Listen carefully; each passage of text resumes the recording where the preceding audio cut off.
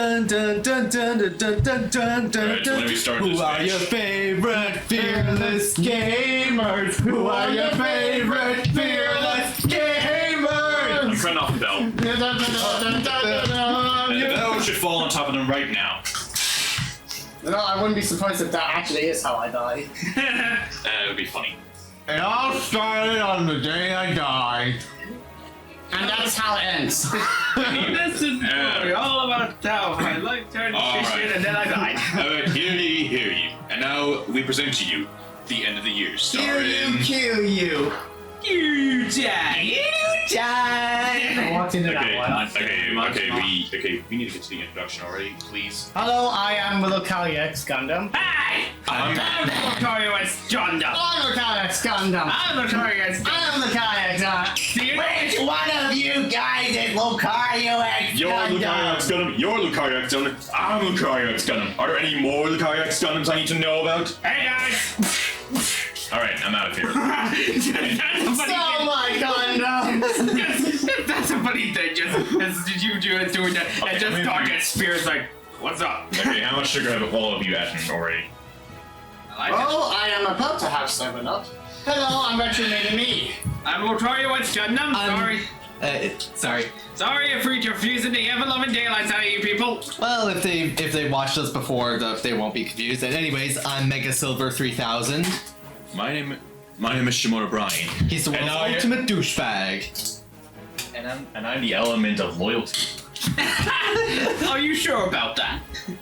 Come on, you know I'm 20% cooler than all of you. Aw, yeah. Well, I'm 20% hotter. What did you say? Alright, I see your point. However, my argument is, my body's made of 80% water. Oh, hey. Oh, hey, Chaos. You might want to be careful what you drink because you might fall over and spill on yourself. Oh look, a banana peel. So, what's our unusual stuff to start talking about the usual end of the year videos? Okay, That's right. We talk about our life first before we talk about our Oh things. yeah, we'll do that and then we'll do the Q&As because I feel like in case we're not able to finish on time, then Okay, let's go over who goes first. So who wants to talk about their tragic life stories this year? Tragic? No, it's been doing. It's alright. It's a joke with the first one, but who wants to go first? well, I really wish I was able to get more time on my videos because I wish I was able to put more videos on more quality. And don't get me wrong, the views are actually been doing pretty good, especially with you guys really like Perfect Dark for some reason. Maybe you should do the Murder of Sonic the Hedgehog next year. Maybe. But anyway, I really wish I was able to do more, at least if not more, then better quality, because I can say as much as I want with the last year with all the Sonics and how long they took.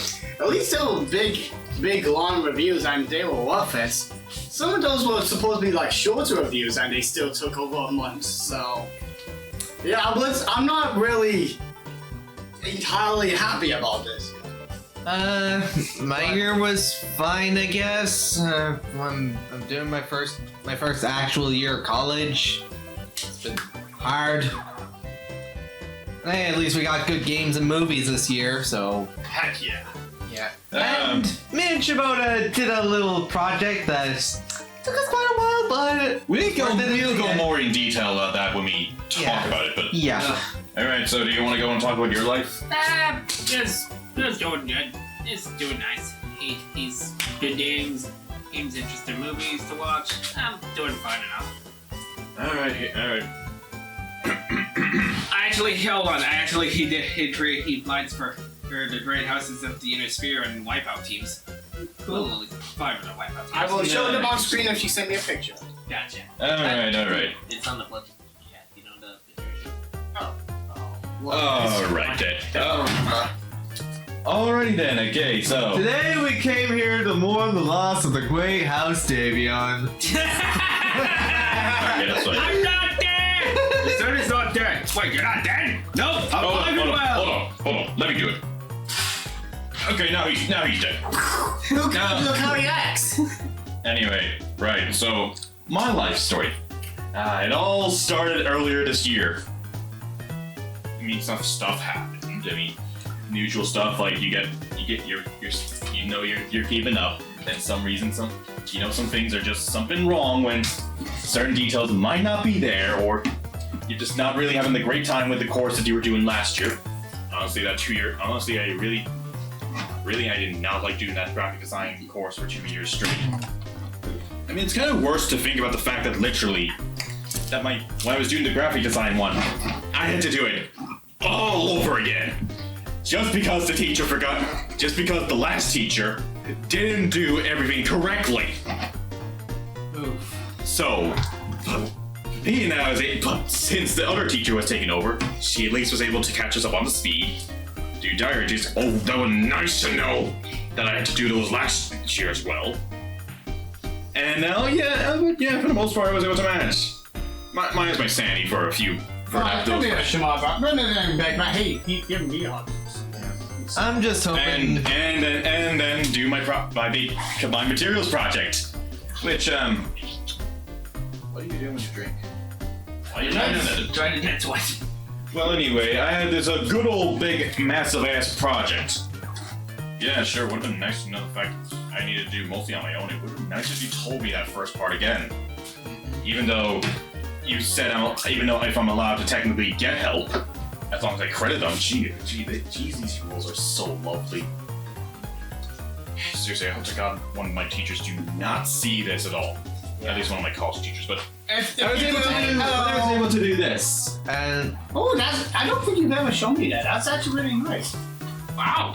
Permission to put on video, or would you? Yeah, sure. Go ahead. I'll try and send it over to you. Yeah. and if you don't mind me saying this about my college course, I'm trying my best to keep up and do the best I can, but I guess I'm just hoping that I can pick it up and do better as it's going forward. And I think I also showed you one of my leaflets I did also this year earlier. Mm-hmm. Aside from that was at least 2-year graphic design course I was finished with. Overall, at least I passed, which fair enough, and I don't need to remember it. I don't need to remember one bit. I'm just hoping I do well enough to move on to next year. I mean, that's all anyone who does college should hope to do. Yeah, so then I took an animation course, which honestly is actually a bit more fun for me and actually nicer for me. So really should have stuck with that first, but I mean, actually, when I signed up for that 2-year course, I was sure in those times.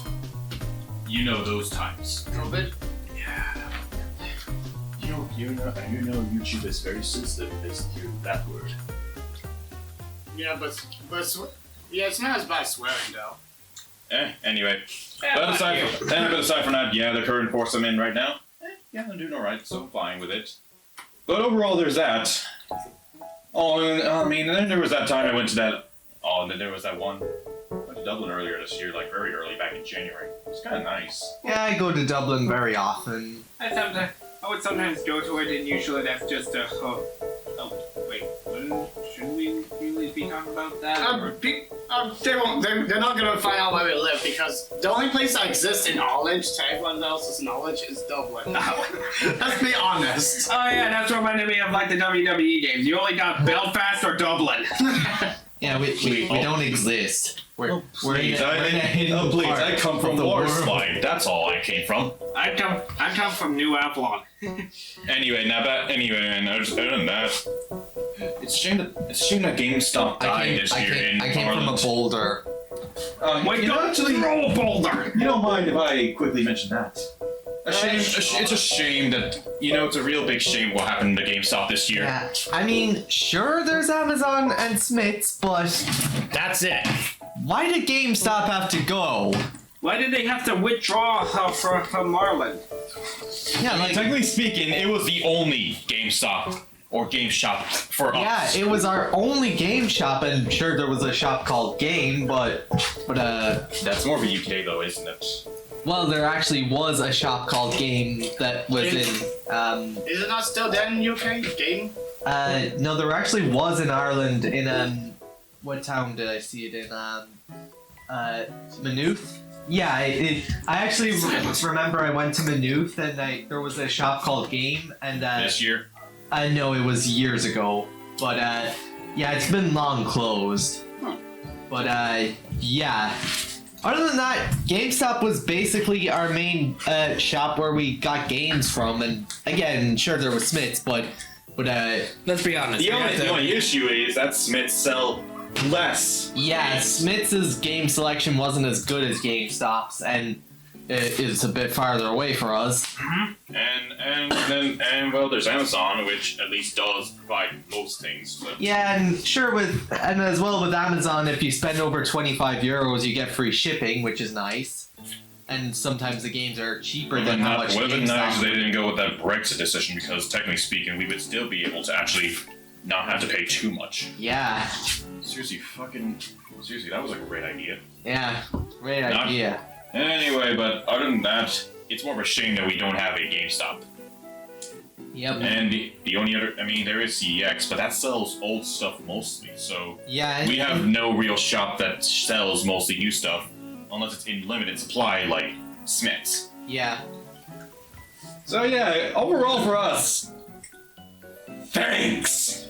and GameStop had to close because of they got hit very hard during the pandemic, didn't they? Well, I'm not sure about. Well, I mean, I heard how things didn't go well back in America.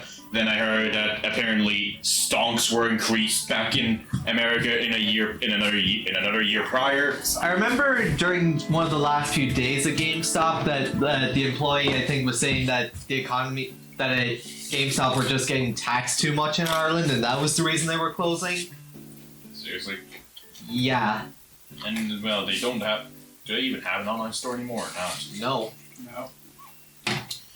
Either way, yeah. I mean, I know this is the only thing that isn't related to our lives normally, but for us, it was most of our lives, really. Yeah. So more or less, we're jealous. Every other country that has a GameStop still, we're jealous of you now, and you will forever know that us Irish people will now be forever jealous that you guys still have a game store while we don't really. Yeah. Again, all we have is Smiths and Amazon. And that, of course, we said the first one, limited. Mm-hmm. Other than that, anything else about our opinions on this year or what happened this year for us personally? Well, that's all that is on the list, by the way. Well, I mean, I was talking about personal lives, like not the things like movies or games. Anyway, we can transition out of that and head now straight to the Q&A, right? Yep. And then we'll probably transition back to that because that's essentially the category. Well, you mean more or less whatever. We'll get Anyway, to it. Questions ready for us? okay, so we only got 3 questions from YouTube. Please send more. I'm lonely. I think you met. Nobody wished me happy birthday on Twitter. Really earlier on, back in December. Yeah, that's very true. Nobody wished me happy birthday on Twitter on the day of my actual birthday. They all said on the day of my actual birth. Okay. All right. We get it. Auto scientist. Questions ready? Go. Alright, from Pikmin442. What was your favorite gaming moments this year? I'd say- No. I'd say maybe the moments during God of War Ragnarok Valhalla where Kratos talks about stories from his past, such as about how his daughter used to play the flute and he made it for her, and Kratos and Mimir's brotherly bond growing. All right. Basically, Valhalla was pretty good. X. So you mean moments, right? Yeah, moments. Yeah, moments of gaming this year. Anything that has to do with gaming. Okay. Does it relate with current games or what? Anything that happened this year. Okay, sure, fair enough. Go ahead, X. I guess God of War, her Ragnarok story, it was a pretty good story. Valhalla? Yeah, well, I was actually more saying Spider-Man 2 story, it was pretty good. Yeah! Yep. Armor Tor hits with frickin' G1 Michigan! But, I respect your opinion. I respect that. and, yeah, that's about it. Yeah. I'll talk more about Spider-Man 2 when we talk about it. Yeah, and I'll talk more about Armored Horses when we get to that topic. Again, I'll talk about more about this when we get to it later, but I have two favorite gaming moments. One is, well, when the Mario movie released, and it was Minecraft. Okay, editor. I know I'm editing, but editor. Insert Muppets Christmas Carol and the Mario movie, which did not suck. I love the internet. And, Okay, hold on. Weird thing, but funny thing. Like when I was watching Home Alone, the Muppets Christmas movie was still playing, so I was able to see the last few minutes of the Muppet movie, even though I was only watching really On Home TV? Alone. No, in the cinemas. Yeah, you're gonna censor that, please censor that. yeah. But our local theater, it's funny that I was able to see the fucking Muppets movie, you know? The last few minutes of it. It's so funny. Anyway, continue. Okay. And my other favorite moment is the announcement of a load of Mario games. Basically, Nintendo cheated in that had meme of Mario dying on March whatever. He in got their fired. Yeah. Man. So we became an unchosen dead. And I'm gonna guess one of your favorite moments is the resurrection of some Sega franchises, right? Well, that's one, but honestly, you know what my favorite thing was? When Sonic fucking died. Like honestly, as much as They fucking killed him! Insert Sonic's dead from 06 with that one. Yeah, that's what I said. Actually, no. Wait, Editor, here's a better Isn't that one. the third time News Sonic died? No, news that JK Anyone remake crap. remember- Remember that one where they go, and then there's Sonic, he's dead. Anyone remember Sonic Boom Rise of Lyric?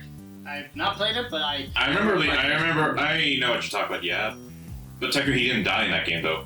He died in that game? Not really, no, he didn't It was really a die. tease. I guess it was a tease. Yeah, it's a countess.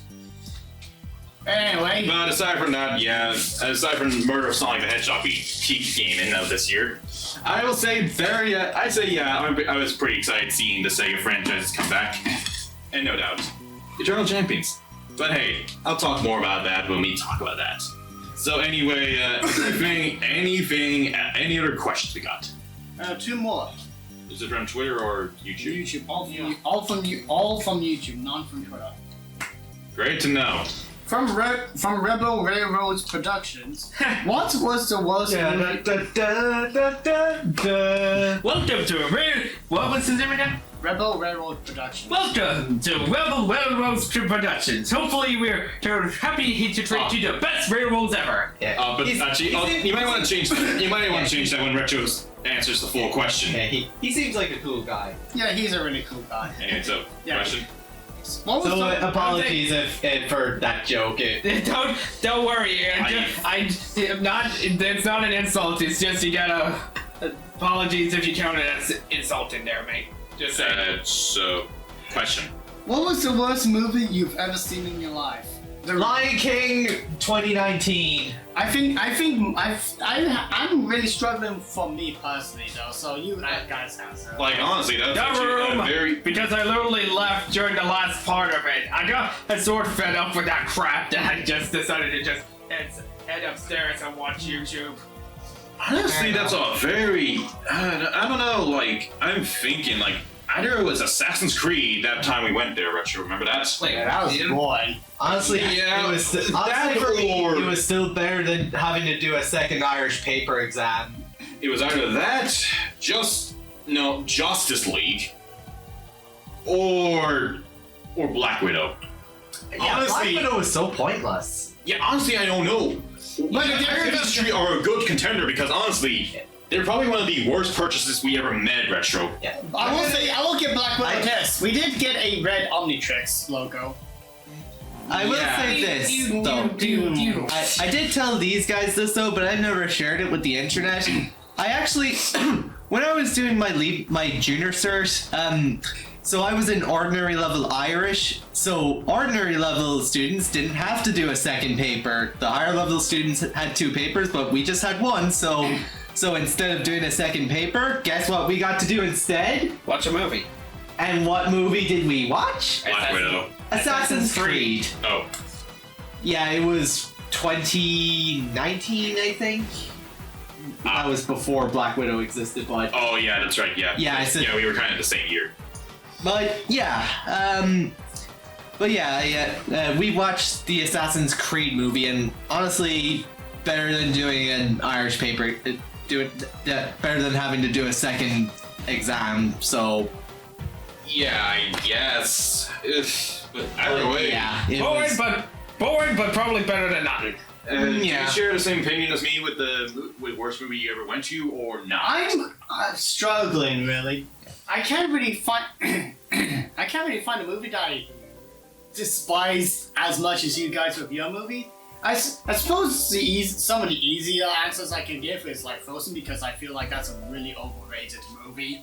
Too overrated. Yeah, let's be honest. I'm not really much of a fan of Frozen either. There's also Room, but the main actor is pretty good, so I can't hate it completely. The Room.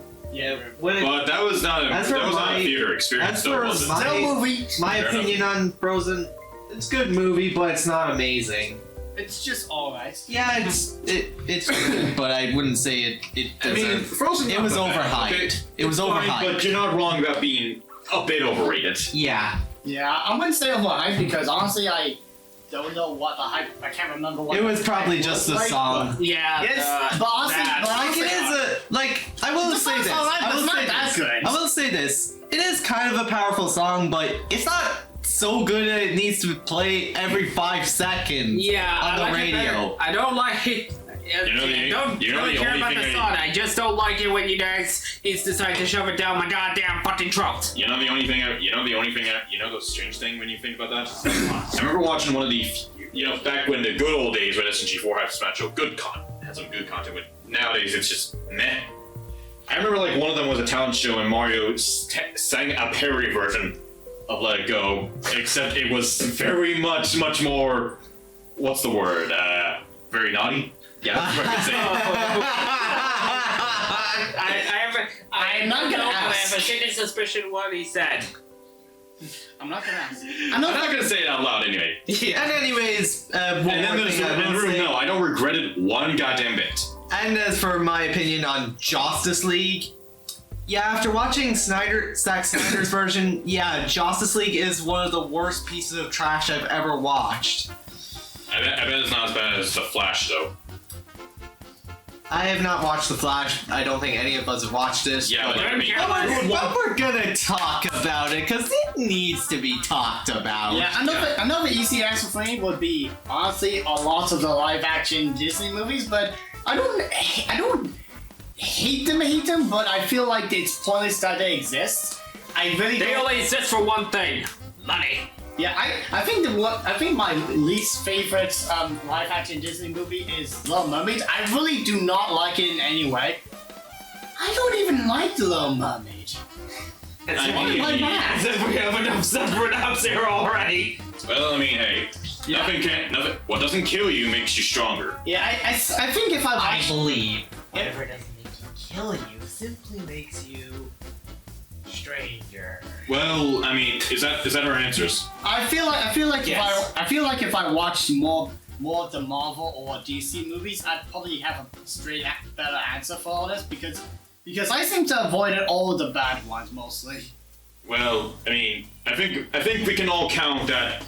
Thank fuck we did not watch Ant-Man and the Wasp of this year. Yeah, I think I would have gone nuts and be like, it's Shark Boy Love Go, it's Mr. Electro, or whatever the guy's name is.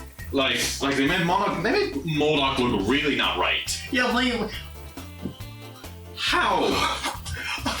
It feels so weird when he's with normal looking eyes. Give him the. Give him Even just plain white eyes. He's supposed to have no. He sounds. I mean, you know what's weird? Like he had I think MODOK has an animated show, and even though he has pupils there, he looks fine. Anyway, Yeah. next question. yeah, I feel like that's the best answers I can give. More or less, though, we avoided possibly one of the worst Marvel movies out there that came out this year. Then again, there is Thou Shalt Not Be Spoken that was on Disney Plus. That was definitely the worst Marvel show ever. And the worst lawyer show of 2022. Better Call Saul was the best show of 2022. Jesus Christ. Yeah. Anyway, one more question. From the number one time man. Do you want YouTube to be your full-time job, or do you have something else in mind? I have a feeling you don't have to answer if you don't feel comfortable. Alright, let me go first. Okay, You already answered, weren't you? I'll go first. Full-time job? No. I feel like I'll only just do this for funsies. I'm not really doing it as a job or anything. Alright, and then for me, I would say the same. I don't really think YouTube, like maybe when I was younger, sure, maybe I might have wanted to do this as a full-time job. But nowadays, I mean, with how currently YouTube is, Yeah. like that would be the worst idea for a full-time job. I'm just saying, yeah, no, I would not want to do this as a full-time job. I think if anything, well, I think it's more better off for maybe helping out in your resume a bit, but more like, in my opinion, more like a part-time job. Besides, I need to start making a portfolio. Are Really. you able to put YouTube in resumes? I mean, kind of in a way, you can have it with if you have a graphic design or animation bit, or even voice acting. So, yeah, you could. Huh. Alright. Anyway, Silver. Probably same answer as you. With the way YouTube is right now, yeah, I don't think it would work as a job. So there's all three of us are in the same boat of, no, not really. We're only probably just doing this for a side gig. Yeah. So then and I'm pretty sure there's only one person who's gonna say the other way. Yeah, I would actually like to. If YouTube gets better, then yeah, I think it'd be possible, and I like that to actually be the case. I'm not very good at anything else, if I'm gonna be honest. In fact, I'm not very good at anything. You play video games. You're good at that. That's essentially yes. And even then, I wouldn't say I'm good at playing video games. I mean, you probably could do. Maybe you could do an acting gig. I am not good at keeping it together or anything like that. Maybe it's voice acting. I am not a good voice actor. You'll find something in any future You movie. could try. Anyway, So we have no other questions. That's right. that's about it. Okay. So I guess we don't have any questions ourselves that we want to ask. I don't think we do. No. Usually we don't do that, but We did have once actually. yeah, we did once. But I think we're leaving. We're not gonna bother with that. Let's just get. I don't know. Let's get to that damn list. So, The Last of Us TV show. No comment. So, It's just basically a game. You just need to play the game, and you don't need, and then you need to watch the show. how did this win Best Adaptation of 2023? The Mario movie felt more original than The Last of Us show. One word. Bias. Stupid journalists.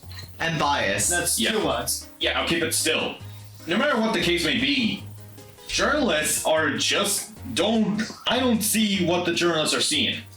I mean, technically, and I'm pretty sure the journalists they got for the Game Awards were probably the same game journalists. I'm only guessing that, but still. Yeah, but most of the time, like, the show is well written. Well, not well written. It's well shot. It's well directed. It's well acted. But the problem is, it doesn't do it enough to make it stand out from the game. that is probably one of the few tricky things. The tricky thing about adaptation is simply put. Yeah, You're adapting something, but you gotta make two- it different. But the thing is, there's two extremes. We have the Mario Bros. Movie, the first one, to be clear, with the live action one. Yeah. The live action one, which I think the all best put is this. It is the extreme of going way too far from adapting it, more or less. Yeah, like a Taking whole Juma- different audience. Yeah, more or less going away from staying not too close to source material. It is the best example of going too far with that. But The Last of Us is a good example of the opposite of being too faithful. Yeah, like you can either be too faithful or too unfaithful. you need a balance of in between because you can achieve both. And really, I feel like The Last of Us is an example of what happens when you go too far on one extreme. Honestly, the best thing to come out of The Last of Us show was that Mario Kart parody they did. Also, Wait, what? Yeah, they did a parody of Mario Kart. I remember there was a Mortal Kombat kind of like cameo as well. Like, well, maybe not a character, but like a they played Mortal Kombat at one point. Oh yeah, and they also brought in Ashley Johnson and Troy Baker, the voices of Joel and Ellie from the games. And what do they do with them after introducing them? They killed them off. Yeah, here's a comparison. You know how just like an Ace Attorney things like anime, and how as you probably would expect, that too also is pretty much a straight adaptation from the games. What? Why is Ace Attorney better than Last of Us TV show? Any answers? I want you to give answers before I give. Because of how Ace Attorney is, it's very stylish for an anime. That's for sure. I think if I'm guessing right, being that Ace Attorney is more of a visual novel, it kind of works a bit better. I mean, it doesn't have many. I mean, best put. You're mostly seeing characters just be staying in one pose. You don't really see much unique art styles, like as you could say. Or poses. That's my guess. That is the correct answer. And at the very least, the anime only goes as far as the first two games, I think at least. I think I saw a bit of the third bit. Yeah, I think I saw. Yeah, I saw. And someone said that the whole that the show is basically to introduce those who don't have a PlayStation to the world of The Last of Us. And I'm like, okay, counterpoint. If you don't have a PlayStation and you want to learn about the world of The Last of Us, just watch the damn cutscenes. Or go on the bloody internet. That's basically the same thing, though. Yeah. Back to my comparison points. With Ace Attorney, it's as you said, it's a visual novel. There's no voice acting. It's only text. There's literally little to no animation. Although to be honest, the only voice acting goes with the whole objection and all those. Animation-wise, you're right. I am done. So I'm talking about the game's animation. I was saying. Yeah, you're right about that. It has very little animation, but with what it has, it can portray more emotion and actually look better than their studio animation. Anyway, but yeah. So pretty much when people look at this, they actually would like a straight up one-to-one animation. So it's pretty much so while with The Last of Us, it's all. While I haven't played or seen the cutscenes, you can tell that people already liked it, and it probably already was like a TV show or a movie, etc. So it looked pretty good, and it had all this stuff. So there wasn't really much to improve upon it. With Ace Attorney. While with Ace Attorney, while it's still a good game, there was a lot to improve upon. There would be a lot of improvements if it was converted to an animation or a Japanese movie, which I still need to watch. Yeah, more or less. So Ace Attorney works better because the source material could benefit from that. It's like it's the same concept as remaking something. You should usually remake something that didn't work before.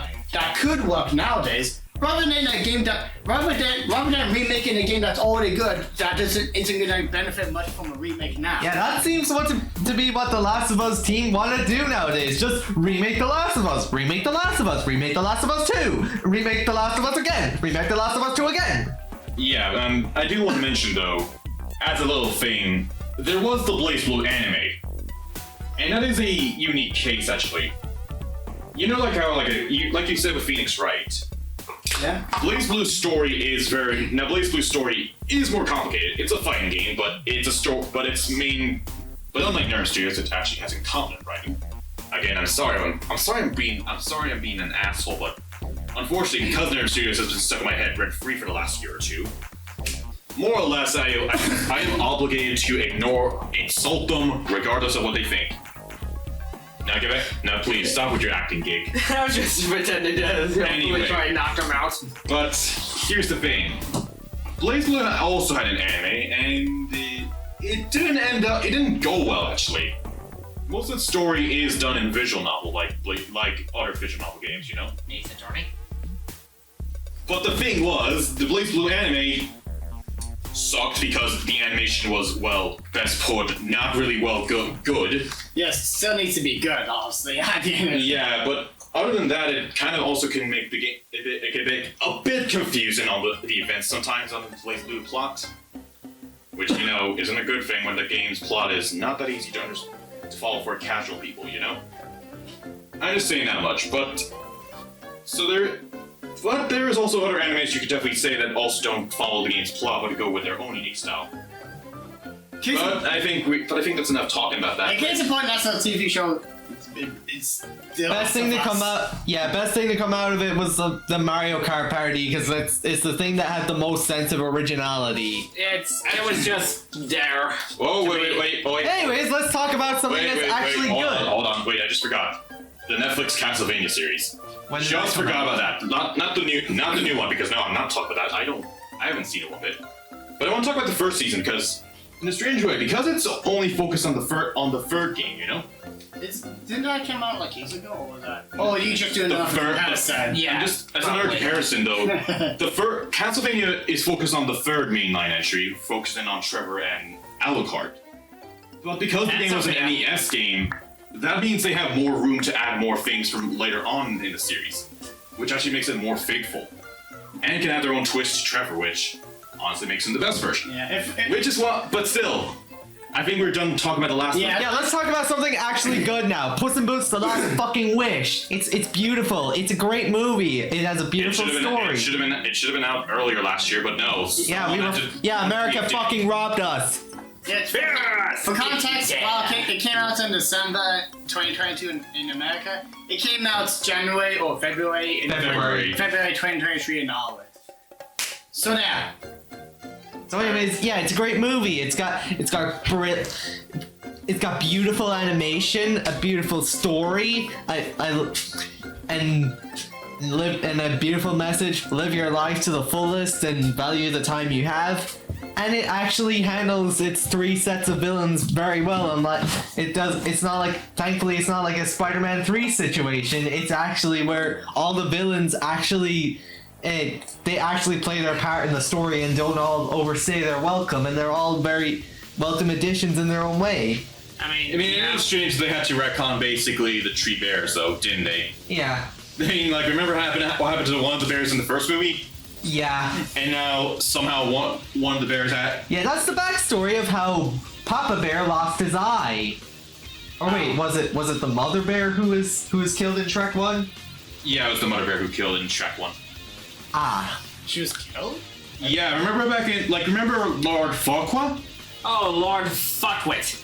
Lord Farquaad. No, Yeah. it's Farquaad.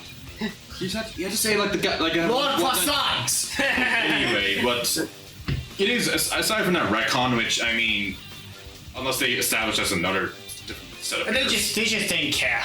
Let's be honest. I mean, They weren't thinking about it. Okay. Let's be honest. They weren't thinking about it. Continue. So. Yeah. So you got Goldilocks and the Three Bears, the middle ground antagonists, I guess you'd say. Then you have Wolf, aka Death. Force of nature. Yeah, well, he is a force of nature kind Force of. of nature slash just go with his jobs. Well, if you think about it, he's going against the rules of his job because he's trying to kill Puss prematurely. And I love the moment where they cleverly go like, "I'm going to take your last life now. I'll do us both a favor." That's cheating. Yeah, they knew exactly what they were doing with him, and they pulled it off so well. Yeah. Like, he is just so pissed off at Puss in Boots completely treating him like a joke that he's just like, you know what, I'm going to take this last gato's life. Because he has mocked me for too long. Well, to be honest, you sound less like Death and sound more like Puss actually there. No, this is my Puss in Boots voice. I guess he's. Yeah, let's. Yeah. Oh yeah, and there's Big Corner. Big Jack Horner. who's basically who's He's Bowser. He's no sympathetic qualities. He's just a bastard and he loves it. That Yep. is the best kind of villain. You're not gonna shoot a puppy in the face, are you? Yeah, in the face. Why? Watch. God damn it. It was a pretty dark movie as well. You were, Yeah, they really pushed the PG rating. Whoa, what gave you that away, idiot? No, it was, Yeah, what they- took you so long, idiot? Yeah, Oh, please. they really You pushed. forgot. Oh please! You forgot Jack Horner's best quote. Not a war crime if you win the war. But anyways, they really did push the PG rating with this one, and I'm kind of glad that DreamWorks haven't lost their sense of edgy humor. And like, remember when Kitty was like, "All I smell is bullshit." All it smells even then, they still on cursive. They just did the whole beep beep noise on it. They're like, jeez. Yeah, and even the bears, the three bears family were shocked at his profanity. Yeah, of course, Papa Bear. I just remember Goldilocks' expression being like, Ah, what a good movie. yeah. it's pretty All the stuff that could have gone wrong that I would have had a lot to complain about. But they did a pretty good job. The only nitpick, and I'm saying this as a minor nitpick, is when it goes from the usual CGI to the animation, and you can tell they went with they changed the frame rate. That does put me off. That is just a minor nitpick though, so keep And that that is in a mind. per- that is a- That's the only bad thing I can say about it. But that it's is not more. long enough. That is more Yeah. of your personal opinion, because in my opinion, Yeah. I kind of like that kind of style. Yeah. I like those type of animation styles where they kind of change up the frame rate a bit. Yeah, Makes it actually feel a bit better. And yeah. Like they further did than not. after I hear Yeah, the bad they- guys also did something like this. As Yeah, well. they Yeah, did. So it's They clear did- they went further with the envelope with Spider-Verse. Yeah, Yeah, they did a lot better than The Wish, which we'll get to later. Yeah, Well, they did not need to put this much effort into a sequel to a lukewarm spin-off, but they did because they freaking cared. Yeah. So yeah, best movie of the year, 10 out of 10. Yeah. All right. Well, I guess we have nothing else to say about The Last Wish other than you need to watch it again. Yeah, if Yeah, you I'm gonna go watch it right now. Anyway, and next up is Metroid Prime Remaster. This is the best looking Switch game I have ever played. It is a really good game. They didn't even need to do that. They could have literally just ported the Wii version of Metroid Prime and just called it a day. But they just kind of went above and beyond for it. Now, don't get me wrong. They could have fixed a lot. I feel like the way you control the map could have been done better, and they got rid of water reflections. Screw Nintendo. But they literally made the game really beautiful. Dear freaking God! And the rain effects. When you look at how the water drops just go down, and just jeez, dear freaking God, it's a good game. And I always felt like Metro Prime was like it's probably one of my favorite first-person shooter games.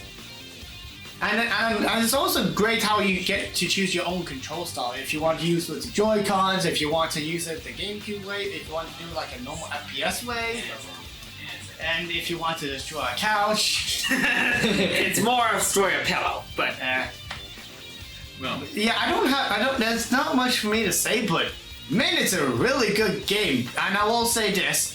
Why the practice of releasing the game digitally first and then physically later?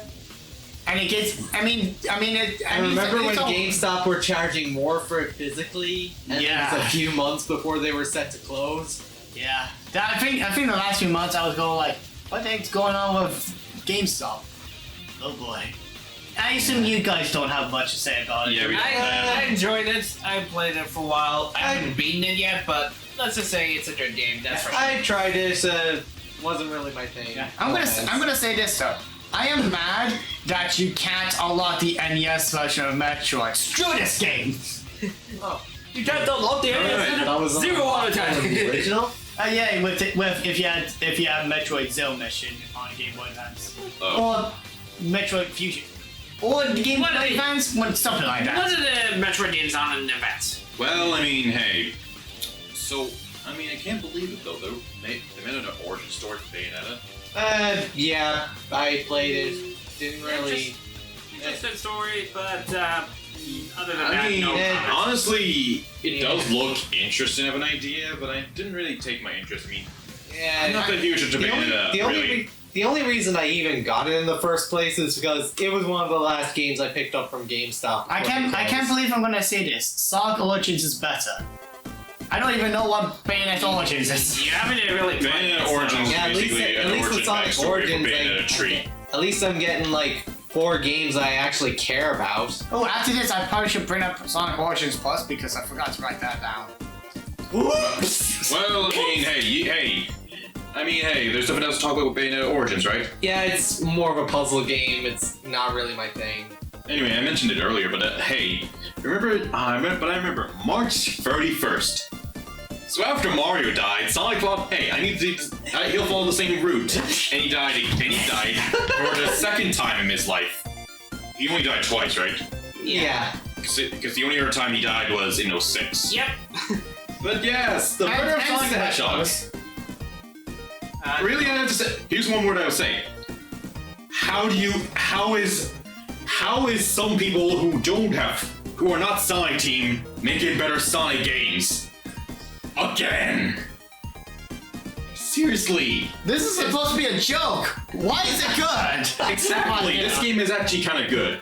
I'm pretty sure I'm the only one here who has actually played the game and beaten it.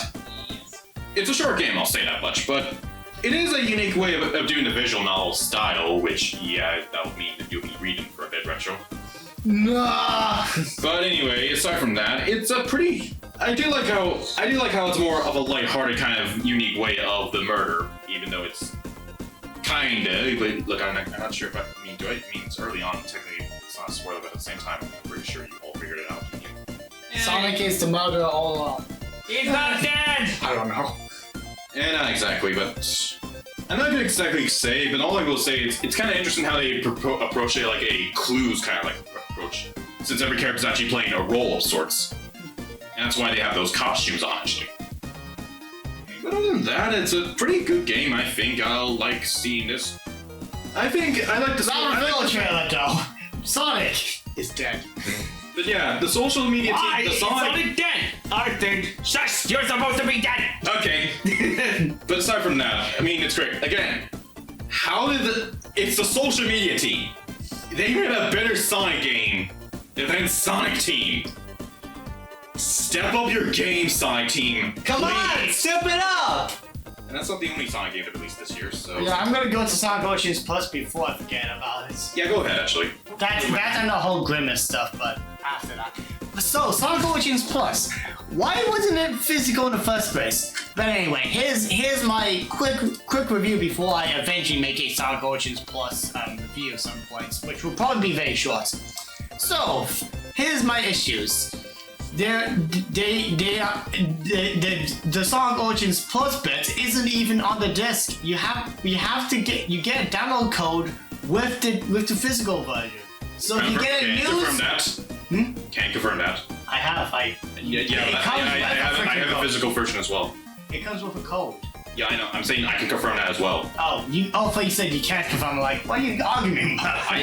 Why? You heard me say can. I heard can't. I heard can't as well. But anyway, so yeah, that was very stupid. It's still stupid. I mean, don't get me wrong though. The physical one is pretty cool. I like the artwork in it, and I like the box. So it's kind of worth it for me. And for 40 euros for the whole thing in general, it's not too bad. Probably don't get it as DLC though, because it's not the DLC itself isn't worth it that much. So when you buy Sonic Origins DLC, Sonic Origins without the DLC digitally, you know those DLC practices before with all the confusing stuff where they ask you for more money? Now that's included with the original game. I ain't wasting my freaking money. Okay. Again. Okay, good to know. And Amy as a playable cat is Alright. fine. She's fine. She doesn't really do anything special-ish. I mean, you can use her hammer, and she can double jump. So cool. I have a feeling she was just put in because of Sonic Superstars. That's the only reason I feel like she's being put there. You can now play as Knuckles in Sonic CD. Should have been there from base. Should have been there from the start, really. Yeah, you can. Honestly, really, the best way to say it is this. This all should have been there from day one. Yeah, you can now play. You can play all the Sonic Game Gear games on there. Which, don't get me wrong, there's no real reason if you have Sonic Gems Collection and Sonic Maker Collection Plus. But it is more convenient and the picture is a bit cleaner. So. But seriously, like, had Sega or whatever not rushed Origins originally, we wouldn't need to have this situation. Yeah, but no, some idiot was doing it. Yeah, I will say this though. I correct me if I'm wrong, but so they fixed all the glitches. I think they fixed all the glitches. I could be completely wrong, but I don't see any bugs with Tails anymore. On 2, so that's that. But I still can't play in widescreen with the lives on. And Sonic Superstars don't have lives either. Why do you do this, Sega? Mario game has it better with the lives. Dude, don't get me wrong though, I still got 9 hours. I'm on fire. I never got a game over once in Wonder. Yeah. So yeah, if you want to get Sonic Origins Plus, you should probably get it only if you don't already have the game, because it's a little bit, and you should only get it physically. If you already have Sonic Origins, there's no point getting the DLC honestly, unless you really want the game goods. So yeah. Oh, and there's also another thing I forgot to write down, unless you want to talk about Sonic Origins Plus. I haven't played it yet. Right. There was a funny internet meme for a while. The Grimace milkshake. You drink a milkshake and you fucking die? Yes!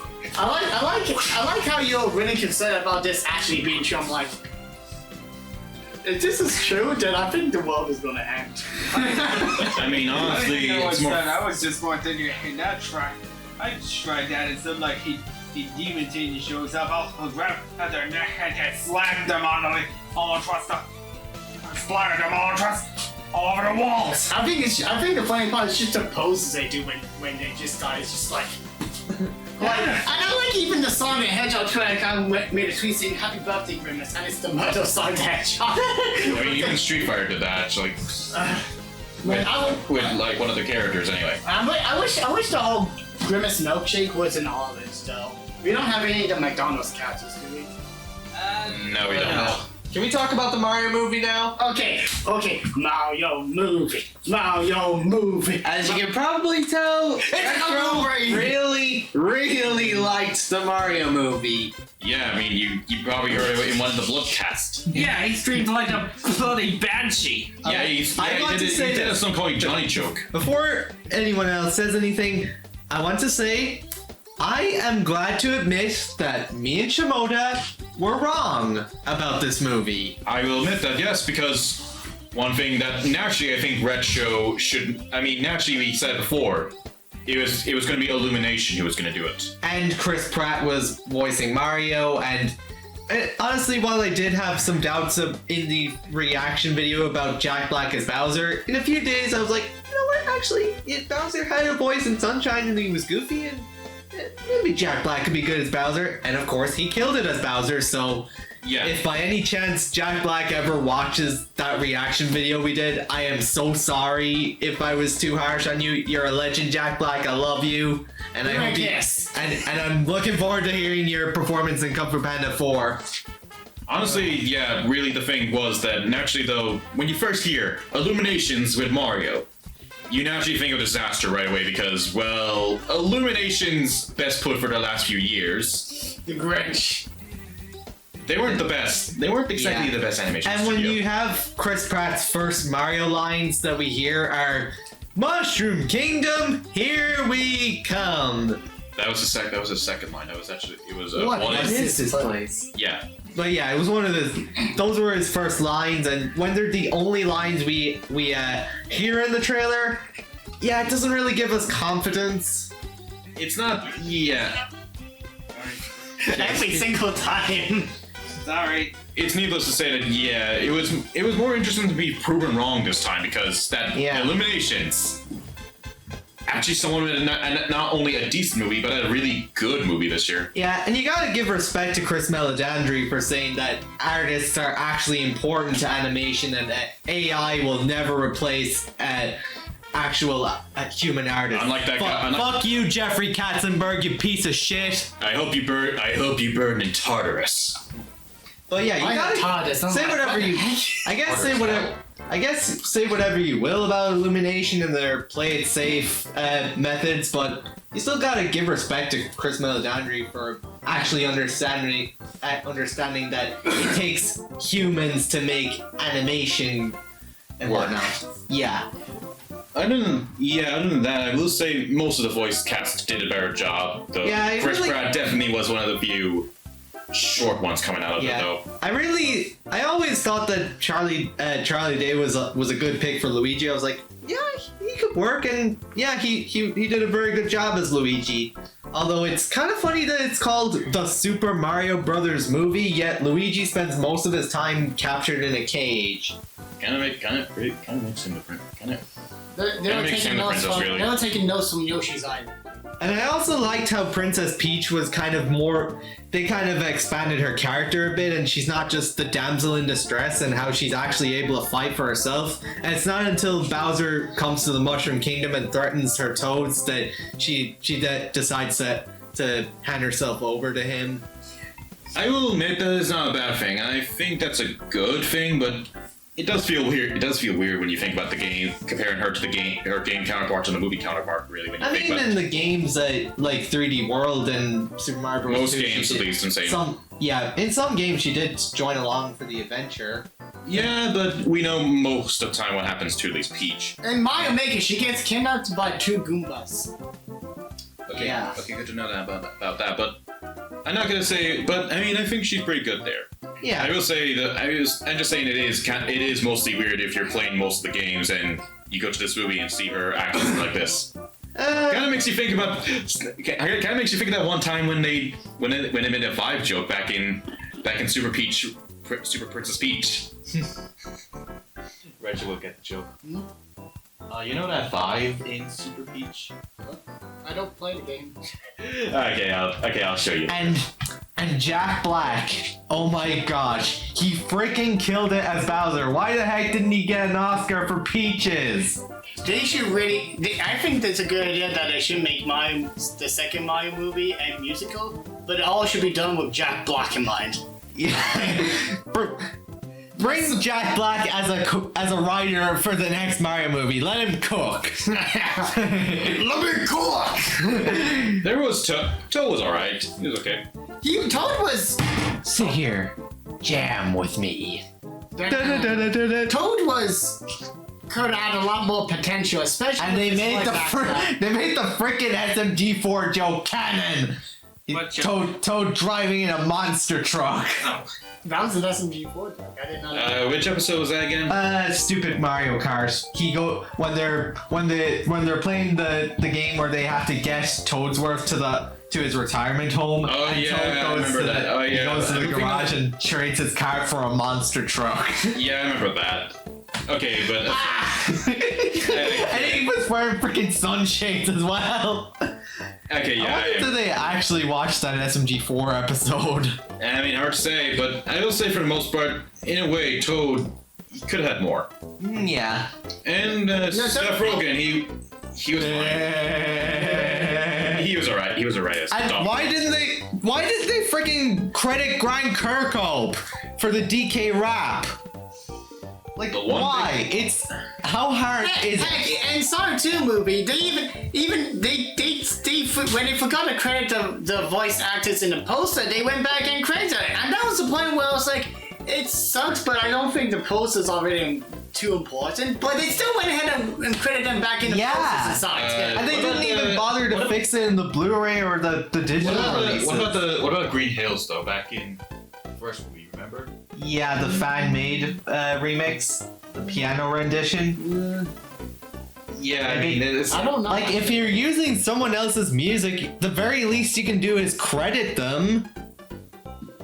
I will say Like, one. all you have to do is put someone's name on the freaking credits. How hard is that? Budget.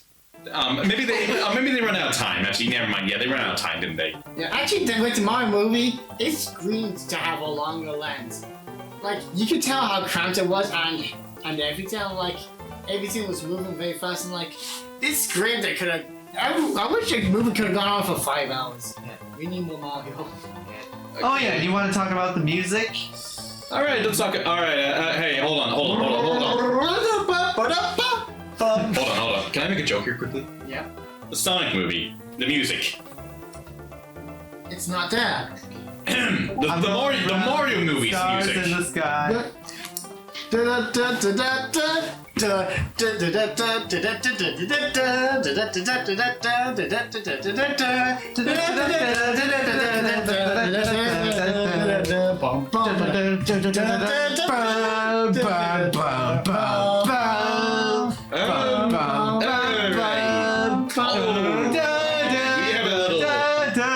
But really, the music, that is the one thing I think most of us can agree on. It's The Sonic good. movie literally didn't have much of the music from the games. Yeah, I wasn't completely And upset did about you because say that's that- usually how I felt about movie music. And did you say that Tom Hockenberg said that video game music isn't memorable? The Sonic 2 composer? I think so, something like that. It's something. Yeah. I can't remember what he quoted exactly. I don't think it was. It that was bad, something but similar to that extent. Something to the extent of reason why he didn't put it in. But I think the Mario movie is ready to prove you, right there in your face. No. Yeah, this is the greatest movie soundtrack of all time, and this is not just because I'm a Mario fan.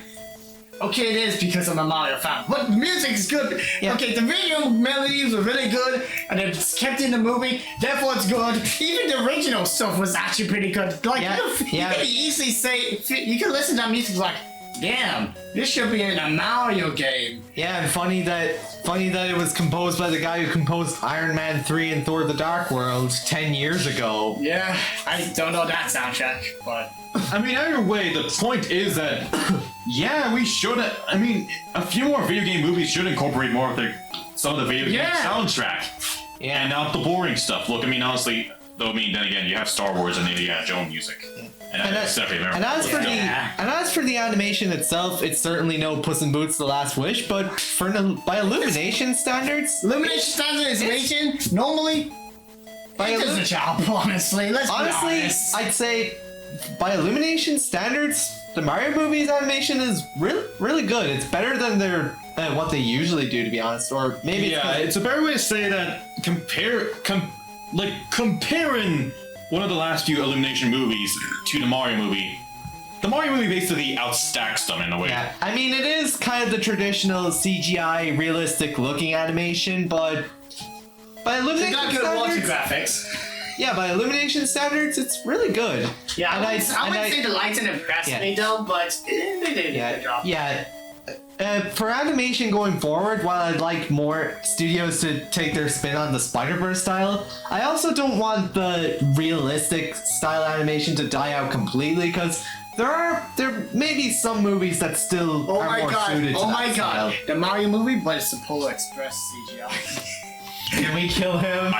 We're killing you afterwards. Okay. Hey, they were planning to use the live-action Mario in Wonder, which is true. I will Jason Voorhees you after It's this. me, Mario.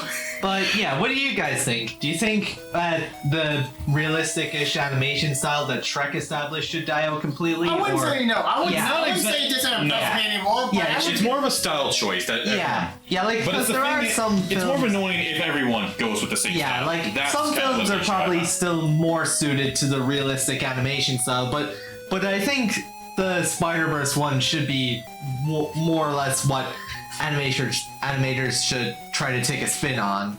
Yeah. That's the way to say it. Yeah, So- I'd say it's the most. I'd say it's the harmless animation style. Yeah. It's Overall, I'll say Mario movie was a really fun time. I really enjoyed it. I had a big, gigantic smile throughout the whole thing. And I can say the same thing about Puss in Boots: The Last Wish, except it has a great story and great animation. I will say, yeah, it's more interesting to see how Universal's taken up a great lead today, Yep. or at least this year. So, well, yeah. Anything else before we go to the next topic? I like this. It's a cinematic masterpiece. Is Of that? course. Are you sure that's all you have to say about it? Yeah. I want to say more. I think you talk about Oh, sorry. Bowser. Yeah, I enjoyed it. It was a good movie. Yeah, I liked Bowser. I liked the Mario Kart scene. I liked first that Koopa would Booyah! We just made a cycle. Yeah. Well, I think that's about it. Let's talk about Kirby's Adventure Wii Deluxe. What? Oh wait, that's right. They changed the name for us. Thanks. Yeah. Why did they change the name? Yeah, I mean, why that was did they the- keep I mean, it in Japan as well? I mean, I don't get it. Like, I don't get it. Is it funny how when the I mean, the only reason I can guess is because, technically speaking, Adventure Wii was Adventure Wii on the Wii. So I guess it would be complicated. It would be weird to call it Adventure Wii, wouldn't it? Kirby Adventure I Switch? suppose, but they could have just called it Kirby's Adventure Switch. Which is exactly what I did. I put it down on the list when you placed the right part. So way my down ranking the of it. list. Right. Regardless, though, yeah, This is a it's kind of funny to think that Kirby and Resident Evil both have remasters.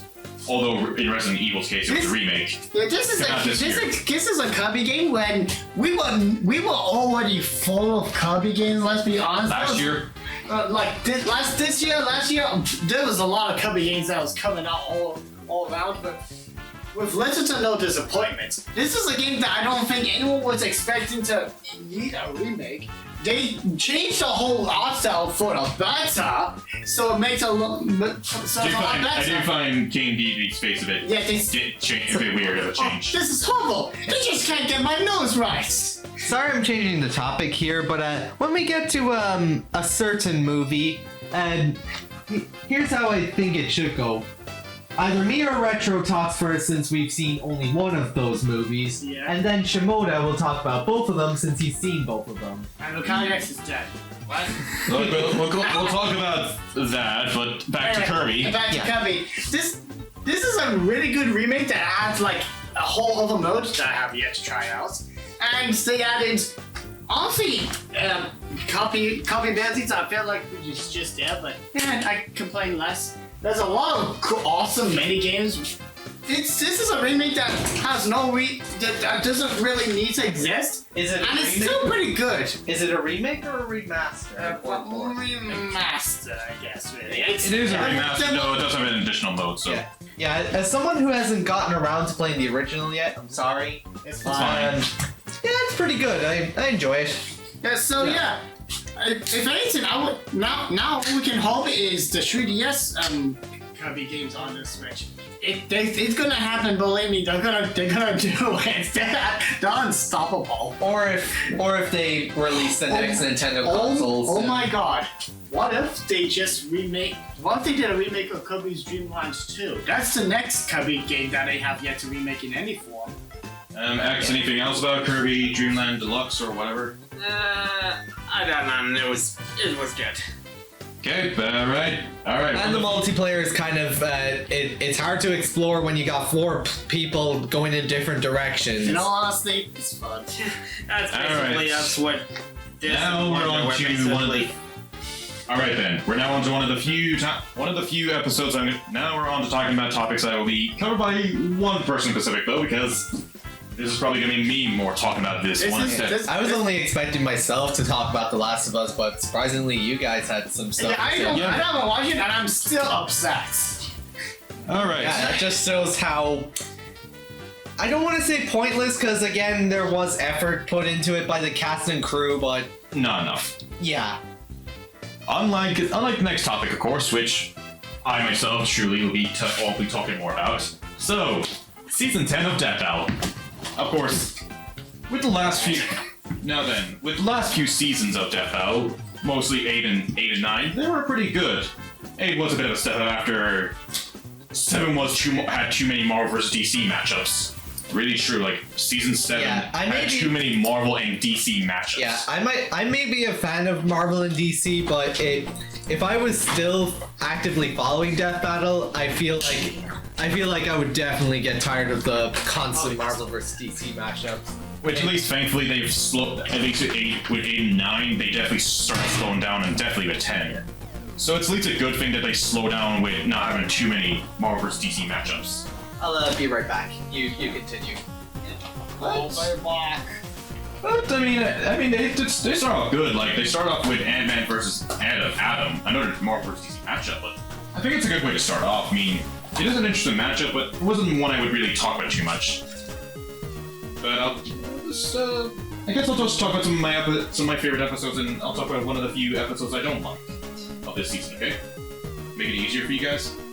Okay. So we had Dark Souls versus Skyrim. Are you gonna turn that down because There's no way to turn the volume down, so I'm gonna stop that. Yeah, go ahead. Keep going. Anyway, as I was saying, Dark Souls versus Skyrim.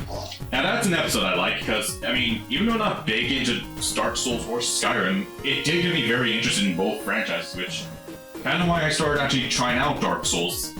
It was very interesting to learn about the lore. What got you into Dark Souls? Like they covered it, and then having the main characters go up against her. It was interesting to see how the matchup would go as well, with considering that the Chosen Undead was going to have unlimited lives for a bit. So it was more interesting seeing how the Dragonborn actually killed off the undead, you know? So it was an interesting matchup.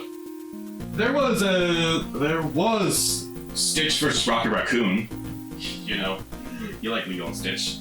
Oh god, I really don't like to see the fact that there's going to be a live-action adaptation of Leo and Stitch. You okay? Yep. Yeah. Okay. Sorry, we're not really interested in talking about this at the moment. I mean, I kind of expected it. For context, the cast is looking at the 3DS. Wait, what are you looking for? Just to see if the volume is off, you know. Volume's over there. It's a weird placement. Yeah, it's off. Okay. It's just a camera that always has a volume on. Got it. Anyway, but back to so... And look how, please witness my 3 stars on all the cups. Keep going, sorry. I really am enjoying your interruptions, thank you. Yeah, I get interrupted by you. Anyway, Leo and Stitch and Rock versus Rocket, it was interesting. I do love the fact that... That's actually not too bad matchup. I love that. My favorite part was when they showed an image of Rocket Raccoon having a goddamn Gundam, so that was funny. Anyway, but aside from Rocket showing an image of Rocket having a Gundam, my favorite part definitely was Space Hawaii, because why wouldn't Stitch be in Hawaii, especially in space? Hey, you got the exact same 2DS as me. Oh, Yeah, of course. Sorry. Did you have Mario Kart installed?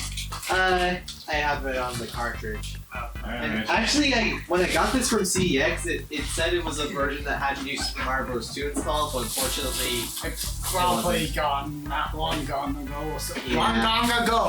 Long gone ago in a galaxy, gone away. so That's not a cringe for you, Retro. if you don't I'm not mind, lying. Go ahead. Anyway, aside from Space Hawaii, I think maybe I might show you that episode specifically, Retro, because you might like see Rocket and Stitch go against her. Maybe if you're interested. I'm in the mood to watch Lilo and Stitch. Well, if you want it, look, maybe I'll show you the fight itself as well, just to see if you're interested. Off topic, what do you think of Lilo and Stitch movie? I haven't watched it yet. Honestly, I'm interested in seeing that at least. It's a pretty good movie. Yeah, I mean, I do find it though strange. I think they crossed over with a few other characters though, didn't they? Stitch? Yeah. Yeah, the only few aspects, and just for the whole, this movie, it's nothing like those ones. It was, I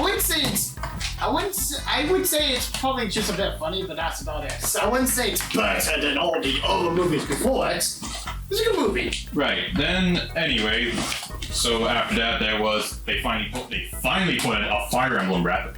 They finally got a Fire Emblem character to show up though. They bring back Guts, but There's too many Fire Emblem characters in Death Battle. No, this is the first. I know it's a joke. Yeah. Thank you. It's a joke. Yeah, you're not really funny. But what's more of a bigger highlight was definitely Bill Cipher versus Discord. Bill! As this was actually as back in season 9, when near the end, many fans actually voted for that episode to show up in season 10, so it was interesting seeing that one finally come in. And honestly, one of my favorite episodes of that season alone.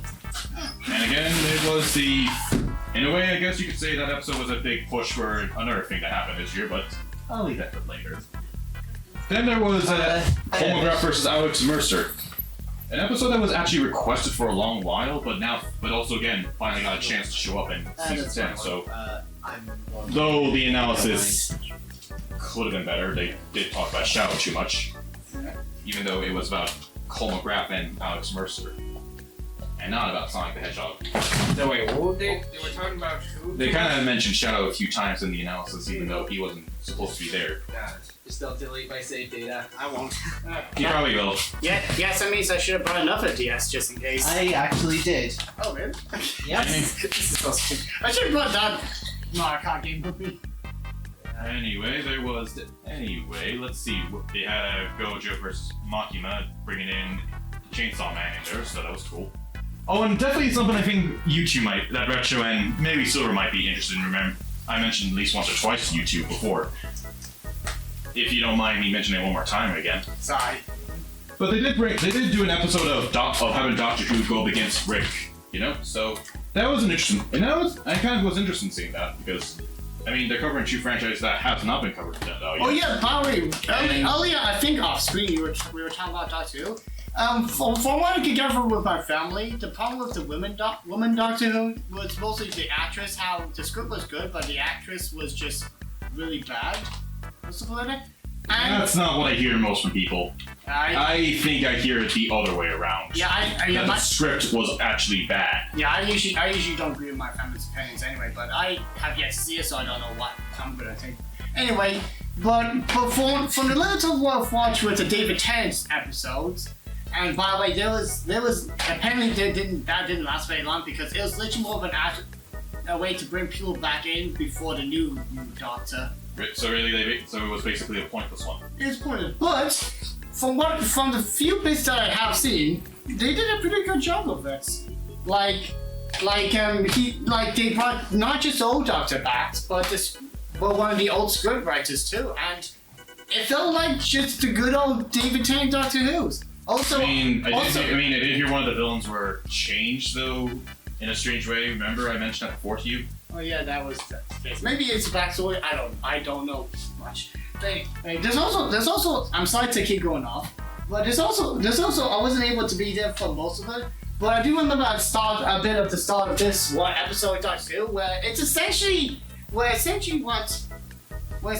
happened to all the human race is that the brains the wavelengths in the brains have been altered, so they essentially become pretty much what people see on the internet. You know, like how people are unreasonable and crazy and all that stuff. All that is apparently a wavelength, but it's also just the fact that it's still embodied in people's something like that. I found it very funny because it's literally just Anyway, keep going. Right. I'm sorry. Anyway, I did find it interesting talking about the history of both Doctor Who, which is very long because you know how long that is, right, Retro? Yeah.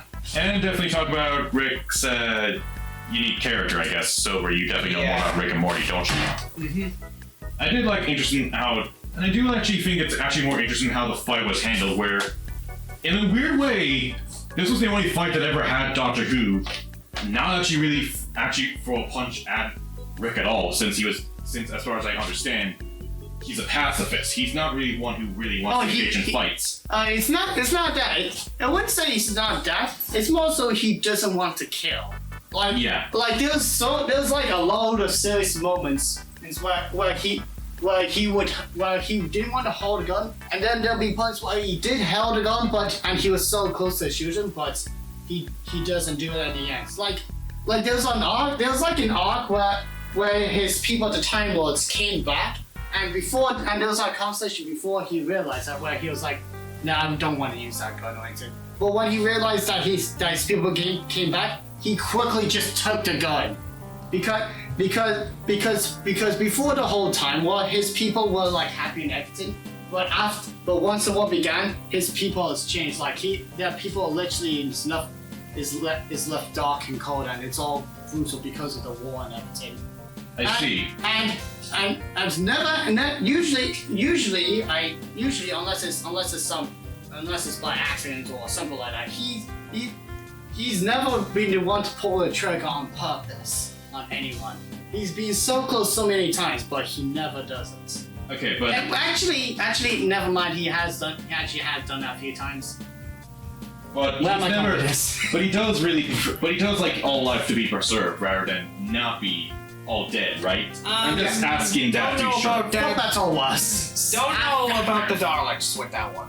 Except for the Daleks, so he has extreme hatred for the Daleks. He would rather them all be dead. I'll get that one. But other than that, at least I think the fight does a good job showing that Doctor Who's not one to really want to do much combat, at least in the fight. As he doesn't really throw a punch one bit to Rick at all. Well, the only thing he ever does, and I will repeat, the only thing he ever does is use a spoon against Rick with a sword. you know what? That is the Doctor. I don't think that's ever happened in the episodes, but that does sound like him. I kind of did actually with the 12th Doctor out here. Which episode was that? I don't know, but he was up against Robin Hood. Apparently. Robin. Oh yeah, What? I think something like that. That was also a pretty good episode where he didn't know if Robin Hood was where he thought Robin Hood was a myth. So at the end, so it turns out that legend was actually true in the end. And then there's the whole thing of how the Doctor is a legend and people can learn from his legend. Yeah. Something like that. I like Doctor Who. It's not Right. It's complicated. I mean, at least I'm liking the fact that we're having a bit of a conversation. Yeah. Even if it's differently. Yeah, move away from that now. This. No, but I just want to. But just to conclude, you know the one thing, like, even though technically Doctor did kind of kill him twice because Rick. If I'm right, Rick is able to has clones of himself, doesn't he? Yeah, he does. That's Operation Phoenix. So that is one way to kill a Time Lord. Kill them again while they're regenerated. Yeah, Or give them all their lives. But anyway, the first time he killed Rick was with the Angels. He kind of gave Rick misinformation for blinking twice. Yeah. And that's how- you don't blink with the Angels. You do not blink. Did they destroy the Angels? Just wondering, or no? It's kind of possible. It's yes and no. I will say the only weakness is they cannot look at angels. Can't look at another angels. Otherwise, they will forever be just made of stone. Right, and then then there's the other time, which actually is an interesting way. So after Rick kind of killed the first Rick, after Doctor killed the first Rick, Yeah. he then heads back to the TARDIS, and then he sees a bunch of Ricks actually in the TARDIS messing it up. Yeah. Don't mess with the TARDIS. The TARDIS is alive. Yeah, and it's so like, and so when basically Doctor finds out what's going on, he then gets a bit of a weapon out, which is the reality. He gets a gun that basically would kill off that person's existence forever. Reality is often disappointing. However, the interesting thing, I think That it's is early. not a weapon. I don't know where he's gonna pull that out. Is that It's a the gun. crack? It's a gun. The gun? It's a gun, a DMAC gun, I think it's called. As far as I know, it's from the earlier point in the Doctor Who's history. Fair enough. So I wouldn't know about it. Well, the thing Won't is, just pull out a crack and then open it and just. but either way, the thing is, it's interesting that at first when he brings it out, he was hesitant to actually do it against Rick. Yeah. But then Rick came out and actually almost killed Doctor, but he regenerated. Though that is one shame. They never really did regenerate the Doctor. They kind of just met it. It kind of didn't happen, and then Rick killed himself Actually, by shooting Doctor's own gun at him.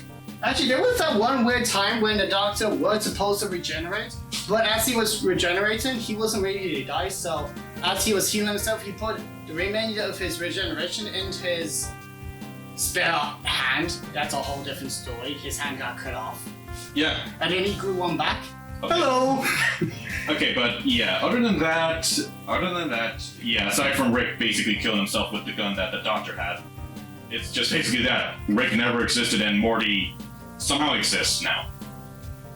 Other than that, yeah, that was one of the good That does fights. actually sound like the whole crack in time when the TARDIS at some point exploded, and so there's like this huge crack where if you go anywhere near that crack, every moment of your existence will be erased and it'll be as if you never existed at all. but the doctor was able to figure a way out of it. It's like this whole couple of seasons or something. The whole Amy Pond kind of Oh, season. the Pond family thing with Yeah. that doctor. Yeah, well, how they figured it out was I can't remember. I remember the episode. It's alright, but honestly, I mean, for the most part, but I think it was an interesting episode to cover a character like Doctor Who. Actually, I think that's what happened was when he gave himself up inside the crack in space and time or something. I can't remember. He died, but also he came back unexplainably. You can figure it out in a moment. You'll be able to figure it out. Can we watch that too together? Are you interested, actually? Yes. Yeah. Come with me. Anyway, but I'll finish off the last few bits. And there I was- apologize. Right then, so after. Usually it depends really. Anyway, then there was Goku vs Superman the third time, which I at least hope this will be the last time they're going to cover that matchup. I at least hope this will be the final time, unless they do an April Fool's joke with Goku vs Superman and make it like the quest for peace, but like The quest for pizza? but just make it as but it has to be done. The quest for pizza. But it has to be done on April 1st, and that's the only time I'll accept Goku vs Superman 4. Oh my god. Spider-Man that fights someone else over pizza. Alright. But anyway, Caulfield. then let's see, there was Galactus versus Unicron, the most requested matchup done, and it was an alright season finale. The only episode I did not care about this season was Raven versus Phoenix. And that existed. Other than that, season 10 of Death Battle was pretty good. I really think it was one of the best, and it's interesting that season 11 is starting again with the cryptic stuff, which, funny enough, season 10 actually had the cipher actually there. And it hinted at different Death Battles to come, you know? That's it. I'll leave it there. Otherwise, yeah, season 10 was pretty good for Death Battle. So, next up should be... I don't show. Oh, yeah, and here we go. And X, you know a bit about VTubers? Oh, it's a VTuber. A Okay. little bit. Why? Anyway, so we're talking about Idols Showdown. No comment. I'll just say it's interesting seeing a fan game happen, you know? A nice fan game that's about different VTubers. Oh. So, yeah, but I didn't play much of it, though I'm pretty sure people who played it, they will appreciate the references, and I've seen a bit of it, and it does look like a good fighting game. So next up is James Gunn. Yeah, it's a fighting game. That Now has time for your time to shine, Silver. James Gunn. Well, the three of us really, we've seen. Alright, so first things first, Guardians of the Galaxy 3. It was a really good movie. I Really must good. say. Yeah. Probably the only last good MCU movie here today. Yeah. Ever. Yeah, considering Marvel's current standards, Guardians 3 was really good. Probably better. I would say better off. Better. It was better. Didn't No Way Home extended cuts come out this year? That was last year. Okay. You understand? I'm trying to. Anyway, Guardians of the Galaxy 3. It was really good. I liked it. Yeah, it really was I think it was a good way to end off the Guardians at least. Yeah. Even if they say that Star-Lord will return, but Yeah. I mean, at this point, though, really. He's become a farmer. But at the same time, with how the MCU is going so far, I really doubt Star-Lord will be back soon. That's just saying that, but I think, yeah, He's come back. Guardians 3 is pretty good. Yeah. I think Star-Lord. I think Guardians 3 was pretty good. And James Gunn was pretty good. He did a good shooting. So James Gunn being in DC. Is there anything else about Guardians 3 you want to talk about or not? Good movie, good story, good humor. Yeah, It was a pretty good much. movie. Yeah, pretty much. That's about it. So James Gunn's now been in charge of DC, and first thing he did, he canned Henry Cavill as Superman. Oh boy! Boy, are you crazy?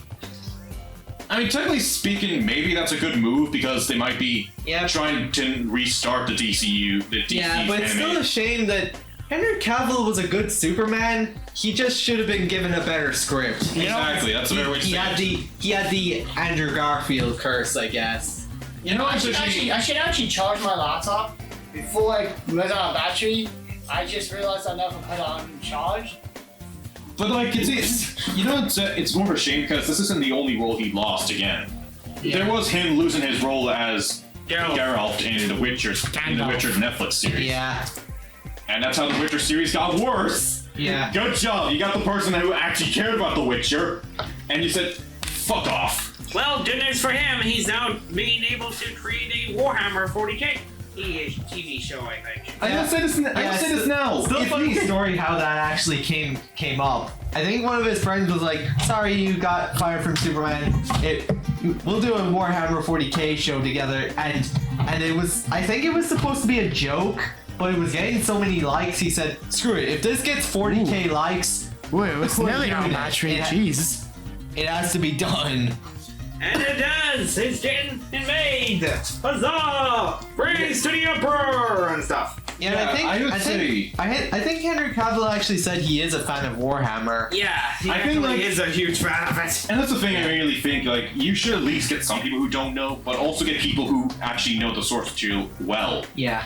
But seriously, who are the idiots at Netflix to fire the guy who actually knew about The Witcher? I am. I want You don't live in America. I want money. Actually, you know, That's a good way of saying it. actually, wait, hold on. I remember something actually even worse about actually. What? I remember, like, apparently, if I'm right, someone at Netflix was talking about how, like, Americans were very stupid. At least someone at Netflix was talking about The Witcher and how they had to dumb it down to make it so Americans could understand. So they did a Square Enix! They were basically, I mean, Essentially. more or less, yeah, I guess, but, like, it kind of just shows that really that no one at Netflix is making good decisions. Can I run Netflix? Seriously, you mean honestly? Honestly, like, you do a better job. you Yeah. probably would, but honestly, the thing is, I would say we should get another season of the Cuphead show. we should. Anyways, at the very least, so I think the whole reason James Gunn wants to reboot the DC universe was to try and like keep it consistent. I thought it was more just to go away from Zack Snyder's universe. Well, I think one of the things he wanted to do is make the continuity consistent across movies, TV shows, and games, and that includes having the characters be voiced by the same actor across all of them. How would that work? I know, right? No. Let different actors give their own takes on the characters. I know DC has a fuckload of adaptations, but just reduce them. Don't like make it one timeline, cause The number one timeline. I'm sorry. I'm sorry, number one timeline. It's a funny joke. Look, And, like, way. like what was it? This is the problem with the MCU. Like it's got like so many movies and TV shows. It ends up feeling like homework.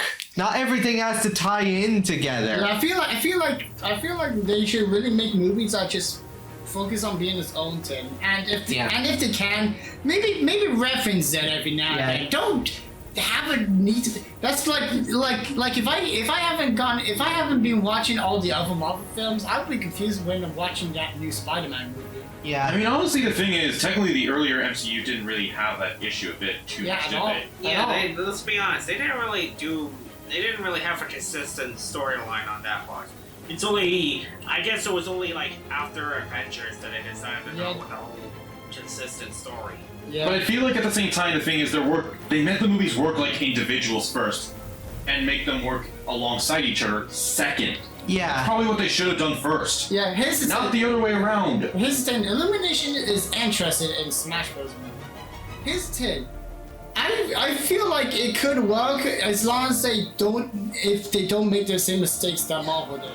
Where with the movie itself, where it still has to be enjoyable even if you haven't seen the other movies, but it's still a masterpiece if you have seen all of them. And afterwards, just forget about Smash Bros. For a bit. If you want to do a sequel, which I probably wouldn't be the best idea, you can do if you want later on, but just go back to making your movies do your own thing. I think that's really the better way to approach it, really. But as much as I would like, I think we can't say much about James Gunn.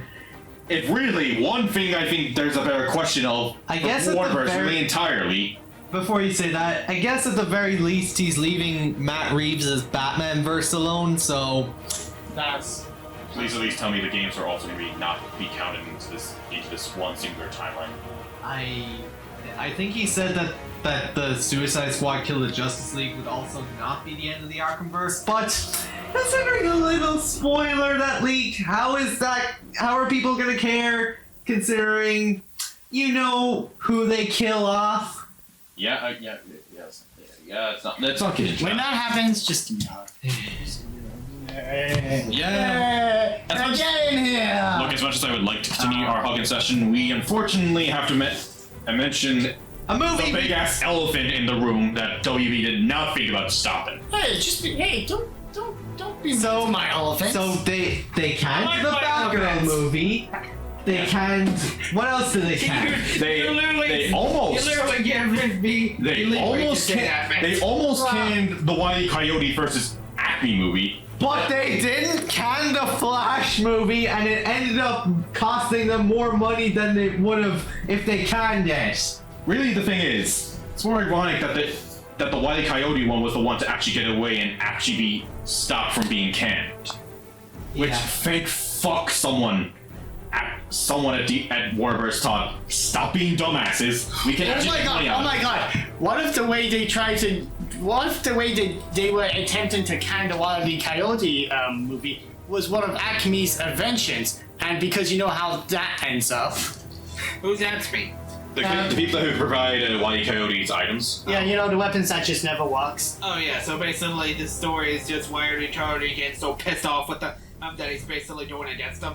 Wile E. Coyote, they don't pay me enough for this. Look, either way, the point is, I don't care if you're paying off a tax saying you can make money out of the Batgirl and the Wile E. Coyote, but you only figured out, but after getting backlash from one of them, and not both, you decided to go back on one of the tracks.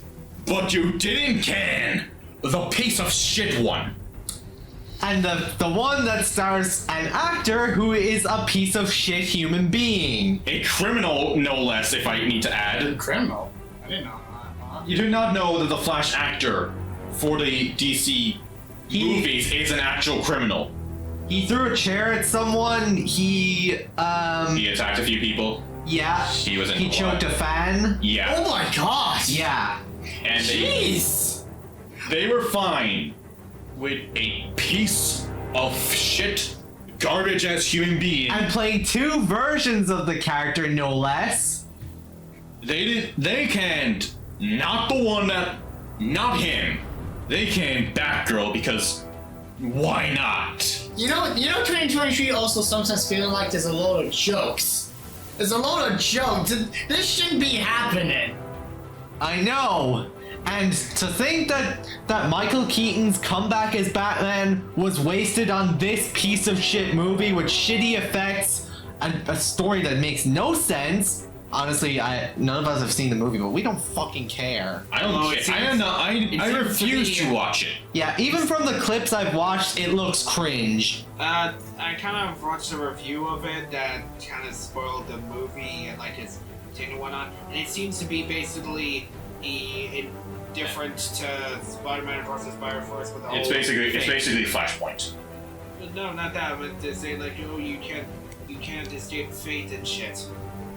Like, you know what the canon say, like, this is how our lives are supposed to be. You know how like Miguel was. I think Fate is not written. I think I remember hearing that in one of the trailers. I mean, But yeah, Across the Spider-Verse also hurt the Flash movie, honestly. Hit. I mean, honestly, regardless of what we may think of this, it's no one. I think most people agree. If you have a movie that stars an actual fucking criminal, Yeah, it's not someone from a long time ago. Let's go with that. Yeah, But you're starring a recent one, and who's playing two versions of the same character, no less. and with a dying universe. Yeah, no shit. The movie sold like piss. It sold like ass. No one wanted to see it. No one wanted to. Nah, James Gunn making the Flash. Like no one. I think nobody cared about watching that movie at all. And me, and this includes me, who, mind you, is a big Batman fan and was looking forward to seeing Michael Keaton on the big screen. Yeah, after all that Ezra Miller did, no, I'm not watching a movie where he plays two characters, two versions of the same character, and the fact that the movie has shitty special effects. I mean, the fact that I think, like I hear one of the people try to excuse that as that's intentional, which, no, it isn't. Oh, it's supposed to look. It's supposed to look bad because it's from the Flash's perspective. One of the lights Photoshop. The reason the special effects look so bad was because they were trying to say, oh, it's from the Flash's perspective. That's why he runs like. Even though really not. I'm not joking. That's how he looks when he runs. Like, from the Flash perspective, like, what the heck are you talking about? The Flash CW show does a better job at that. And that version of Flash, even though he does like talking, at least the actor is not that bad. Yeah, at least Grant Gustin's a good person. Which I'm actually thankful he did not show up in the movie at all. Yeah. Although, if I recall, he's the guy who did the grave meme. Although, if there's one thing I recall, there's nowhere to run meme. Yeah, and the grave meme where he's like, like this retro next to a grave and the guy goes like that. Yeah, that's the Flash. Yeah, that's the Flash actor. He always looks like Matt. He kind of looks like another version of Matt Pat. Matt Pat, yeah. He looks like Matt Pat. He looks like Andrew Garfield to me. He kind of looks like both, actually. He kind of looks like Matt Pat and Andrew Garfield, and whoever the actor is just going like. Imagine the Flash, Spider-Man, and Matt Pat pointing at each other. Us. Yeah, okay, but either way, I do remember there is one more thing as well in that movie that does make me unsettled as well. the whole AI. Oh yeah, The AI cameo. That was another thing that turned me off of I it. was thinking about the whole WTF. How do I put this best retro? That was another thing that turned me off of the movie. The way they brought back Christopher Reeve's Superman just by recreating his face with AI, and it looks like a PlayStation 2 cutscene. They put in Nicolas Cage, and I'm pretty sure Nicolas Cage didn't even give his consent Yeah. to that.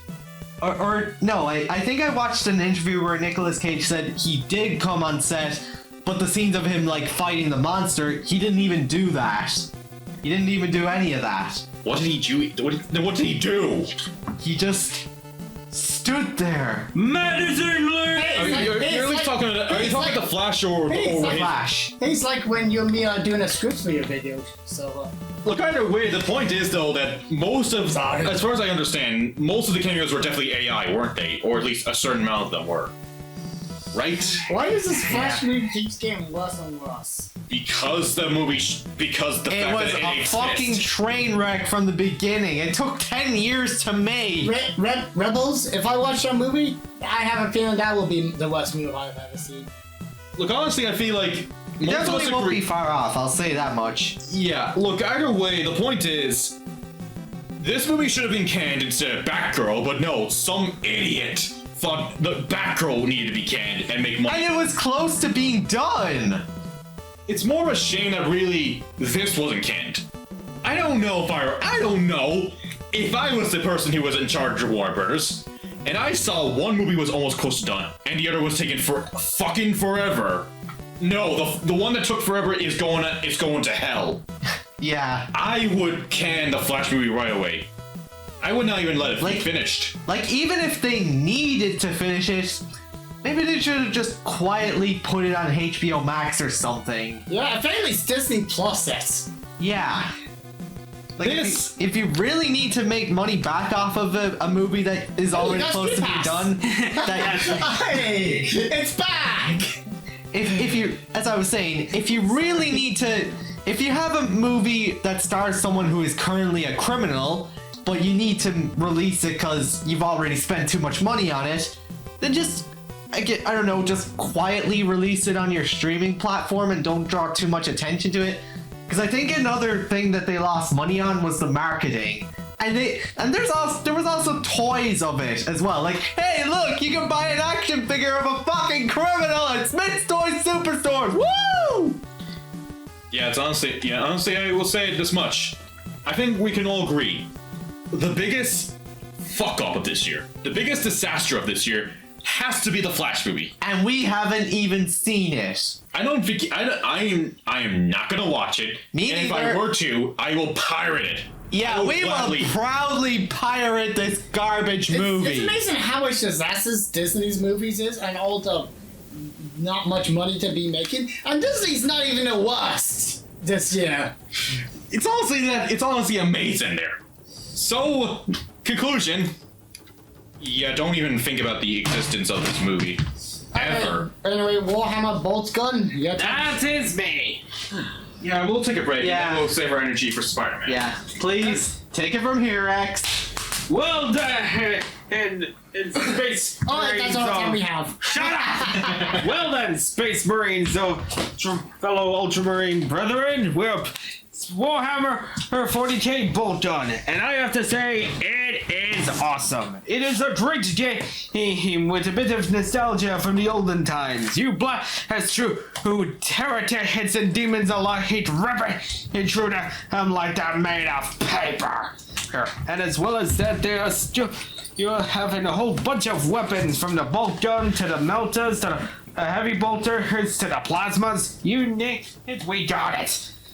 As well as that, there is a good environment to explore around. It looks quite pretty. That looks quite beautiful. It is quite a fantastic game, I would say. Although if I were to have one small negative, it would be with there's no map. There's meaning if you don't know where you're going, you're kinda screwed.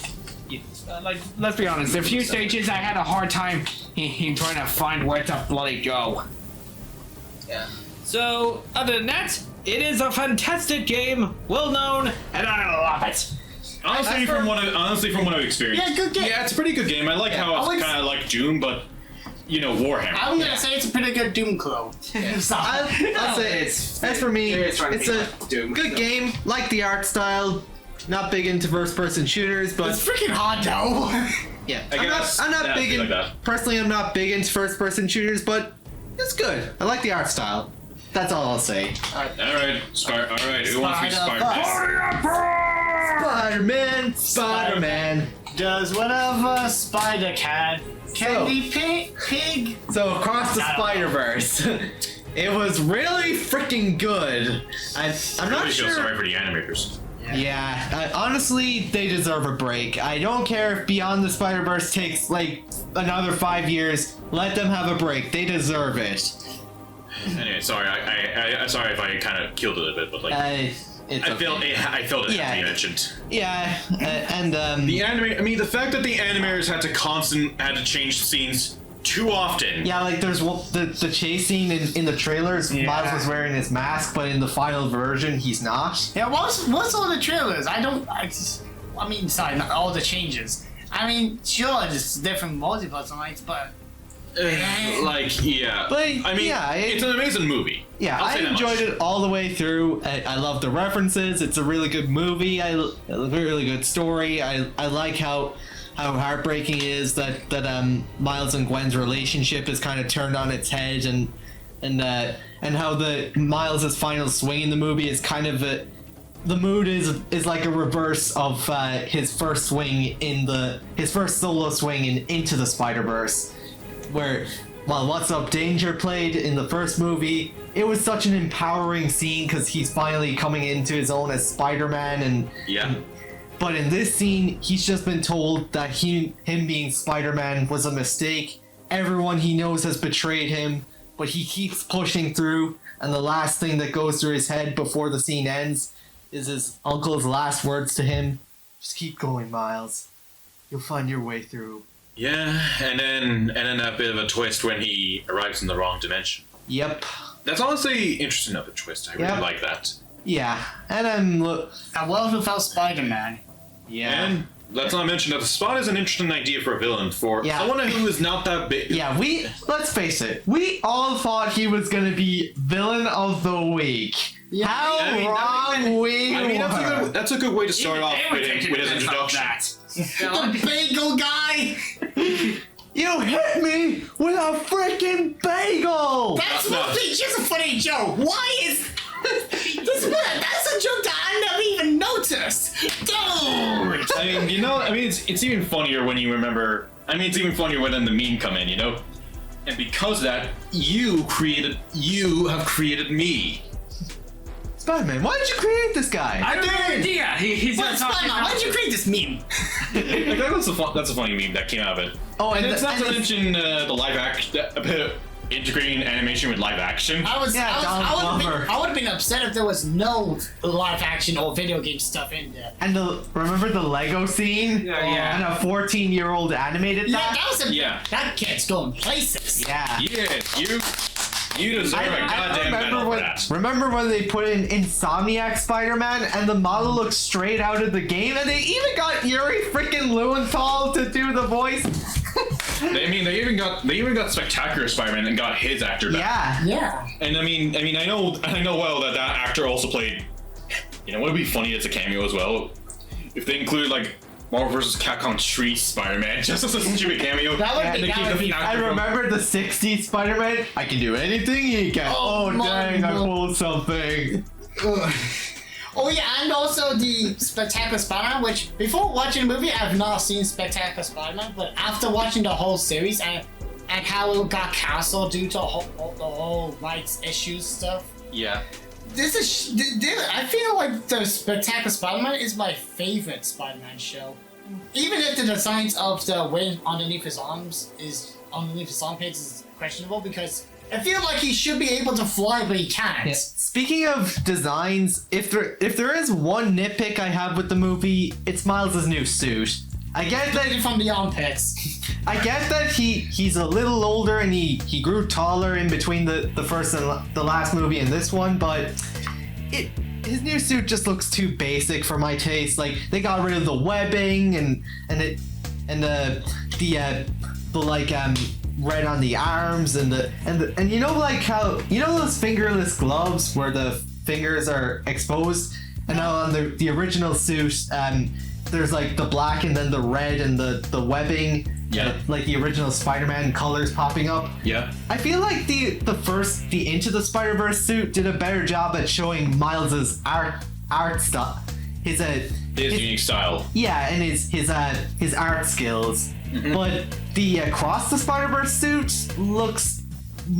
it just looks too basic compared to the Into the Spider-Verse suit. I guess maybe it's because like the last suit in the last movie didn't stay for too long because Yeah, in I the get movie, I mean I guess that may be one of the reasons, but it's hard to say. Yeah, I like mean, considering the fact that they had other characters' art styles they had to handle with, yeah, it's hard to say what exactly was the reason. yeah. Maybe it was probably better for the animators, but Yeah, Yeah. but hey, I can't believe it. They put in Uncle Ben from Sam Raimi to be in now there.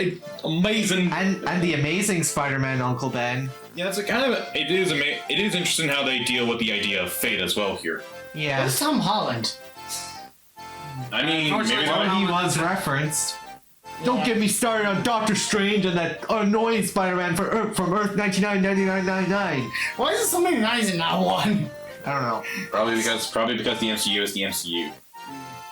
Other than that, I think I do wonder if they will have a live-action Spider-Man show up in the third movie at least. I want it. It'd be complicated, so please take 10 years to make. But I would like that. Yeah.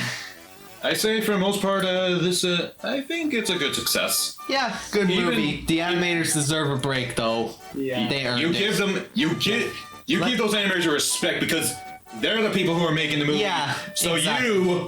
you producers and directors, why don't you take a box over your ass? I never knows that before. I'm sorry, but I'm sorry, but I'm speaking for all animators here. Yeah, let animators be treated fairly. Let them have a break when they need it, and yeah, treat them with more Give respect. them lollipops. Imagine, no, I would like to. Everyone has favorite. So Everyone has favorite yeah, lollipops. but I think for the most part, all of us agreed that it was pretty good. I will Yeah. say though, it was interesting seeing it, or at least And how the- our watching experience was. And the references. Oh, Yeah, you the were laughing the whole time. I am sorry, but Like you were with Mario Brothers. hello, Peter. 2020 was bad year, but also pretty good year for movies. Yeah. So that's pretty much it for Spider-Man. Street Fighter 6 is pretty good. Pretty good. Pretty good game. Yes, Good the fighting best, game. the fighting game to win this year. Yeah. Thankfully, it got its well-earned fighting game of the year. I'm pretty I sure will it- say this, and it does a good job at easing in casual players, and the story mode is nice. I would say at least this is a better executed story mode. Sure, it's not focused on a big main plot of whatever, but I think it's good enough to give more ideas of what the Street Fighter characters are like as well. This game's Kind of got a- style. You gotta And do that. you gotta admit the story. It's You like, gotta admit the game's art style is pretty good, right? yeah, I would say this. This game's got style. It's got grace. Yeah. Yep. And yeah, I don't know what else to say. It's pretty good damn Street Fighter. I mean, I haven't tried the NECA because I'm not paying PlayStation Plus. Why would I do that? I definitely enjoyed playing it, especially on the story side of things. Yeah, it's a bit of a shame you can't play arcade so without PlayStation Plus for some reason. Well, I enjoy he going on with my adventure with my character, Bizarre. Oh, you can't forget my character. Just the perfect blend and her mustache. Yeah. And what about yours, Silver? Your Note creation. yourself, we gotta make sure. Charlie McFly. Not She is she's a badass. Not to self, we gotta make sure her to have Is it okay if I do that? Sure. It's gonna happen on your system. It creates an extra data. It's creating extra data on your SD card. You said you bought the DLC, right? The DLC is on my 3DS anyway. So it's not. I just don't want to be messing up your copy of Yeah. Anyway, I transferred the save data to the digital version of my 3DS anyway, so it's all good. Okay, cool. Anyways, that's pretty much that's our opinion on Street Fighter 6, right? Good game. Pretty good game, and a pretty amazing one. I know one thing for certain. We're on this part. We gotta have pictures of our characters. Us three. If we can figure out a way how to get us all to get together, but hey, sure. Just more on the line of just taking photos. Alright, so Pikmin 4. It is a Go good ahead. game. We've been waiting 10 freaking years in Azkaban! I have waited.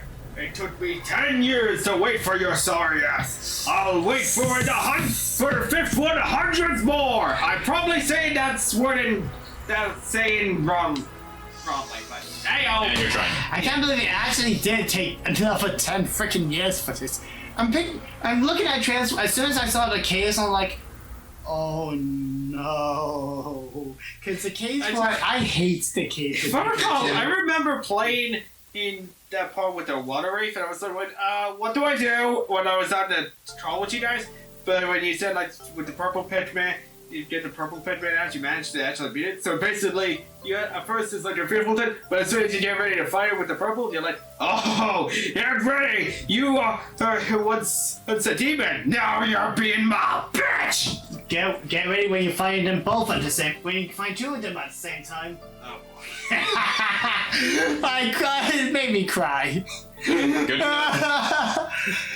But yeah, it's a surprisingly really good game. My favorite is still Pikmin 3, and I should have said this in the review. The intro does take a long while, but I say it's definitely if you're going to play any Pikmin game, Pikmin 4 is definitely the one to go for.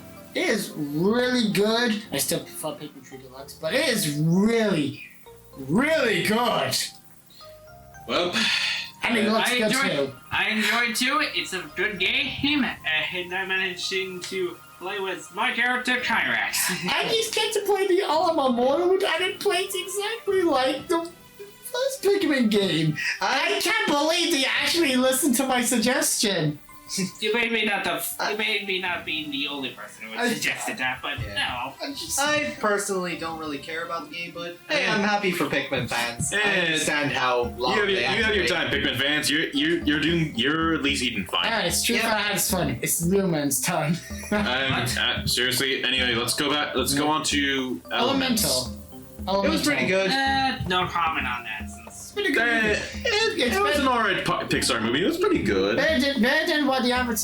I say it wasn't hyped about Wellington because the advertising give me much to be hyped about, but it's a pretty good movie. All Yeah, things I considered. think the reason we went to see it was because your sister wanted to see it, and then we asked if we could tag along. Yeah, something like that. Yeah, it was more It's not like- like a whole complication. I'm surprised at how full it was in local cinema. Jesus. Yeah. I mean, considering how Pixar movies been lately, yeah. Yeah, at least they have made a comeback after. At least a bunch. Yeah. Yeah, Oh, yeah, I remember I bought it's not a Indiana groundbreaking Jones- the first movie, three Indiana movie Jones or movie. anything, but it's pretty good. Yeah, I remember I bought the first 3 Indiana Jones movies on that same day. Oh. Which at least oh yeah, one more thing before mentioning it. No, we're not talking about the 5th one. Because no, the 5th Indiana Jones movie is just as big of a disaster. So no. Until I've not seen it, so. I don't care about it.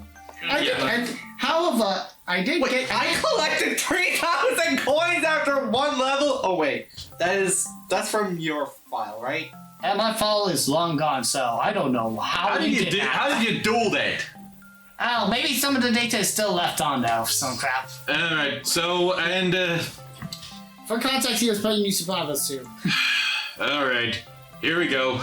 But, Time for the double feature. Alright. All right, Barbenheimer. So before you No talk comment.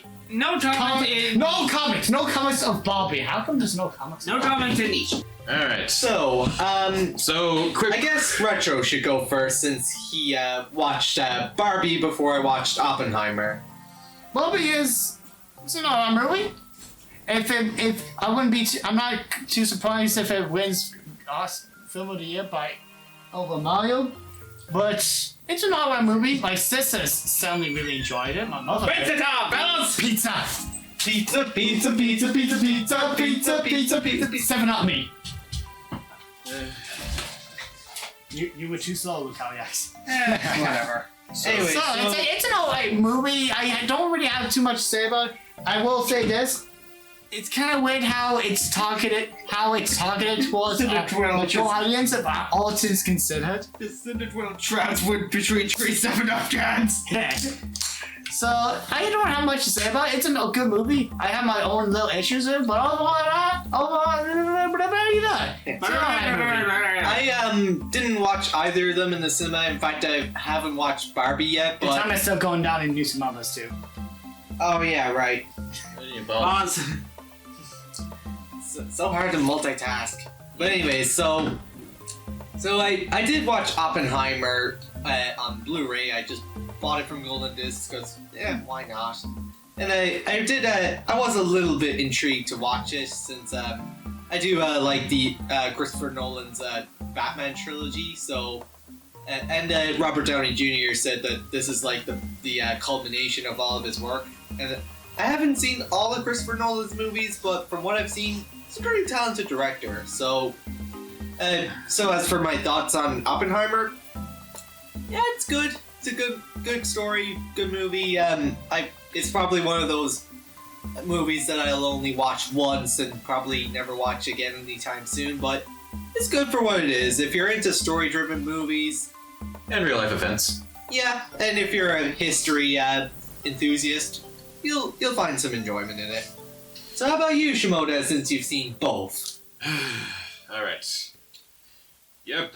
So, I'm the only one here of this group, I think, unless Ty wants to count himself, but he's gonna have to say that in the comments below. But I was the only one here in this group who actually watched both movies. Honestly, and the best words to best put is... I only enjoyed watching one of them, and the other one I felt very uncomfortable watching for a good amount of it. I think that's the best words to best put for this, I guess. Would that be a way to say it? Sure.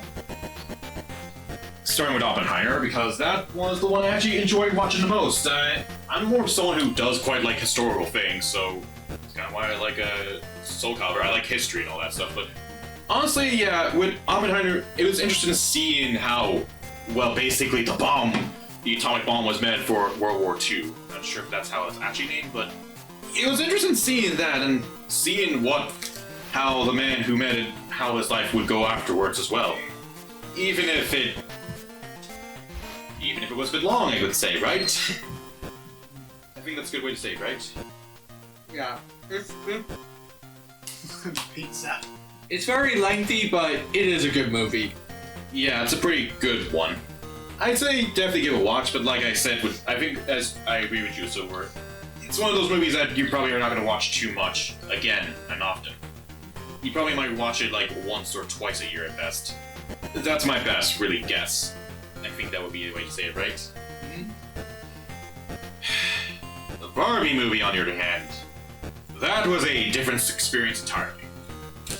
What's the best word to say was that it was probably the one movie I could say.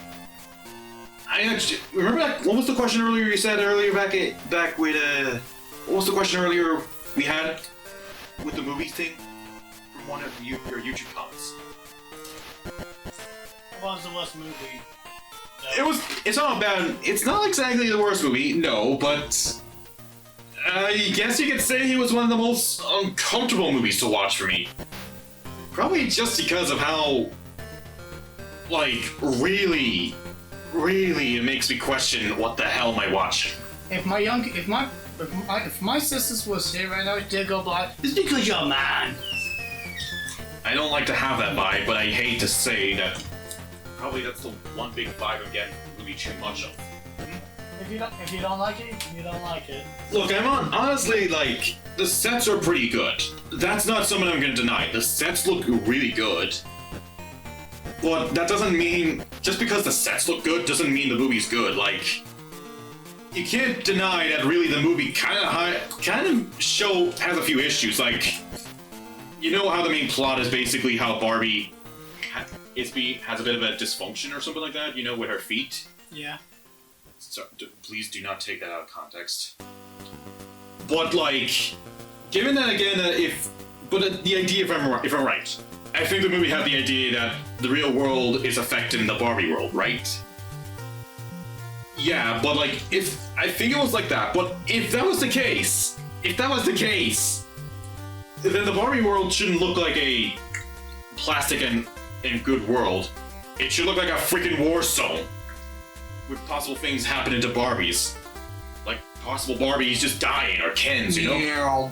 Yeah, like that. It shouldn't look like. It should look like Oppenheimer. Oh my god. Yeah, A kid just playing with a Barbie doll is going like, yeah. And then in the Barbie world, he's just like, hey, I'm flying. Honestly, just that. It's honestly like that first big plot hole for me there.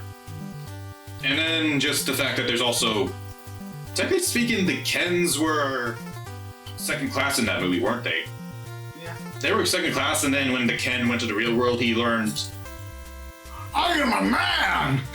Yeah, and then they did the reverse, and now it just, I'm lost. Yeah. Like, honestly, the movie just makes me question, like, what the fuck am I watching? It's honestly one of the few movies I can definitely say with a doubt that it didn't make me feel comfortable watching it because it makes me question, what the hell am I watching, and why does this movie like to insult me? I mean, that's a weird way to say it, but is that a way to say it? Well, if we talk about insulting you, we'll get to Zone. Don't get me That movie would insult you a lot. That is probably will. I don't know, but I'm just saying that, yeah, the Barbie movie just did not really leave a good taste. And it's not good when there's some quotes where, if I'm right, correct me if I'm wrong, Retro, if I'm quoting this correctly, but one of the characters, if I am right, said, and I quote, men hate women hate women, everyone hates women. If that isn't, like, who in God's name thinks that is a quote worth saying in movie theaters? Because what makes you think that's a good way to that's a good quote? What is that? For kids. I will say this, it's very complicated for something that a lot of kids are probably gonna really want to watch but can't. That's what I'm gonna say. I'm not. That's honestly that's a better way to say it. This movie shouldn't be aimed for kids. It should be aimed for adults. Yeah, I mean, don't get me wrong though. It's probably aged accordingly, but the advertisements doesn't make it seem like that at all. honestly, yeah, I did not have a good time watching this movie one bit. Yeah, I'm gonna say this. I'm not the target audience, but I'm not the target audience. Yeah, maybe that's the same with me, but Jesus for context, Christ, this movie. For context, the kayaks are showing me the Pokédex 3D app. Yeah. It's I don't know Anyway, so but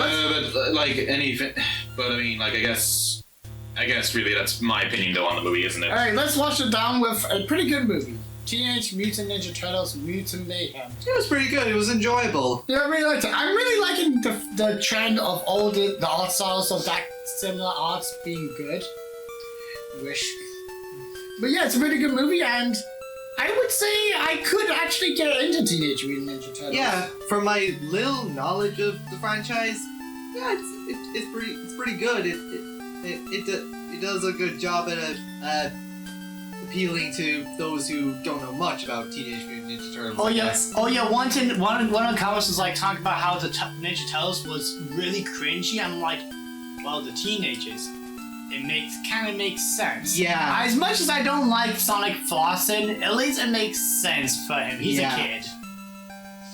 I don't like it though.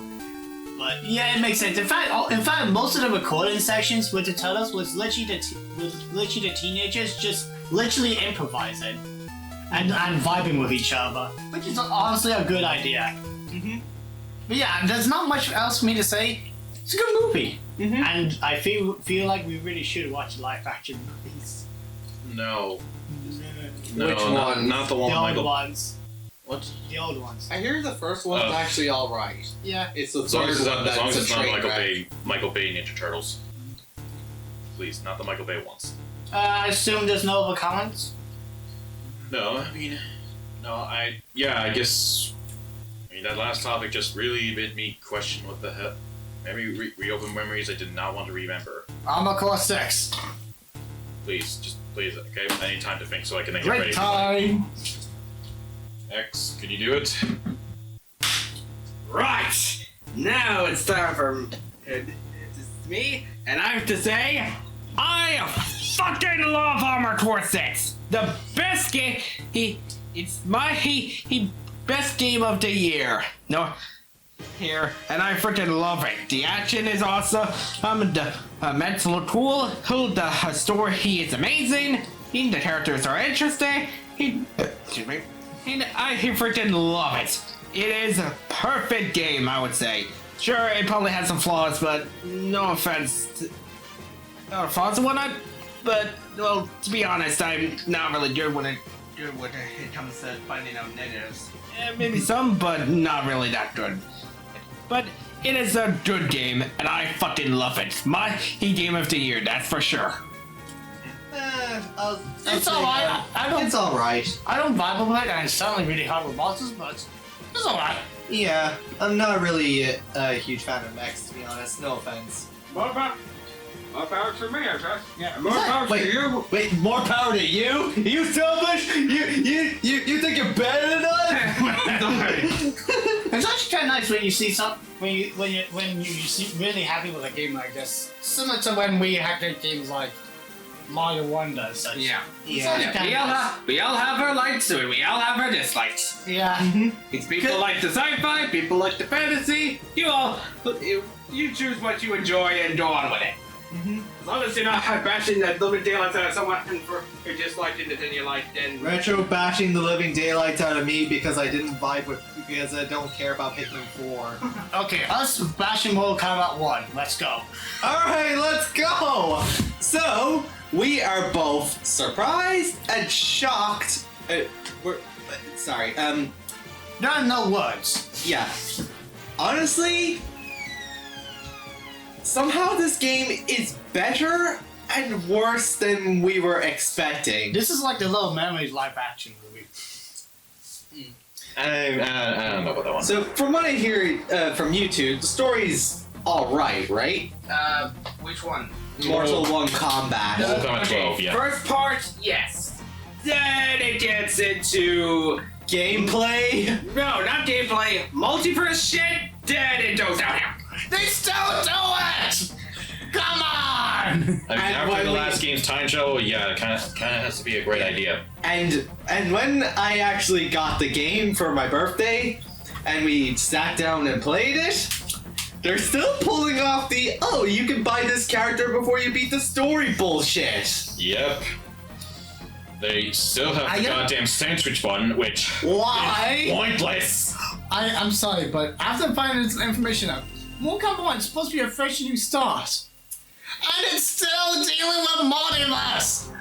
Come on! And even You more, don't learn any of your lessons? it's still dealing with pointless DLC, paid DLC that not even Street Fighter pulls off, or tries to pull, and the stand switch is still there, but the blood looks like 12% better. It's like the one thing you can like. The cameos are interesting, like a mechanic, I'll say, but Why that's- can't I just play a one-on-one match like the old days? Like, unless there's an option where you could choose no cameos, which Yeah, hopefully that's like- the case. Yeah, but why isn't that an option? I'm hoping that there is an option, but if not, then And the freaking fatal blows are still a thing. Like, you don't have to build up the meter to do your special. All you have to do is take enough damage, and then you can do it. And you missed it. Well, just wait for wait for a few seconds for it to recharge, and you can try it again. I mean, honestly, yeah, I know that at least back in both 11 and in this game, you can only use it if it lands once, then you can and that's the only time it can ever be used. But that doesn't matter. I mean, I don't care. Like, the extras were a better way of risk and reward. Yeah. Honestly, the only thing that intrigued me with the game was the guest characters. I mean, honestly, that's for the best. Omni-Man and Homelander being there, that's interesting enough. And there's no John Cena, but like... And so far, Omni-Man, how would you say he's portrayed in Mortal Kombat? That's a hard thing to say. Yeah. I make Honestly, clear that they went too far with the memes, didn't they? Yeah. Yeah, I don't think that's the first way to say it. Yeah, especially the think. I mean, like, don't get me wrong. I wouldn't be mad if that wasn't there at all, but user rights. Yeah, in fact, you have another issue we were shocked at with the game is that you have to unlock taunts. I know, like, that you could. I know that it's not really a good thing, and I know each character has 4 taunts you can do in gameplay, and then there's 4, victory animations or taunts, I guess you could say, when you win a round, right? Is that what you say? Those are what the taunts he's talking about, at least. But still, I don't really know. Like, you should have more than just one. You know when he said? Round win. Sorry. Go ahead, please. You know when he says, "Get out of my sight or I'll demolish you." Would you say that's in Omni-Man's character? A bit, but I mean, Yeah. I know like it's a reference to Whiplash. Whiplash, but they had to remove the part where he said, "I'll fucking demolish you." It was, "Get the fuck out of my sight before I demolish you." Yeah, but they had to remove the word "fuck" Yeah. because they're Because still pussies. Mortal Guys.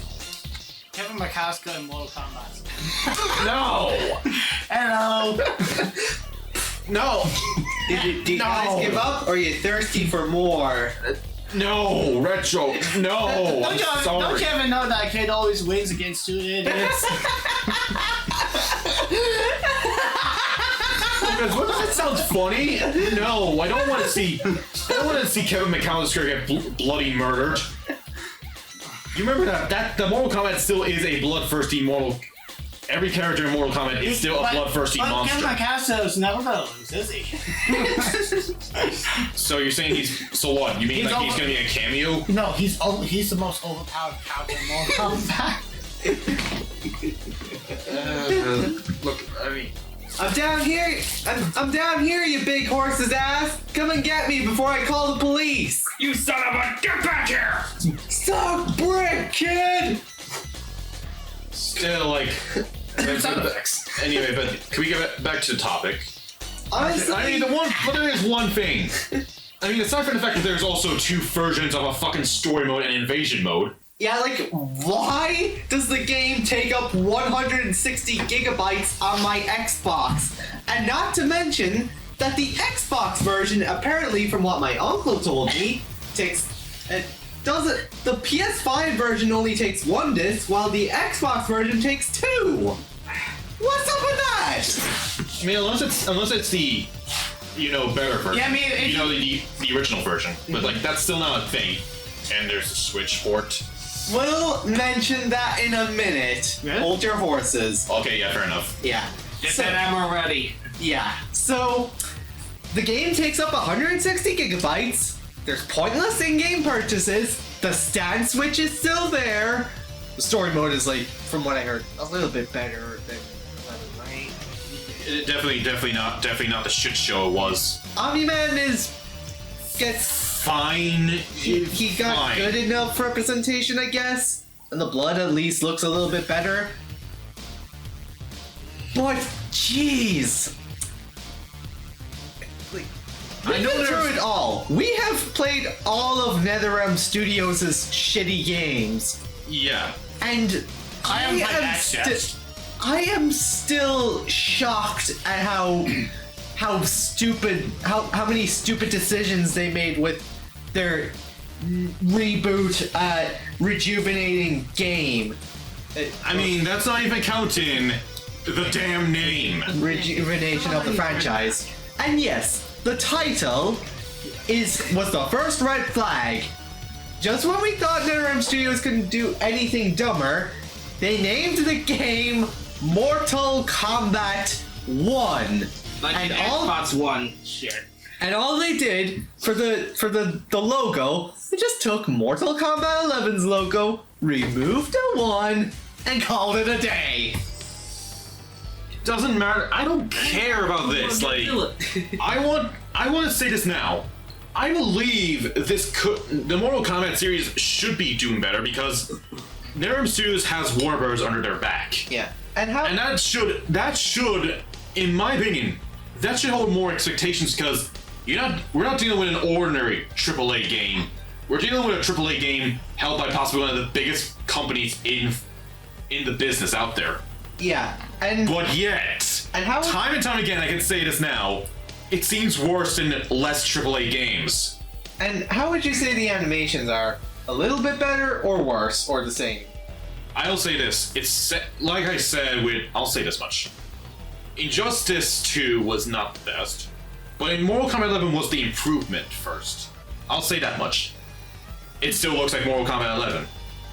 So I would still say no. They're still behind They're still behind on their animation. And still. wasn't there an actress in the game who just didn't try at all and then, yeah. then was replaced? Megan Fox. Yeah.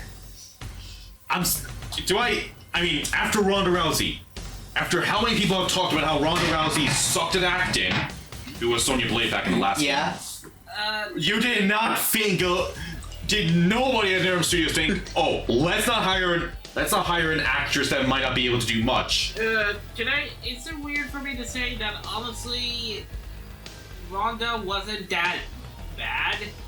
From my times I've heard her, she seems to be alright. Not a perfect one, mind you, but she was alright in my opinion. Not really, in my opinion. She's flat as her delivery is flat as a board. She's flat as a pancake. man. Thank you. She's flat as a pancake. Thank you. I'm hungry. The point, Eat the fucking pizza! but even so, one thing I'll at least credit Rhonda for. What? At least she tried. At least she tried. At least she tried to sound like she was dying in a game. And Megan Fox, she literally did not even care. She only did the voice lines. They had to hire a different actress to do all her grunts and when the character is dying. That is an automatic red flag. So we have not only a bad title name, but we have an actress that didn't even give a fuck. Bad title, samey animations, slightly better blood, still the stand switch, still the pointless in-game purchases, 160 gigabytes on Xbox, and 2 discs. You know All for what? a very high price. Yeah, and that doesn't even compare to the little disaster they decided to do, the Switch port. I think it's even going to get worse. I think it's actually worse with the voice cast, actually a little worse. As far as I hear, I don't think the man who plays Homelander, Yeah. that guy, he's not even going to voice him. He's not voicing him at all. We only have his face. It's gonna be another Terminator situation. So how can you get an actor's face but not his voice? Which is even more weirder when you realize if I were getting Omni-Man's voice actor, if I were getting fucking John Cena, if I were getting in the guy. We're not sure. It's more we're like not sure yet. We're not sure about John Cena. I'm going to have to hold the horses first. We're going to have to hold on that first. I think I heard someone a credible source saying that John Cena was confirmed to voice Peacemaker, but let's hold our horses. We have to be sure if he's voicing not only in the voice lines but also the gameplay, because we don't want to jump to conclusions. Yeah. But it's confirmed with Homelander. It's confirmed that he's not being voiced by his actor. So he gave them permission to use his face, but he won't do the voice, even though from what I've heard, the voice is pretty violent. Yeah, I don't see the point. I mean, jeez, it's like we said, Megan Fox not trying to voice her character, and they had to hire a different actress who is, I will say, the best voice actress out there, next to Tara Strong. Mm-hmm. But hey, let's talk about the Switch port. Yeah. So keep in mind that Street Fighter 6 got a PS4 and Xbox One version, but Mortal Kombat, they decided to jump the gun and make it specifically for the next-gen consoles, for PS5 and Series X, but they still had the audacity to think, yeah, this game we're making for PS5 and Xbox Series X, we can port it to the Switch. Screw PS4 and Xbox One users. And we can make a Switch version. It'll work out just fine. Alright, so can you put in that one clip from the game glitches of APJ? Guys are popping out! I've seen the horrors of the glitches. I can say without doubt, you should have canned it. How do you get the best looking Switch game and the worst looking Switch game in the same year? Remind me of the first. That's Mario Wonder, right? Metroid Prime. I'll still say this. Sonic Colors Ultimate is still the more offensive Switch port in my eyes, because Mortal Kombat, again, was made specifically with PS5 and Series X in mind, and then they tried to squish it onto the Switch. But Colors Ultimate is basically a remaster of a Wii game. It should have been easy, and they screwed that up. Well, can you blame them? Sega hired a bunch of blind squirrels to do the fucking job. Yeah, but they still greenlit and published it. Yeah, I know. I find weird how the Twitter accounts of Blind Squirrels games just stopped posting after the Sonic Colors Ultimate came out. They were really that embarrassed, weren't They they? just disappeared off the face of Earth. Look, either way, at least our biggest conclusion, thank fuck that game did not win Game of the Year. Or at least Fighting Game of the Year. Yep. I'm surprised it got nominated. I mean, if they're in studios, they're Mortal guaranteed Kombat to is get still pretty popular, to be honest, so... Honestly, I can't believe... I don't know. It's really weird to think that Warner Bros. Has some unique things they released this year. Yeah. I'm going to just say that much. At the very least, Street Fighter 6 got the award it deserved. I mean, and I honestly think... I don't get why they didn't include the indie game in there as a nominee. Anyway, let's talk about Sonic the Hedgehog. Final Horizon. What about we talk about Prime Season 2 first? Do you really want to? I mean, it kind of came out around July, remember? Yeah, sure. Alright, This is out of order anyway. I mean, we might as well categorize most of the Sonic games here at least. Alright. We already talked about Murder Sonic the Hedgehog, so let's talk Sonic about Prime Prime. Season 2, it's pretty good. I love Shadow's characterization so far, and how he's not an angry asshole for the sake of being an angry asshole. He's actually angry at Sonic for a legitimate reason. Yeah, but they made him a dick back in that Tails tube for the latest episode. Yeah. Thank you. Speaking of Tails, I kind of like what I kind of like. I think 9 was I think I like the idea of 9 being the villain. Yeah, but I mean, I know it's a spoiler, but I'd say we're all talking about spoilers here. Plus, I feel like it's gonna be obvious anyway. Yeah. My biggest gripe is probably Sonic's characterization being a little worse since he's like he should be aware of the fact that this is a multiverse and that the Tails he's talking to is not his Tails. Or I mean, and Shadow points it out as well. Yeah, and like he still tries to say that, Nine, we can restore our world back together. It'll be just like old times. We'll be buddies again. And Nine reminds him, I don't know who you are. I don't even know who you are. Like, that's the best way to say it. Like, and as much as it is clear that the characterization of Sonic here is very different from the games. He's more naive. Yeah, But I think this is where they kind of went a little bit too far with it. I mean, it Like, by doesn't season go with the two- case that he never fallen out Sonic. Yeah, I know that the seasons take place over the course of a couple of weeks, I guess, but by season 2, he should be aware of the fact that the versions of his friends that he's talking to are not his actual friends. I don't know about a couple of weeks. It depends. Timeline. I mean, It's a short time period, right? for Sonic, that's definitely a weird case because it might be more the case that he might be doing it in days, really, where the other characters Yeah. are probably doing it in weeks. Yeah. Maybe it's all in one day. That would be strange, but sure. But I think either way, the thing I would say best is this: I don't mind the idea of Sonic's characterization here, but you can but if as someone who loves his characterization back in the games, yeah, it definitely does feel weird saying that this is a similar version to him. Yeah. I can only hope that season 3 clears up how it is canon to the games. I do not have a problem with it, but I have to say, at least Sonic Prime's actor is pretty good. I'm gonna say this. Shadow's really good. I like Sonic Prime. I'm looking forward to season 3, but I'm also not ready for season 3, if you know why. Yeah. Why? 9. So Nine's gonna kill Sonic. you know what I think? I can't believe. I can't believe it. Sega's actually gonna do this. Is actually gonna have Rainbow Dash kill Sonic. Can't believe it. It's so funny. It's still funny to me that most of the actors in Sonic Prime also voice characters in My Little Pony. It's so funny. It is funny to think that that's the case. Yeah. So, Anyway, Final Horizon. Fuck this update. Fuck it. the only good things about it is that the other characters Brings back play the multiple playable characters. Fuck you. Look, most of the other playable characters, fun to play. Ugh.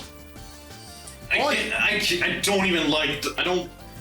It feels weird to say that I don't like playing Sonic in this segment of the game alone. Here's my take on it.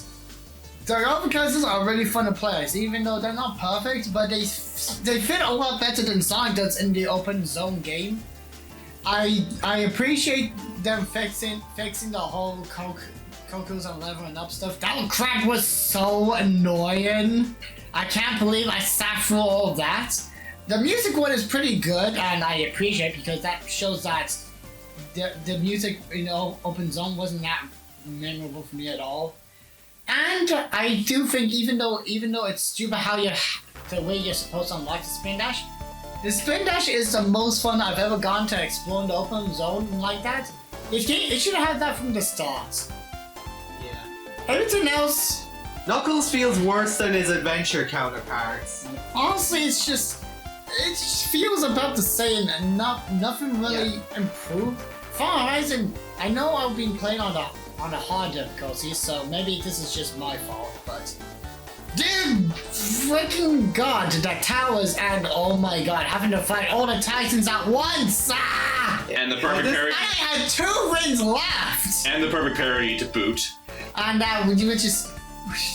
By this point, I've just lost interest in Sonic Frontiers, to be honest. Yeah, It's honestly, I felt more frustrated with the final update because it just makes it like playing Sonic segments is the most frustrating aspect of it, right?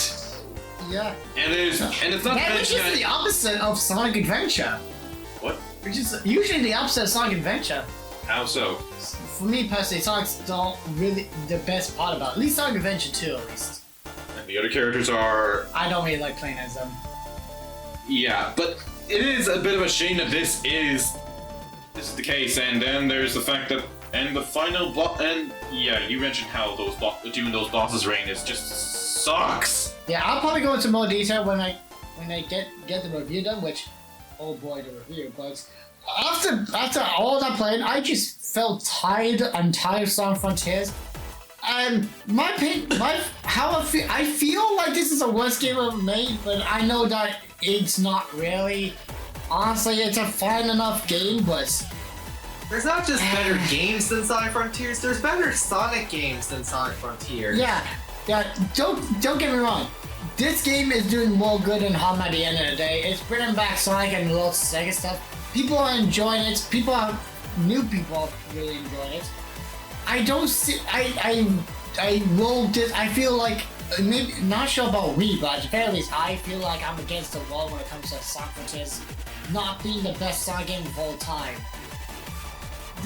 Sonic, I put this below Sonic Unleashed, and Sonic Unleashed, at the very least, even I say Sonic Unleashed, but it's below Sonic Warehouse section of Sonic Unleashed.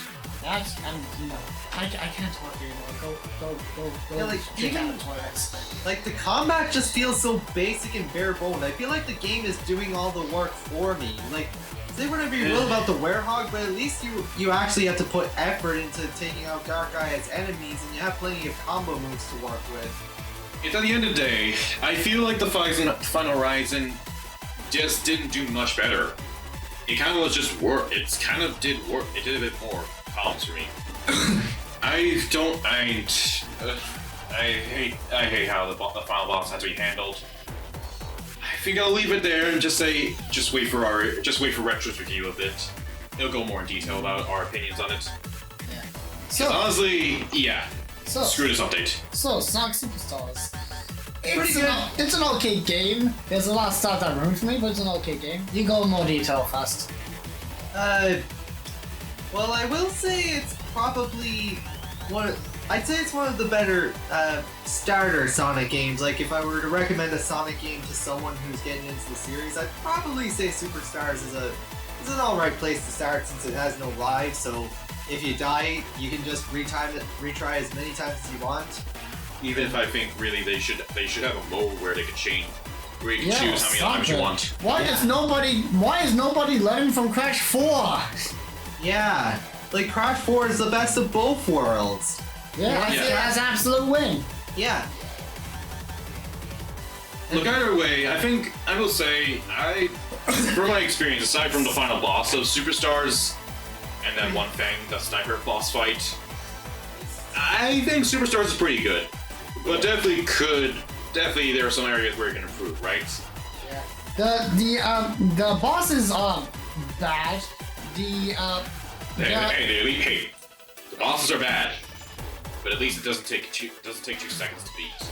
True, but But this is not the trade-off I was really liking, honestly. The bosses are not very good. I do not like the action mode. Trip is a pretty good character, but the action mode was not worth it. The true final boss was very disappointing, and the music's not even good for the final boss. Damn it! And also the whole battle mode is very meh. However, the music is, well, I'm gonna say on and off. Half the time it's really good, half the time it's generic. The gameplay itself is pretty good. Multiplayer is alright. Oh wait, that's an upset. I do not like the special stages at all.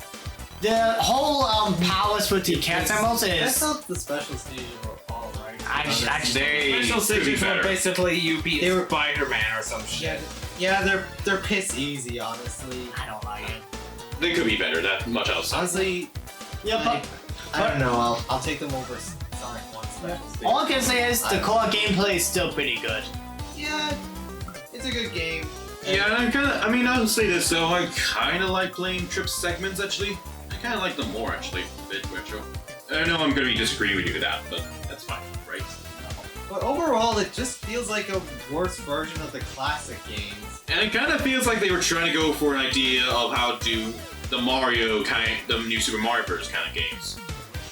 Yeah, I mean, look, it's not a bad game, but it's not really winning. It's not really winning any awards anytime soon. No. yeah, like, this is the problem with the last two Sonic games. They just feel like worse versions of other games. Yeah. Yeah, Sonic is certainly slowing down. Yeah. Yeah, Sonic it was supposed Frontiers to be feels like fast. a worse version of other better open world games, and Sonic Superstars feels like a worse version of Mario Wonder or New Super Mario Bros. But Speaking of which, Super Mario Bros. Wonder. oh wait, hold on. We're not finished with Sonic yet. Sorry, Silver. I had to Sonic interrupt. Dream Team Bros. None of us have played it, by the way. None of us played it, but It looks God damn it, Sega, give it to us. Yeah, I it will looks pay you. good. It actually does look really good. Yeah, dare I say it could be. It's probably could be looking like the best Sonic game in years. And it's not even done by Sonic Team. Yeah, all I can say is what someone like in one of the tweets said that the only the fact that I think it's something to do with like how the only reason it even exists is because it's been done with Apple, and that's the only reason it does exist. So probably without the whole Apple exclusivity, this game probably wouldn't exist. So Yeah, but even But so, still, I don't care. I need it. this looks like what I've been wanting for years, ever since I played Sonic Heroes, which was the first Sonic game I played. So a pretty long time. But give it to me. Please. I will pay you. I will pay you a goddamn €100 just to get it on consoles. So do it. Yeah, that's all I have to say about it. Also, the animation looks pretty goddamn good for an Apple game. Yeah, like honestly. The only negative is that it has Karen Strassman. What the Oh fuck's that? yeah, the Rouge's bitch. current VA. The one who is a Trump supporter. And that. And she apparently thinks that autistic people are a disease or something? Ooh, jeez. She Yeah. she can go to hell. What year is Yeah, this? go to hell, bitch! What year is this? 2008? Look, either way, Like I don't remember. like I hope to exactly- God, Sega, just do us all a favor. Yeah, I don't Recast Rouge at this point. Yeah, I don't remember exactly what she said, but It was along the lines of that, yes. yeah. Jeez. Look, either way, just recast it. Just recast her now, please. Yeah. Give her the boot. It's My pure- wonder. Sorry. Anyway, now let's talk about Mario Kart, the final DLC. Wait, Let's talk about that Mario quick. Wonder? Well, we can talk about both. Let's talk about Mario Wonder first. Since we I'm talked just about gonna scroll down on this Sonic list. Superstars. Yeah, let's do that. So Mario Wonder, it's a great game, and although I'm not like the hugest fan of 2D platformers, which is kind of ironic, I guess, in the moment since I'm playing a 2D. But I do like 2D platformers. Mario is kind of my comfort zone with 2D platformers, since you just pick it up and you understand it, you get it, and yeah, Mario Wonder was really good. I really enjoyed it. I mean, I knew I was gonna like it, but I was not expecting to love it. Like, it is really freaking good. What? Anyway, I mean, I think Mario Wonder's pretty good. I kind of like it. I mean, the boss is where I would say there's a bit of an issue. Yeah, that's my only issue. Yeah. The But I mean, bosses- overall, the game is pretty good. The game looks goddamn amazing. Yeah, it looks so gorgeous. This catches the feeling of playing Mario for the first time again. Yeah, it's like it just puts New Super Mario Bros. To shame Yeah, it's with just how much life the animation has. Yeah, this is a Mario game. Yeah. And I really love the No. Hell no, man.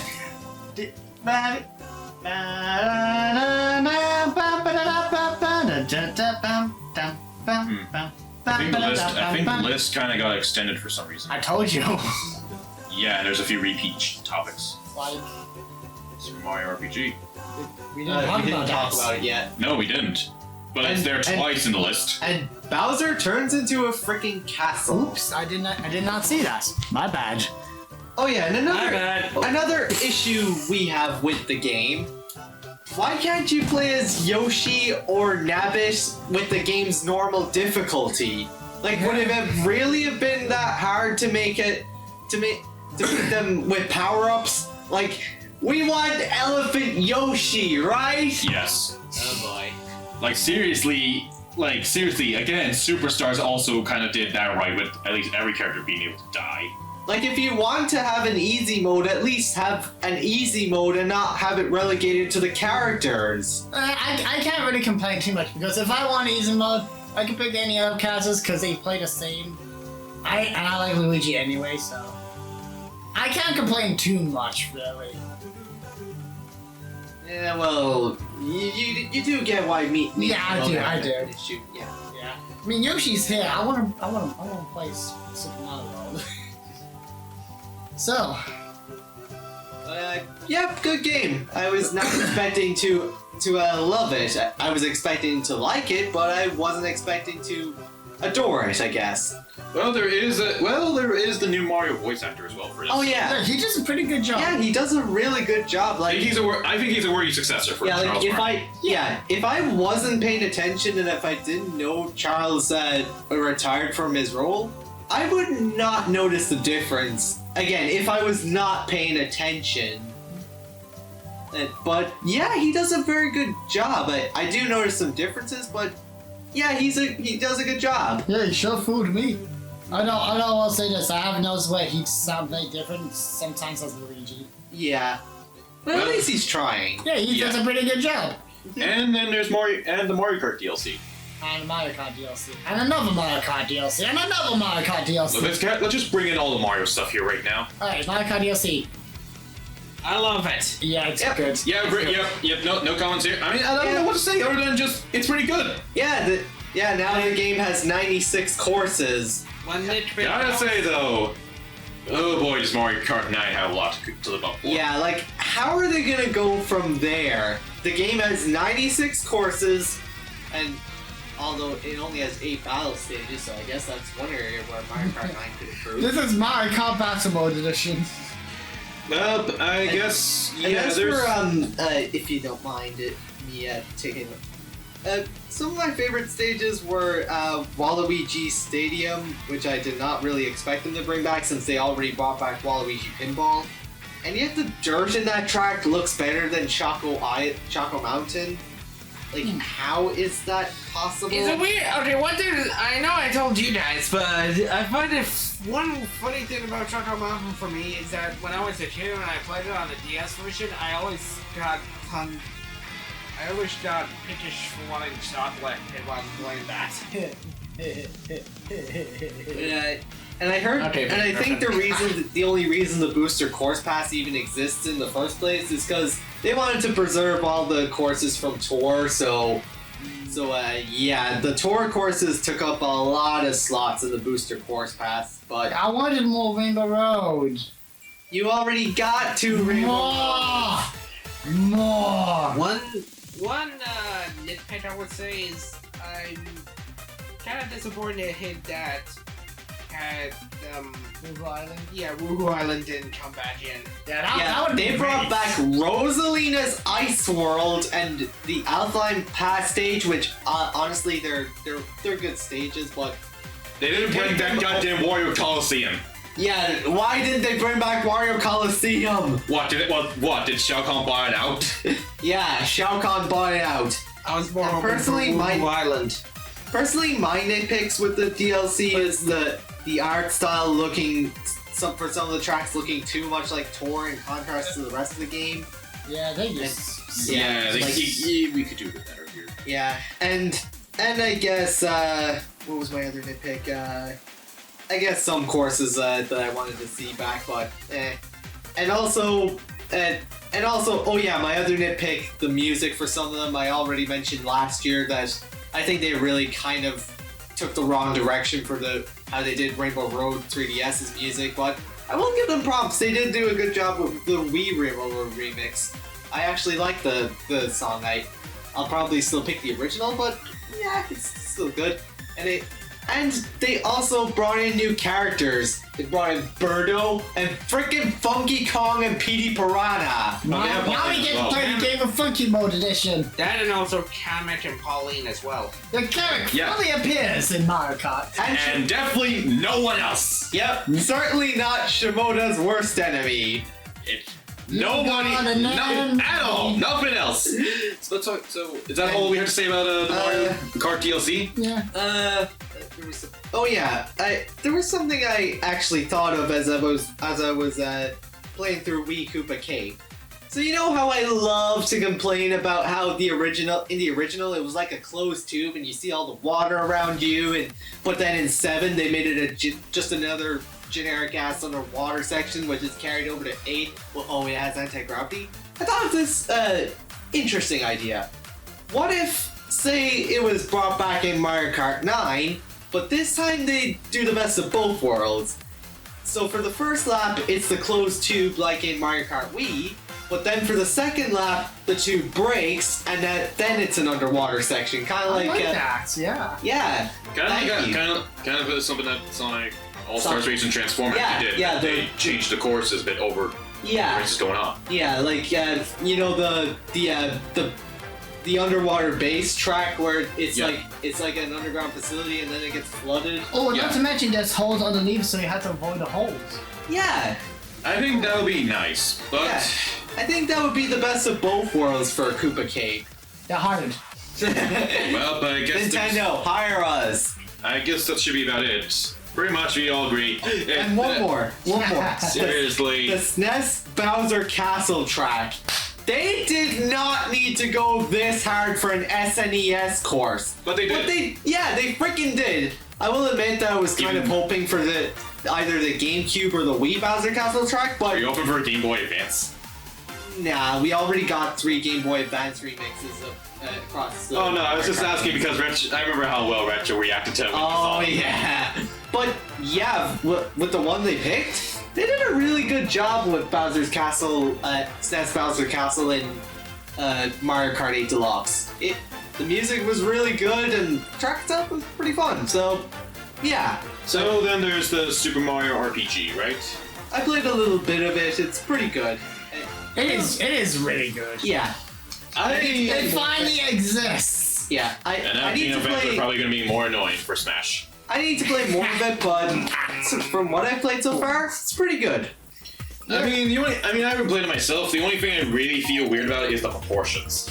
Yeah, that is the only complaint I really will be saying. I mean, I was thrown off, not gonna lie, but at the same time, look how small they look! What? Well, small Mario, small Peach, small everybody. Yeah, I can say nonetheless, I think the game looks pretty good. Yeah, I like it. Might get it, but I'm not really sure. I also like how they did the gameplay, made it a little bit easier. Where you actually get to see when you're able to do timings, and if you get the timing perfect, you get it affects everyone else, and you also have to meet to the builder, and when it's full, you get to do like a giant attack on everyone or something like that. It's really good. I think it's pretty good, and I already thought the original was a pretty good RPG, so yeah, get it whenever you can. And well, I think we need to talk about What about RPG? Super Mario RPG. Oh, maybe let's go. Anyway, all right, boys, go ahead. Talk about Spider-Man again.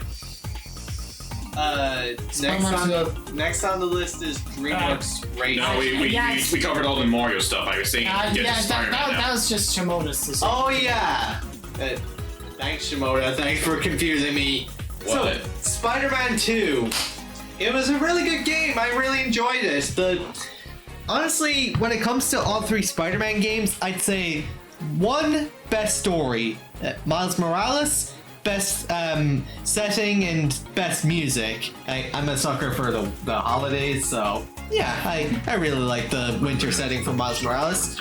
Spider-Man 2 has the best gameplay and suits. Sorry, I'm talking to you, but you can continue.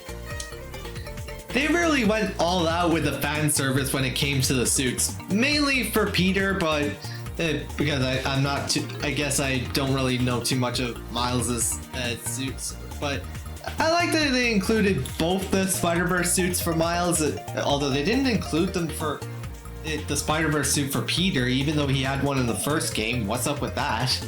And they even included like the advanced suit from the first game, which unless you have a very keen eye for details, like I do, you're not really gonna notice the difference between the advanced suit version 1 and the advanced suit version 2. But I like that they included it. I like that they included them because I like how I like the darker blue on the first advanced suit, to be honest, over the lighter blue that the second one goes for. And the one that I usually use for Miles is the suit from the last game, which also, like Peter's advanced suit, has slight differences. But only the difference is that the way they kind of justified it putting the same suit with slight differences in is that they have like different color schemes, and I really like the black and purple color scheme that you have the option for Miles' suit. Well, So I wasn't able to because I haven't got to talk about that. We have. and We talked about it earlier. You guys have, but I haven't. I said I was gonna save that for later. and as for the gameplay, I guess it's more the same, except now you have Venom powers and the gliding. As someone who is a big fan of the Batman Arkham games, I really love the addition of the gliding. Like, I was afraid that it was probably going to be a hassle to use, but it makes the game a lot better to play. Like, it really helps with traversal, especially when you run out of buildings to swing off of. And yeah, gameplay-wise, I'd say it's the best one. Story-wise, it was good, certainly good. I think it really had a good... I really got hooked. The opening was good, and like I was just like, "Aw, poor Peter. He can't even catch a break." Like he got kicked out of his teaching job after just his first day, and like when he and Miles had to go fight Sandman. I was like, "Oh, jeez, I feel so bad for Peter. Like he just can't catch a break at all." And I think where the story really kind of not really falls apart, but could have done better in, is maybe have it take place over a longer period of time, just because Peter gets the symbiote, like, I think, if I remember correctly, halfway through the story, and then about when it's 3/4 of the way done, he gets rid of the symbiote, and then he gets it again, but it's like the anti-venom suit. I think it would have benefited more if the game took place over a longer period of time and have it show like Peter very slowly but noticeably losing himself to the symbiote and becoming more aggressive. Yeah, but I will give it this. I love when you do transform into the symbiote, you can just hear the roar and breathing of the symbiote from the controller. Jeez. Yeah. And not to mention his voice acting. Yeah. Where's Spider-Man? Shame the Fury didn't win that before. Yeah. And then Spider-Man won no awards. Yeah, it won nothing. But at least it's still a good game. Screw you, journalists. Yeah. Screw you. It's still a good game in our hearts. Yeah, I supposedly don't have too much to say about it, but other than it's a really good game. I really enjoyed it. Yeah, and There should have been a new game plus from the start, though. Yeah, like what is up with that? And I will say, as much as I enjoyed it, maybe it felt just a little bit rushed. Yeah, Because I had to get a day I one will say this. I mean, the fact that someone crashed for you when you got past a certain part of the beginning of the game. Yeah. It really is. I hate to be an asshole, but I'm going to be one. But it's very embarrassing that the Spider-Man game is more glitchier than a Sonic game.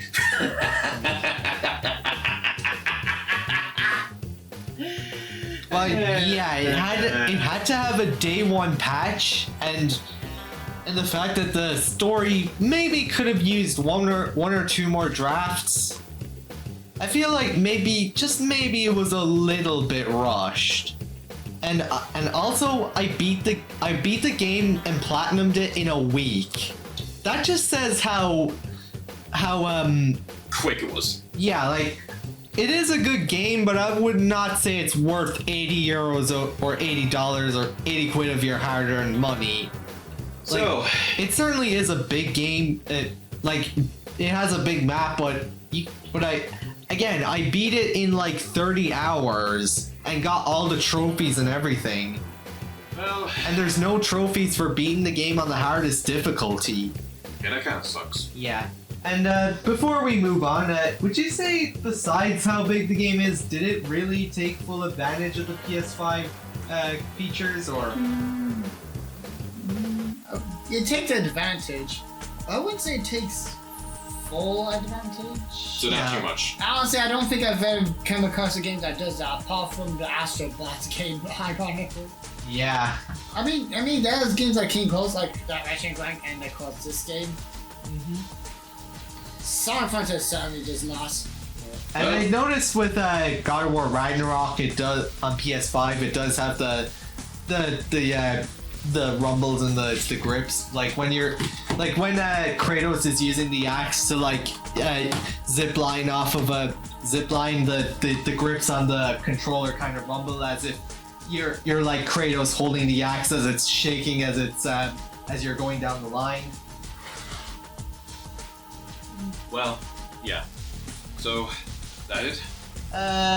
Yeah, I suppose. Good game. I enjoyed it. Alright, we're back on track. So now, next up is DreamWorks. The kart racer. Yeah. I'll just make it quick. It could have been better. I basically consider it, it's safe to consider it the PlayStation All-Stars Battle Royale of kart racers. It just exists. Like, it had potential. It could have been great. Like, the fan service is there, and I like the effort that they made to, make the characters interact with each other. That is something Mortal Kombat or NetherRealm Studios could take note of. But they forgot one thing. The gameplay. Playing it is like Sonic 06. If you want to go fast, you have to go through dash pads that are plastered throughout the stage. Strange. Sorry, the game wasn't working. Anyway, but more or less it was just right? Wasn't really that interesting to play. It was okay. I mean, the fan service is pretty good. It's just the gameplay that could have been better, really. Yeah, I guess that's just really what that's to say it was. Yeah, I guess it being from the team that made the Nickelodeon kart racers should have been a red flag. I mean, didn't they also publish the Nickelodeon All-Stars Brawl fighting game? I think so. So, publish. did that? Yeah. I mean, either way, the game really just doesn't seem that impressive. Yeah. There's nothing else to say, I guess there, right? Then we got the dude from the episode who forgot his name.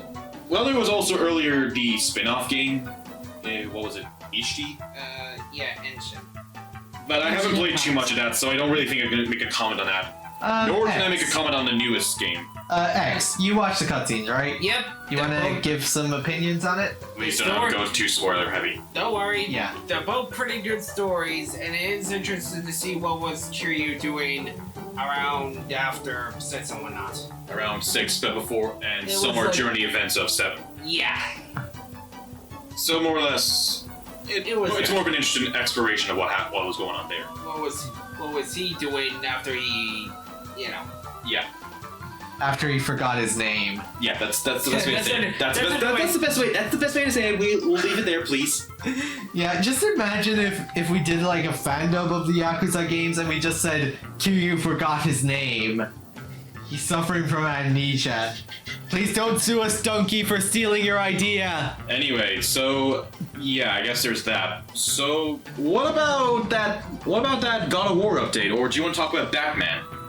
Batman first, since it came out first. Did you just have a finger on a TV screen? No. Like that's No, Just read what I just- want. Yeah. Get Yeah. on with it. It's the way I can read it easier. It's pretty big. Get on with it. Okay, let me. Alright, so Batman Arkham on Switch. From what I've played of Arkham Asylum and Arkham City, I'm happy to say they're competent ports. If you've never played the Arkham games and you're a Nintendo fan, it's a good way to play the first 2 games. But Warner Bros. Just had to pull another Mortal 1 combat stunt and try to port a game that was made for PS4 and Xbox One and push it down on the Switch. I bet their Switches were dying while they were doing those experiments. Yeah, like, if they wanted to have a third game on it and make the most money out of that collection, Arkham Origins is right there. It was made for the last 7th-gen consoles in mind. And the Wii U had a port of it, so you could easily just port it to the Switch. But no, they wanted to port the biggest game in the franchise to the Switch. And it didn't go well. Nope, from what I heard and from what I've seen, it's an eyesore. Well, dear Lord, have mercy on that. Yeah, and the graphics would not be so offensive. Like that's not the biggest problem. The biggest problem is the frame rate. I've seen the game drop to like 10 frames per second during the Batmobile parts, and I've heard that there's lots of glitches. Oh boy. Yeah, really, they should have just ditched the final game and went with the Origins instead. Yeah, because at least that game had a Wii U port, so it just proves that Origins is capable of running on a Nintendo platform. And like, if it can run on... Seriously, how is Warner Bros. How is Warner Bros. And Disney making so many questionable decisions this year? I have no idea. It's really weird. And the trilogy in total, even if you have the physical version, takes up like 45 gigabytes on your Switch. I'm guessing the third one takes the most though. 25 gigabytes. Yeah, that's... Yeah, you need a micro SD card to play that. Like, just imagine if you got your kid the Arkham collection for the Switch and like, here you go, Happy Christmas. Here you go, Timmy. Yeah. And in the next few minutes, they can't play Arkham Knight. Yeah. I mean, at best they could probably download Asylum and City. I mean, City takes up 11 gigabytes.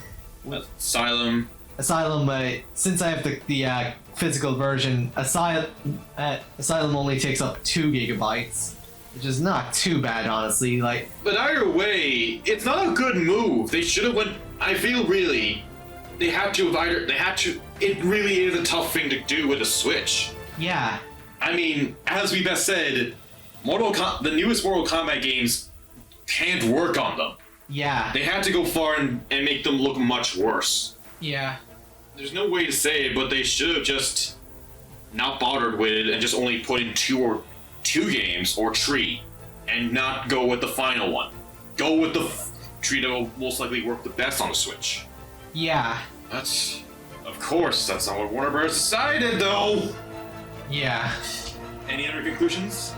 I guess the best part to come out of it is that Asylum and City are now playable on Nintendo Switch, and I'm pretty happy that they're good ports, and we will be doing a Let's Play of Arkham City soon. Fair enough. Now, the next one. Whoa.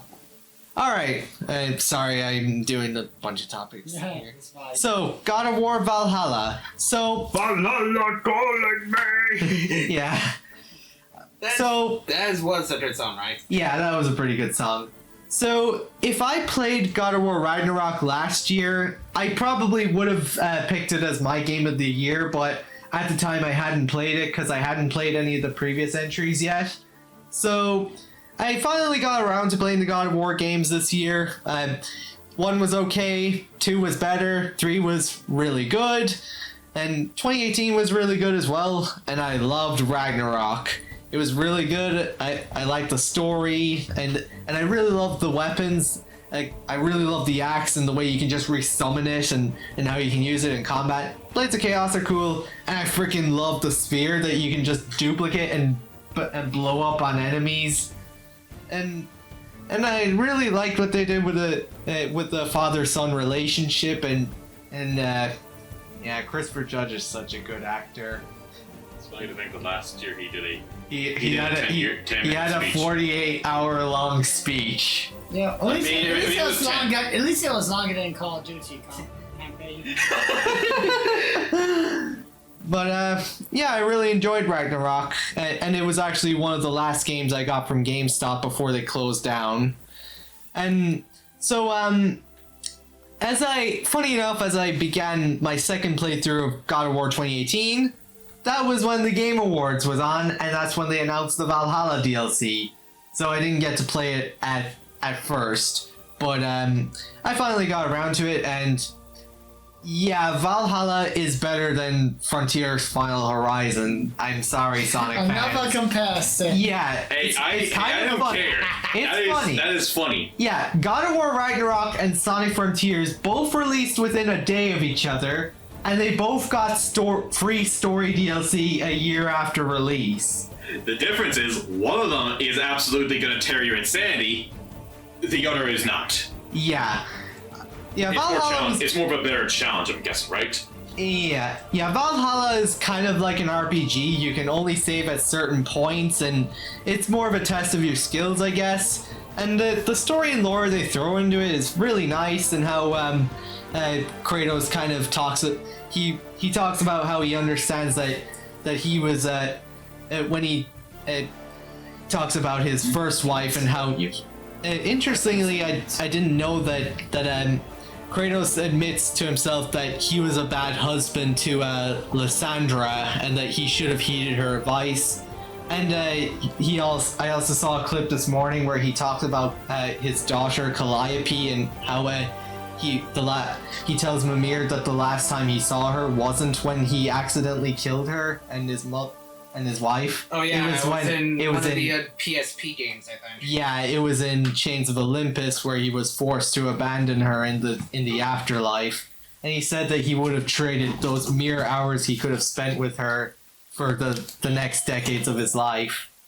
But after he met Faye, that changed. So I think it's interesting that he doesn't regret what he did anymore, and he's grateful for meeting Faye, because if he never met Faye, they never would have had Atreus. So he's just like, his past is what it is, and he's moving on. And I love how the brotherly bond between Kratos and Mimir. So again, I really love how the brotherly bond between Kratos and Mimir has really grown stronger, and I just love their screen time together, and kind of shows how far Kratos has come as a character. And Someone got a one up. yeah. That's a coin. So potentially. And That's not one up though. No. and probably the best part about the DLC, when you beat God of War Valhalla, you unlock the classic Kratos skin, and you actually get to use it in the New Game Plus in the main game. And it's kind of interesting looking at the cutscenes with classic Kratos, because remember, God of War is all motion captured and everything, so everything you see Kratos doing in the cutscenes is all Christopher Judge's acting, and it's kind of interesting to see how much of his acting is hidden behind that freaking beard. You have a big ass beard this time. I have to say though, I just want to it back is it off. Yeah, I do- Kratos does look badass with a beard, Yeah. but Yeah. it implies a good look at his face. It is. I want to say though one thing. It is a shame they didn't get the other Kratos voice actor to maybe do that one scene, or maybe that's intentional. Maybe it is. I guess it But I is. feel like it would have been nice for just one moment that the two Kratos voice actors actually kind of talk face to face for one. Kratos going like, Yeah, I guess it would have been nice to have T.C. Carson reprise his role as young Kratos, but I guess the way they went about it was alright, I guess. It's more of just it's a shame, but hopefully. But I guess that's what they go with. And I do like the continuity detail that with young Kratos, the ashes and tattoo are fresher on him. Like, that is no longer just a thing where, oh, God of War 3 was on the PS3, so obviously Kratos looks a bit more cartoony in that game. No, it's an actual continuity detail that they kept in with his classic skin. His tattoo and ashes look fresher because they are fresher, and it's not just because it's an older console. Like, we watched that clip when, You continue. I have to go. like, remember we watched that clip where Kratos kept switching between his young and old yeah, that skin. was, I'm not gonna lie, I'm not too sure how I feel about that, but yeah, it is a good detail. Yeah. So, yeah, Valhalla was pretty good. I enjoyed it, and honestly, as a whole, I'd say God of War Ragnarok is probably my favorite out of the God of War games, and and I think it definitely is now my pick for Game of the Year of 2022. Since I'm gonna be honest, when I said Bayonetta 3 was my Game of the Year for 2022, it was only because there was no other game I played that year that I enjoyed more. Because I went back to Bayonetta 3 a few months back, and as I mentioned before, the story is really a big mess. It kind of has that third game curse where it's just like it has the weakest story and whatnot. Sorry, what were you talking about? God of War. He's talking about last year where he was thinking about Bayonetta should be getting it, but he's changed his mind saying. It was more because Bayonetta 3 out of the games I played last year was the best one, but even then I was like, yeah, it's an 8 out of 10. It's not a masterpiece. But I mean, like, it's really hard to say, like, technically speaking. Sonic Frontiers has a better story than Bayonetta 3. Yeah, But definitely. Bayonetta 3 just basically beats everywhere else. Yeah, honestly, I enjoyed the combat in Bayonetta 3 more than Sonic Frontiers. I know, but I'm sorry. Yeah.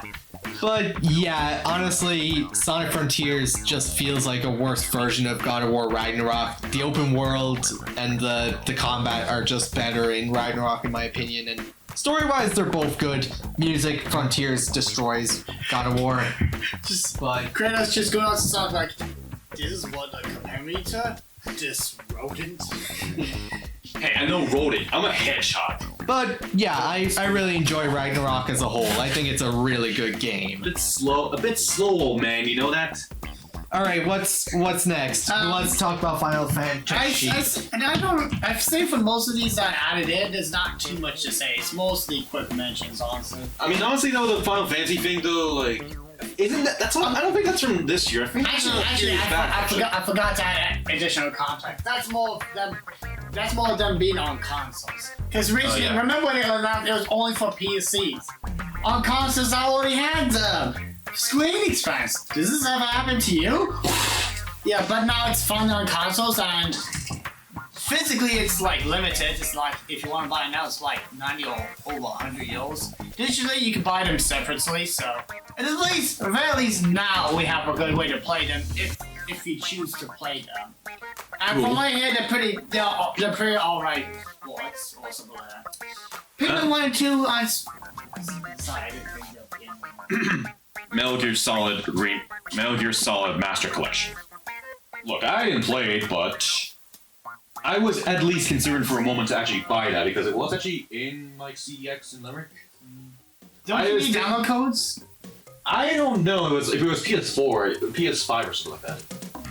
I was considering buying it, but I didn't. Yeah, I think probably for the best because Is the collection itself actually bad, or is it because not really? It's more like it has some issues that the original versions don't.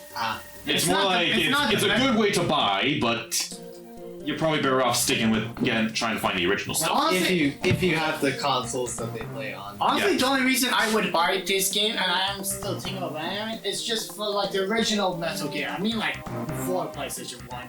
That would be my only reason. Don't you? I mean, technically speaking, your PS1. No, before PS1. No, it's more Japanese computers. Well, I mean, Metal Gear Solid 3 does have the first 2 games actually. But you know, You kind of have to play through the game just to get them though. that's And then again, the collection does have multiple versions of are you Metal Gear talking about- Solid 1. Are you talking about Metal Gear Solid 3 on PS2? Yeah, you can actually play the first 2 Metal Gear games. I mean, again, not the PS1 versions. We're talking more about the ones that were from the not the NES, but more their better versions, the ones from the NXX. A very old PC console.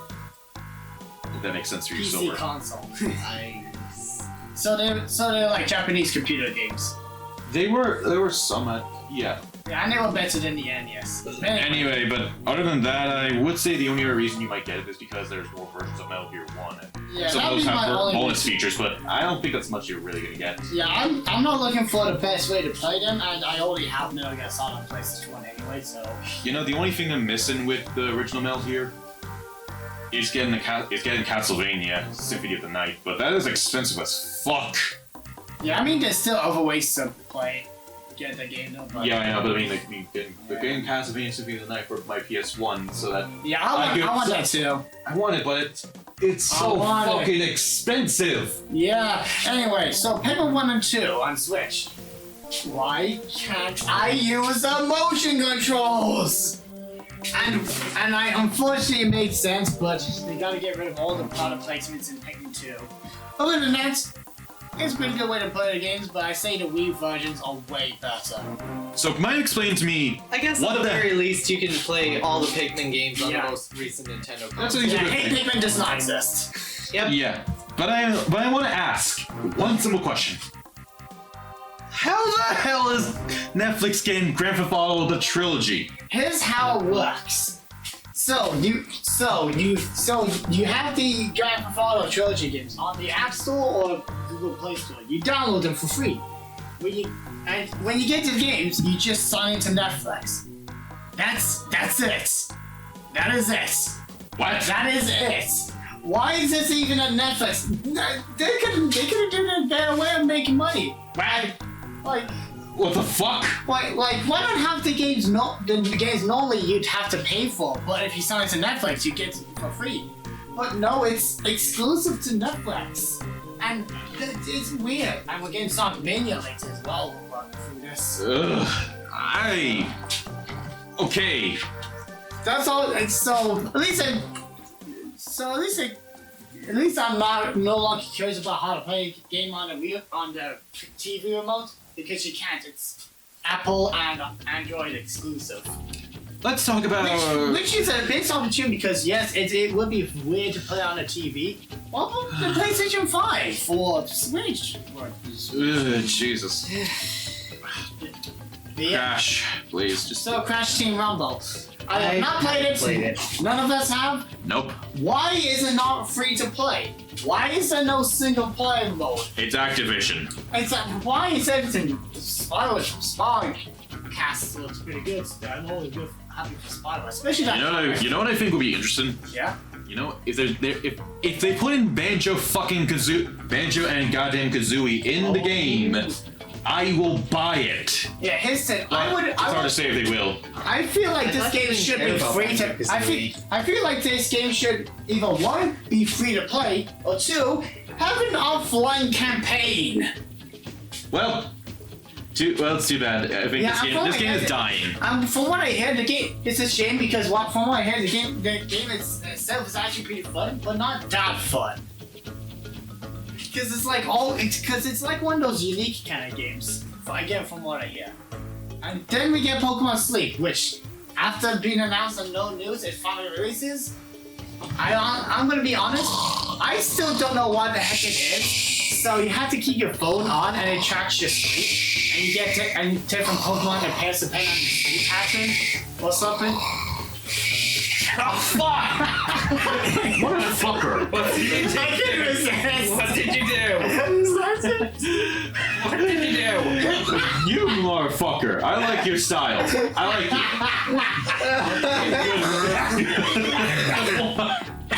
I think I'm dying.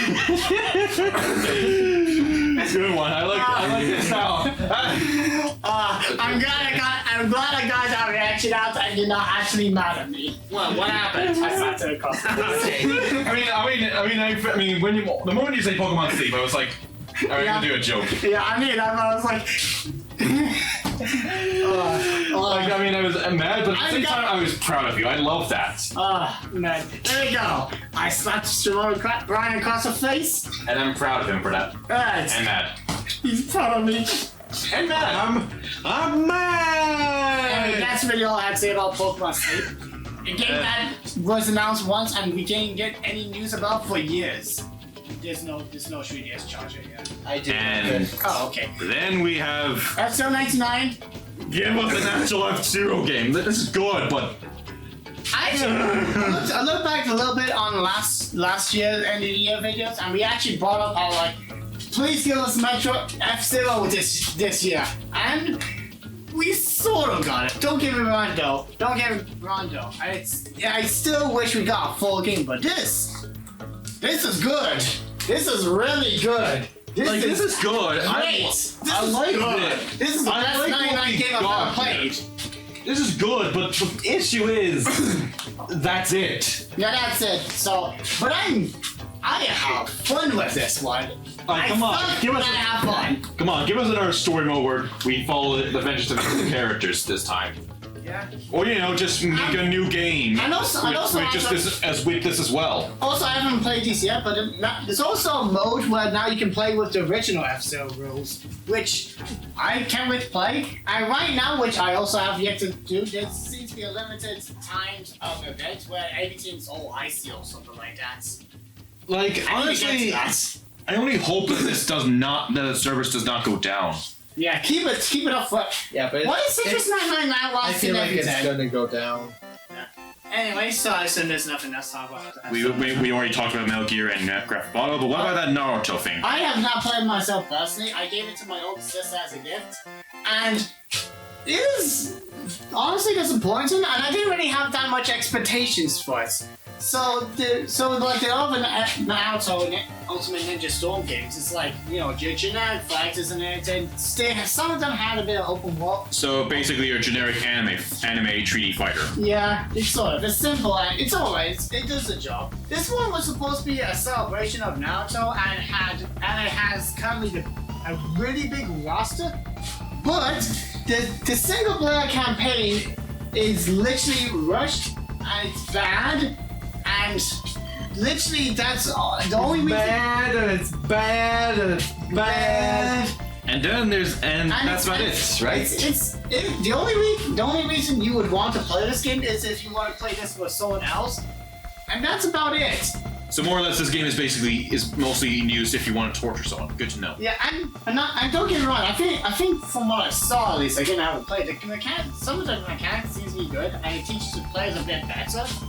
But this is a bit disappointing, even for me. But anyway, yeah. So, The Last of Us Online 9 was a 10 that I never knew existed, and Neither did I. and it got cancelled. Silver, any idea what this is? So this is the PS3 version we're talking about, right? I don't know. I don't know. The Last of Us Online getting cancelled. I didn't add it. I did. Apparently it's something that they were gonna work on, but they decided against it. Oh, so it's like a game that they were actually working on and then they canned. Yeah. I thought it was the PS3 version's online mode getting discontinued, which I think actually happened this year. Yeah. Jeez. You in there? Yep. I never experienced the online mode of Last of Us. There was no online mode of Last of Us. Alright. It was in the works, but it never. No, like the first game actually did have an online mode. Really? What were you doing there? I don't know. I didn't play it. Alright, we're going down further the list. Alright, So next up is Xbox buying Activision. Well, nothing yet has happened of it, apart from the head of Activision being fired. Get the heck out of here! you can Get the you fuck can outta here! you can get You're out of here! Yes! I remember- I'm telling you! Yeah, I get that good shot. Yeah! Fire! yeah. Watch that again! Yeah. Okay. Yes! Yeah! Okay. How did anyone actually get the PSP prices in that show, or even the cartoons? I don't know. Anyway, But yeah, yeah. nothing that comes from that yet. But I'm hoping and sensing something good of this. you know that video you showed us. Yeah, I feel like I'm this. hoping. I mean, I'm not a big Banjo-Kazooie fan. I'll make it clear. But I hope to God they actually do it. Yeah, here's my two. Do favorite, it. Here's my two favorite companies: Retro Studios and Toys Bob. It's a match made in heaven. Yeah. I mean, obviously though, What about Nintendo? Yeah, Nintendo's up now. it really depends on their actions, you know. Yeah. But I mean, there is the fact that also with Activision they also get Blizzard. Oh wait. Which Sorry. means- Sorry. Toys to Bob. What was it? Toys to Bob. Retro Studios and Insomniac. There we go. Continue. Retro Studios. Metroid Prime and Donkey Kong Country Returns. Those are And my Mario two favorite Kart. companies. And Mario Kart 7. Oh, Partially. right. Oh, but like, anyway, but I was just saying that. with the Xbox purchasing Activision Blizzard, there's a few other franchises they now have under their belt, like Call of Duty, Overwatch, World of War. Okay, yeah. Like they at least got some now other bigger properties as well. And Overwatch, maybe they could fix their shit. Considering how Overwatch has been going downhill ever since fucking like Yeah, I'm gonna say this. like ever since the 2020. Yeah, I'm gonna say this. Yes. Apart from probably a couple of projects being rushed to meet 360 and deadlines like Epic Dark Zero, I feel when we play into Better Lights, most of the stuff that's happened with Rare is mostly just because of Rare, rather than Xbox. Yeah, Because let me remind you of when I was randomly looking up the development of Banjo-Kazooie Nuts and Bolts. Even with the teams, they didn't really want to do Banjo-Kazooie 3 because they thought that people didn't want 3D platformers anymore. Bullshit! I mean, you taste it in the second game. It's just How? Look, I get that back then. Most people were probably busy with the other things, with the bang bangs and shoots. Bang, bang, shoot! And they even referenced Mario in Nuts and Bolts. That just shows that, yes, platformers are still popular. Like, I don't get it. and they still don't want to do it. Which is why I think at least shows, and at least it's understandable that at least See, it's clear that Xbox does not force their developers to do what they want. So at least it's that. I mean, don't get me wrong. There's nothing really to play on Xbox. Well, this is a chance. Except Sonic Unleashed. And there's Killer Instinct on, and there is at least Killer Instinct. Is that actually pretty good? It is the one it is actually good as far as I hear. I mean, the fact that it has very good online netcode is a real blessing when a few of the other fighting games as well did not take network online netcode really seriously. But I'm getting a bit ahead. But Yeah, so I'm hoping. Even if there was a Spell 4 in development, this probably means it's gonna take a lot longer. But please be the best video game of all time. Please. I am sending you my entire soul. I'm dead.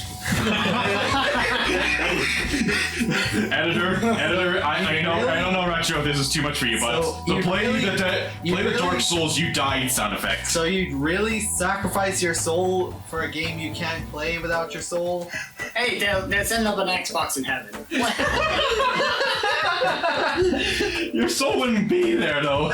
You need your soul to go to heaven. Someone make odds be like, when I'm dead, and be like, hey, at least I still get to play Spell 4. and only for your soul to be used to play Star, so you're never going to be able to play it. Either way, look, Spyro 4. I like to see at least a good Spyro 4, even if I'm not a big Spyro. But I also want to see Banjo-Kazooie fans be happy, even if I don't really give a fuck about Banjo-Kazooie. Yeah. That's where I got for it right there. Yeah. So Isn't it funny though? Actually, when you think about it, that Crash, Spyro, and Banjo-Kazooie all got bad sequels after the consoles after the next console leap. yeah, and sort of Sonic. Sonic Heroes was pretty good. I mean, like when it came to Sonic 06. Yeah, but it's a bit hard because then there's Shadow the Hedgehog. Well, Look, either way though, we finally at least get something good out. At least finally Activision Blizzard might be finally redeemed themselves now. yeah, I feel like we're finally getting some shelter after this Blizzard. I'll give you that one. I'll give you that one. Anyways, I mean, there's something else to say, I guess, right? yeah. So, The Little Mermaid, the live-action movie. Don't give him a shit! Did you talk about it earlier now? Briefly, I was. It starred Catwoman. Really? Yeah, remember Which one? Halle Berry, The the 2004 one. Oh no. No! Yes. No! You mean You can't possibly be! That's impossible! And she was also Storm in X-Men.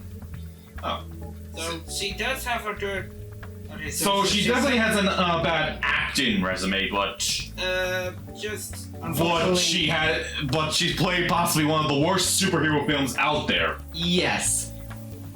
Which I also mentioned in the vlogcast. Must have forgot about that. Anyway, you watched it, didn't you? You tortured yourself to. You didn't torture yourself, but you were tortured into watching it. Yeah, keep in mind, I respect The Little Mermaid, but I'm not a huge fan of The Little Mermaid. It's an alright movie.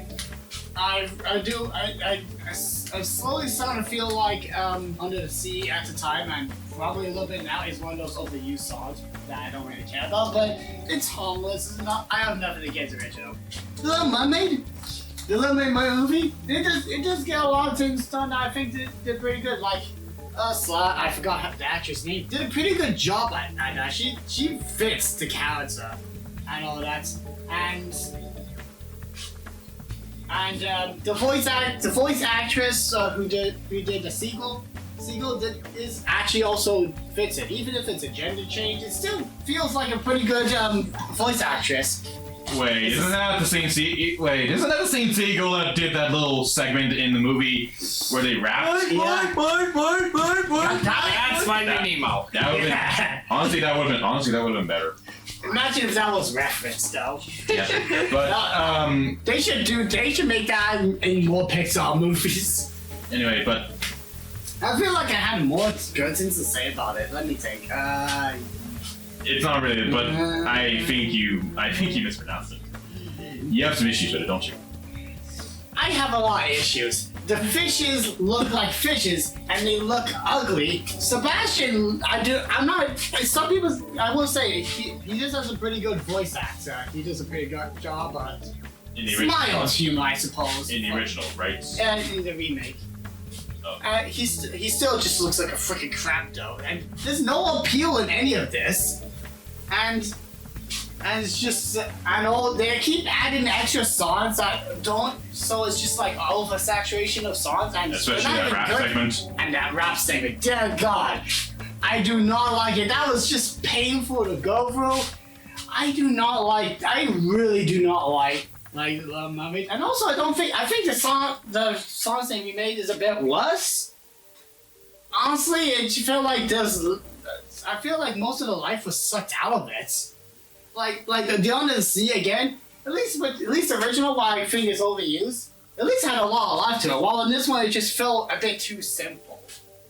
Honestly, This is better and worse than the Lion King. I will say as much. We can say as much lifeless as Lion King is, and it's still an animated movie.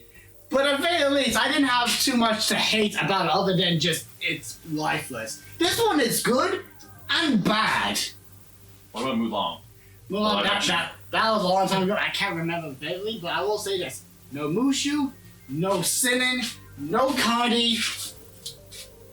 Then again, they did support. They were fine crediting a certain part of China that shouldn't have been credited. How do I put this best? You know how China is very not a great place, like concentration camps in Mulan, in the live-action Mulan movie. Huh. They credited that. Again, it's been a while since I've seen that one, and Yeah, but either way, I'm not going to talk about that because that's not the main point. But yeah. either way, though, I think I'd be fun. I think I want to watch the original animated movie first before heading straight into a dumpster fire. Mulan or Little Mermaid? I already watched Mulan. I'm talking about Little Mermaid. Yeah, Little Mermaid. I think you just. I don't know what your opinion would be, but I say there's nothing bad to say about it, honestly. Unless you have sisters, then you have something bad to say about it. If you know what I mean. I don't know. Wait, so your sisters dragged you into watching The Little Mermaid, and yet they had bad things to say about it? No, they had good things to say about it. I had that. I mean, when you're watching the original. I mean, like, little sisters, they really like it, and so it just kind of annoys you how it goes on and on. That kind of, big brother, little sisters kind of situation. Oh yeah, and there's DreamWorks other Ruby movie that came Gilman out this year. Tina Kraken movie. It's a lot better than I thought it would be. It's a pretty good movie. not much to say about it if I'm gonna be honest, but I felt like it was well written enough. I didn't want to watch it at least, but I didn't really get interested in it. So yeah, I didn't get to see it. Yeah, it's like what was it again? the Ruby Gilman. The Teenage Kraken, you know. Oh yeah, that one. Yeah, it's an awkward title to say, dog. Just say Kraken. The Kraken. Mind if I ask? Chicken Run. Is that like a game or a movie or Movie what? sequel that's exclusive to Netflix. It's a really good. It's a really good movie. Claymation does not age at all. It still looks pretty good. And the movie, I wouldn't say it's as good as the original, but they did a pretty good job with this. I was honestly really surprised. Because I was like, oh, it's going to be one of those movies where they try to catch a original. It's going to turn out like Incredibles 2, which I don't hate Incredibles 2, but it's not as good. I mean, honestly, really, I would have sacrificed Toy Story 4 just to make The Incredibles 2 actually good. Yeah. I mean, the fact of the matter is that originally Toy Story 4 was supposed to come out first, and then Incredibles 2, but they had to switch it over to the other way. Honestly, really, no, I would sacrifice. Why? Yeah, exactly. I would sacrifice taking. I wouldn't mind having a Toy Story 4 be bad. What we have is alrightish, is that I guess you could say? Mm-hmm. But I wouldn't mind just making it bad as long as I could get a good Incredibles 2. Yeah, but I would say Chicken Run Dawn of the Nugget is pretty good. I recommend you watch it, and if you haven't watched the original, you should watch the original. They're both really good movies. The Sky is Falling? That's Chicken Little, but honestly, I feel like the only person who feels like that's a pretty good movie. Alright. Don't shoot me. Alright, so most of us have already talked about it, except you, apparently. Alright, so first I'm gonna go over the 3DS and Wii U eShop being gone, which... Nintendo!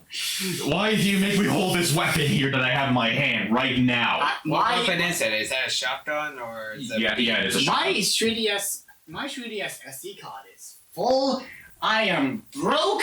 I could have been rich if it wasn't for all this crap. Half of my collection is GameStop and 3DS and Wii U games from all this. And it still loads more. I wish I was able to get I wish I could. There's like a Phoenix Wright class yeah, in which I wish I got that one as well, but I just didn't have enough money or time. And they also have a limit of how much money you can add to your 3DS and Wii U, so that was fun. I can see how much your sanity was going crazy at that point. I think GameStop. Granted, for GameStop, there was a chance to get a load of games I probably wouldn't have gotten for a while, and they were all pretty cheap. I got Doom Eternal for free, so that was fun. Yeah. I got that. I'm not gonna lie, I wish I got at least some Call of Duty games for that cheap price. And when else am I gonna get them? I actually did get CX. You can get Call of Duty games in CX anyway. Not for cheap enough. You were saying the kayaks? I did get Doom Eternal actually. Pretty good game. As I mentioned earlier, I got God of War Ragnarok, I got Bayonetta Origins, what else did I get? I got the Teenage Mutant Ninja Turtles Cowabunga Collection, Lego Star Wars Skywalker Saga for PS5. I got Xenoblade Chronicles 3. That was one game I was buying, but I didn't have enough money at that point in time. I also got Lego Batman 3 for PS4. Yeah, if I went to all the games I got, it'd be a very long video. Yeah. Well, so right. Yeah, I am. And I also got a new 3DS XL capture card, so yeah, I get to play in 3D again because my capture card was a 2DS for about 5 years or so. and I'm guessing this part is similar to this part there. No, that is a whole different situation. But it was because the eShop was closing now, so I felt like I had that. This is a whole story. Alright, a long time ago, dinosaurs rolled me off. Did I do a pretty good voice? Sorry, say that one more time? Okay, a long time ago, I had a 3DS. I had like a different username account. Well, it's mostly. Oh no, sorry. You need to do the accent while you're doing it. Long time ago, dinosaurs rolled me up. There wasn't any people around, just dinosaurs. Life was shameful. And then along came the asteroids. But goodbye, dinosaurs. But wait, all the YouTubers weren't gone. Once they merged and shifted and evolved into couple intelligent. Anyway, so what? Long while ago, I had the 3DS. I had like a different account, and when I got the Wii U, for whatever reason, I couldn't sync the 3DS up with the Wii U. I don't know why. So the 3DS and Wii U had like different accounts. The Wii U was when I got my Retrominimii name. Hello. Cool. So when I was on Miiverse, and I was like, hey, I'm gonna post some 3DS pictures on Miiverse. Well, I just couldn't do that. Wait, is that how you got banned? No. I got banned because I mentioned my YouTube channel. Yeah. It's like, oh my god. We're gonna talk about that sometime soon. So, no, we're not. And, No, we're not. God damn it. Anyway. I was thinking, maybe I should just make a new account on the 3DS so I can actually post pictures. But there's only one problem. You can only have one account on your 3DS. Then as like a, I don't know, dumb 16-year-old or something like that, whatever the age I was at the time, I decided, what if I backed up my save data on the SD card, and when I put it back in after I deleted everything on 3DS, I would keep that. Apparently that was not the case, so I essentially deleted my whole account and lost everything. And that was gonna be the end of it. The stupid me. And so yeah, that was gonna be the end of that. But no. And then my mom somehow wrote an email complaining. She literally just calls herself the Irish Mammy or something like that. What? I don't know. So found a way to try to get that, and somehow got my account back. I don't know how they pulled it out of the shredder, but somehow my account was back. But for whatever reason, I could not log into my account because it was still assigned to a 3DS. And I just assumed because this situation is very rare and normally you would never be able to do that, I just assumed my account would be just lost fooling around. And so I did nothing for about years until the eShop was closing down, and I was like, maybe I should actually try to contact Nintendo. So I was like, hey Nintendo, there was a whole situation, so would it be okay if the account made accounts so that it wasn't on the 3DS and I could log in? And it was like, oh yeah, sure, it's really possible for that to happen. It was that easy. I could have just sent one email and they would just be like a boop.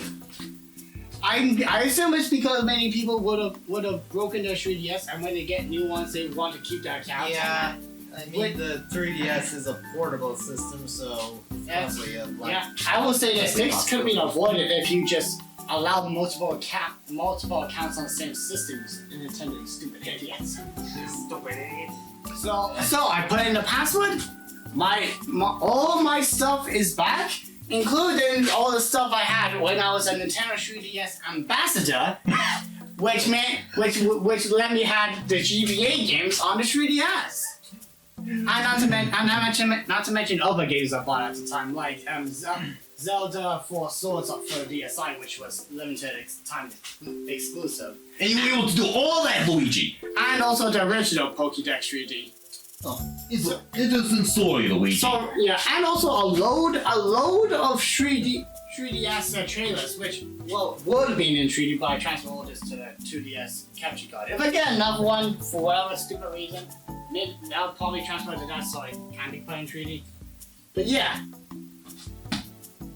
that was the story of me being an idiot and somehow saving all my stuff. And now I have 2 accounts. You proud of that? I don't know. So, next one. I still no one has anything to say on that topic. The Wario thing? I also got a few games off the Wii U. In fact, the only reason I got a Wii U in the first place is because the shop was closing down. So That's the destroyed Twitter. So yeah, I think I mentioned last year I got a bunch of Mario games and I got the 2 N64 Zelda games. I haven't played them yet, but I just thought, I might as well get them. So Definitely Majora's Mask is worth it because of how pricey that is. Yeah, got it for €10. Yeah. So is that it? Yeah, that's about it for that. So We already talked about the Mario actor, didn't we? Yeah, so Wario. Yeah, we did. So WarioWare Move It. I've not played it. I have ordered it, so it'll be arriving soon. But it's from looks of things, it's WarioWare's Move Moves, which is objectively the best WarioWare game of all time. So we gotta actually play that, and we're gonna play this one. I'm looking forward to playing it. Honestly, it looks like WarioWare goodness again, which is actually kind of nice after WarioWare Get It Together, WarioWare Gold, Game of Wario. Now that I think about it, WarioWare's Move Moves was pretty much the last really good WarioWare game. Was that the one on the Wii? What? Yeah. Turn it off. So it was the one that Yeah. you got me for Christmas. Oh. You okay, guys?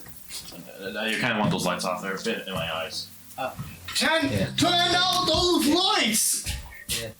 Sorry, I got WarioWare instead of you, Shimoda. Yeah. It's fine. I mean, it's a game I already have. Smooth. Yeah, it's alright. Yeah. You don't apologize. I wish I kind of realized I could have kept it for myself at the time. Anyway, so anything else? Do you not have it, Retro? No, my sister has it. I see. Yeah, it's You know, really annoying. You were talking about, this is the best WarioWare game ever, and you said you don't have it. I was like, wait, what? Yeah.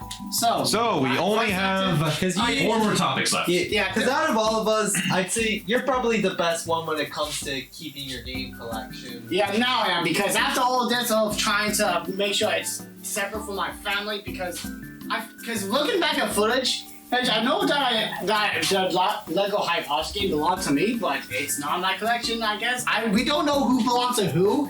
But anyway, yeah, I know. It's 650. Yeah, I know.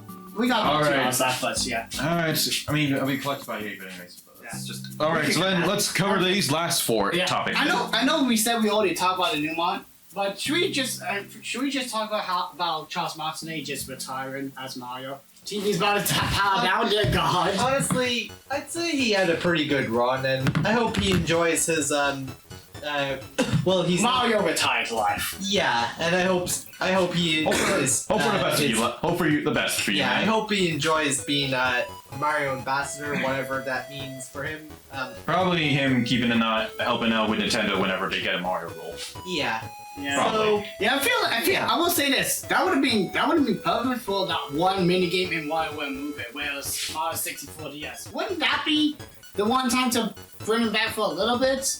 Maybe just reuse voice clips, really. Or something like that. I don't know. It's nothing against a new Mario voice actor, but it's weird when what I'm looking at and what I'm hearing doesn't seem right. It's kind of like that. I get what you mean. Kind of like that competition mode in Sonic 3 on Sonic Origins, where everything's normal sprites, but the physics aren't the same. Well, I mean, as much as I think but I think we agree. New Mario voice actor is doing a good job so far. And at least it's nice that Charles Martinet is going to be taking a break from Mario.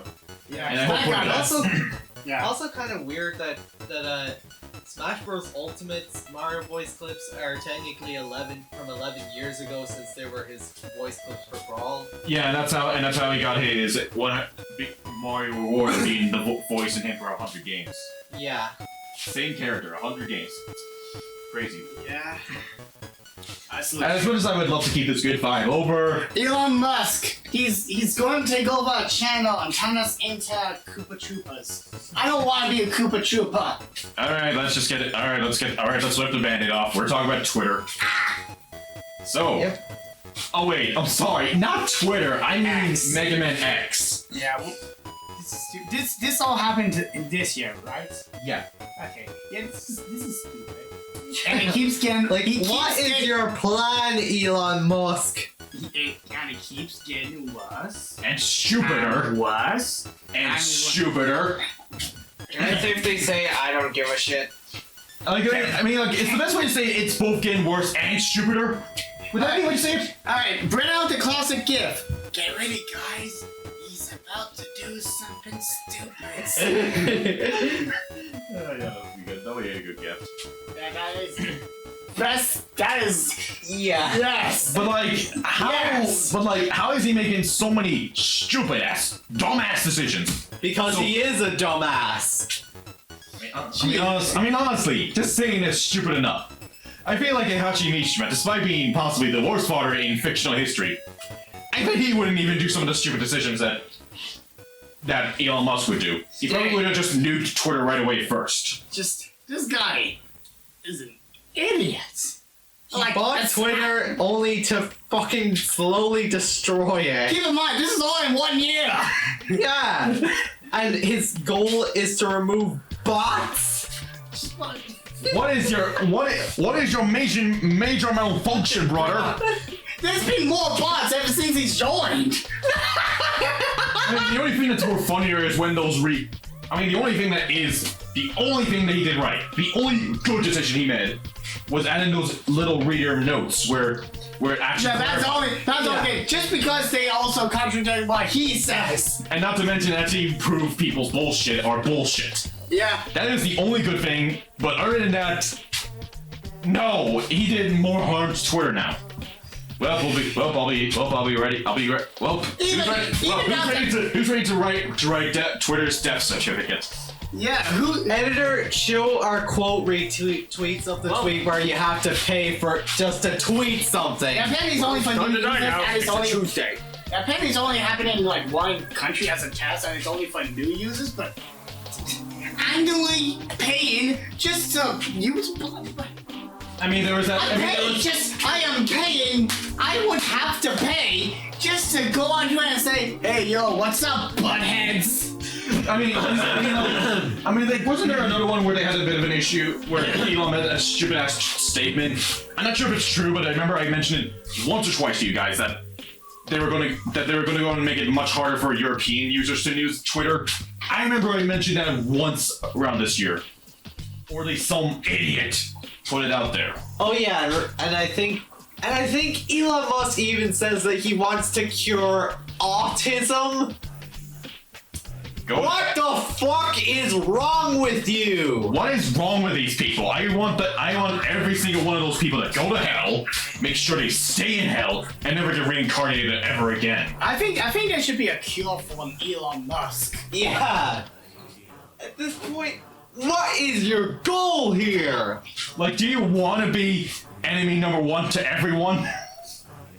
Or no, idiot number one, imbecile number one to everyone? This is a character you just cannot write. Like, what is wrong with this man? Like, seriously, even the Facebook guy is not that bad. He's just only an emotionless robot, really. That's it. No, Elon Musk is a boss. I mean, he fails as one as well if you think about it. Nick, he is an AI. No, he's a goddamn alien. That is what he is. No, that's an insult to aliens. He's an AI. Yeah, but that's also an insult to robots as well when you think about it. AI's basically, we're insulting in the Reploids and Tau and Eldar because of this fucking idiot. Oh yeah, even Sigma would be baffled by this crap. Exactly, that's what I mean. I mean, seriously, it sounds so stupid to say, but I feel like the guy from Elon Musk makes the CEO of Facebook look better. And he's not that great either, but still. How do you do in this, Elon Musk? You dumb piece of shit fuck. Yeah, I really hope, I hope that someone takes over for Elon Musk before Twitter does go away, because I don't think I'd be able to go anywhere else afterwards. I mean, I'm not gonna stay after the whole payment thing, because dude. No. But there's a lot of people I really enjoy interacting with on there. I mean, honestly, there are some people I really would hope to interact with, but I know very well that Twitter is but now Twitter is going downhill. Oh boy, I just rejoined Twitter, by the way, this year. Yeah. Right. So our conclusion. Fuck Twitter. Fuck you, Elon Musk. Yeah, Twitter has this option where you could call someone. Oh, wait, what?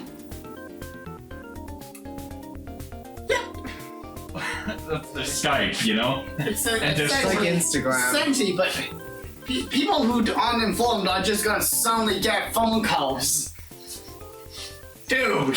So, before we talk about the big one of this year for us, can we talk about the Game Boy on the Switch? Sure. Or do you have any more conclusions on musk of ill. Let's get away from this musky guy. Let's get away from Moose. Let's get away from the Knights of Nick. The Knights of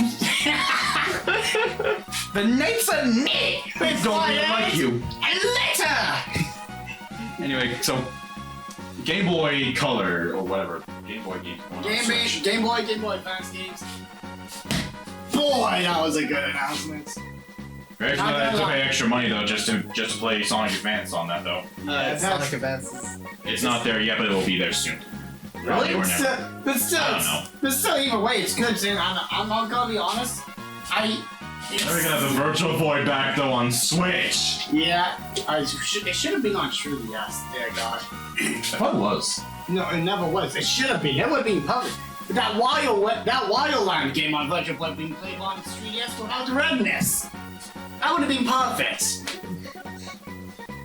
Honestly, I guess it's a good thing that Game Boy is on the Switch, but All I can say is this: it's a very convenient way to play the multiplayer games. Even if you don't have to pay extra. And that could be Tickle Tumble game is a lot easier to play on that because there wasn't any other way to play it other than original hardware. So yeah. And please put the Pokemon games on there. That would be amazing. alright, 7 o'clock. 7 o'clock. Sorry, I had to say that. 7 o'clock. Okay, and finally, the #1 timer joins Blood Productions. This is not being uploaded on Blood Productions, by the way, but he's joined Blood Productions. Yes, it was an interesting. I wouldn't say this much. I really like the guy. He's really great company, and it's interesting with some of the things that all of us can now come up with along with him. Yeah. Some of our unique golden moments. Yeah, it's unfortunate that whenever we do talk to him, I personally can barely hear him with the microphone, which I feel bad about. But how are you guys have better hearing than me? I guess. I'm sorry, but I also have that a bit sometimes. But I kind of sometimes hear it, and sometimes I have to guess it. Yeah, sometimes I can't really hear. Yeah. But regardless, he is a great fun, great guy. He didn't make any videos this year, but the videos he made in general, he is great, and you should watch those videos, particularly the Batman and Robin one and the you should see some of the edits he has done for Blood Productions as well. Yeah, he goes and above and beyond. and there's some amazing thumbnails he's done as well. Yeah, he is a wealthy addition to Blood Productions. Yep. So yeah. Alright, so one more question before we go forward. So, do we want to talk about the suggestion, or do we head straight and talk about our videos that we've done this year? I'm gonna say maybe the Ultimate's 5-year anniversary. Its own broadcast. Yeah, there's also the upcoming stuff next year, but I feel like maybe we should leave that to last. Yeah, we can talk about Smash Bros. Ultimate being its 5-year another time or not. Yeah, so anyway. So, who wants to talk about their videos first? I'm going ahead. Oh, really? Yeah, screw off, you guys. Oh no, you don't. I'm calling next. No! I'm gonna go first. No, I'm going to go first. Sledgehammer. Okay, I said I'm calling next. Okay, I call second. I call second. I said I called next. No, I call second. Alright, called so next. So I was not first. So I was not able to show it off in the last end of the year video, but here is the Sonic Forces thumbnail. As you can see, it looks pretty. I'm gonna be honest, a bit alright. I asked for squares and I got bubbles. Bubbles! I do like the avatar though. So And I like how you're just going like, what? Or honestly, it was supposed to be the whole poster fighting. I'm not gonna lie, I'm not sure where the hand was going. But yeah, overall. Why does this look like a Danganronpa Beach Tree kind of like thing? Yeah. Anyway, but it's pretty alright. Alright. So right after that, I got COVID during the first couple of weeks of 2023. Same here.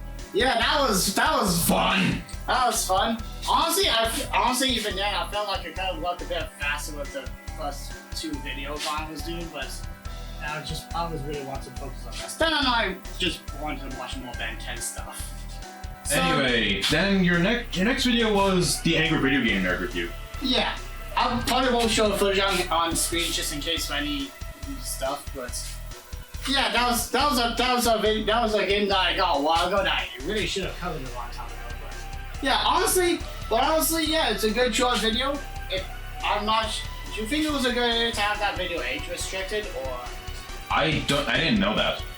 Oh well, it's age restricted. Why so? I felt like it was because I didn't want to bother censoring all the stuff that was in that. Fair enough. Like all the balls and nut sacks. I mean, I guess that's kind of gonna come to the territory when you're talking about. And let's not forget about the Atari level. Oh yeah. Oh yeah. Actually, the AVGen recently made that video public, but it's heavily censored. Trust me, you're gonna want to watch it. It's laughably censored. He knows what he's doing. So he meant two versions, huh? He meant a second version. Yeah, the other version is not on YouTube. Or at least not on his official channel. Man, I thought it was. I think it was though for a while. It probably was, but they probably got removed at some point. Anyway, but so yeah, that was a short video, and honestly, I still feel like it was a pretty good game. I kind of wish I got on the consoles, but yeah. well, you at least finally got that review done. And then, I actually did get the game on the Wii U. Yeah, you did. The first one anyway. The 1 and 2 Deluxe is the better version. I'll say that. I will say though, like, you definitely went. Well, there's no thumbnail special for the Angry Video Game Nerd review, but you do have one for your season 5. Yeah, it's a pretty good one. Made by Doc Wen, I think that's the name. I was going for a lot of Sonic, but it turns out to be half Sonic and half Pikmin, so it's actually kind of funny. Just look at Lucario X and Shao ZBA. Honestly, I kind of wish that they did me in my silver form, but Yeah, probably. Sorry about that. It's okay. Well, that works. Probably just a note for whoever's doing the end of the year this thumbnail.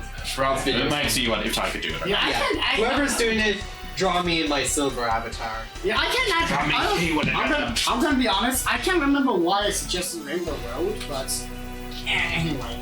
Next up is your guild review. Yeah, Gilmore Girls, the review.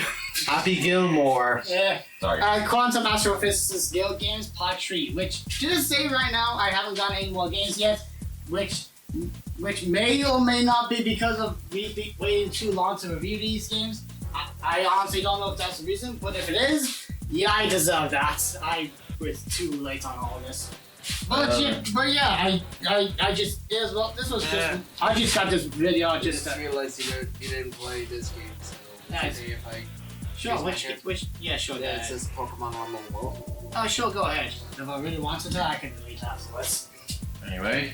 So yeah, that was a short video. I don't blame it for not getting much attention, but yeah, there wasn't much really for me to talk about. I thought the Donut Puzzle one was alright, and the card game could have done a lot better, but yeah, and not to mention, I do feel like I feel a lot better about recording on my new laptop at the time because when I had first recorded earlier, it was on my old laptop and it was laggy as heck. I guess, is that about it? That's all the videos I've done. No, but like, yeah. That's all I have to say about it, unless you guys have anything to say. Not really. Although, GoldenEye. And then, yeah, GoldenEye. That was a game.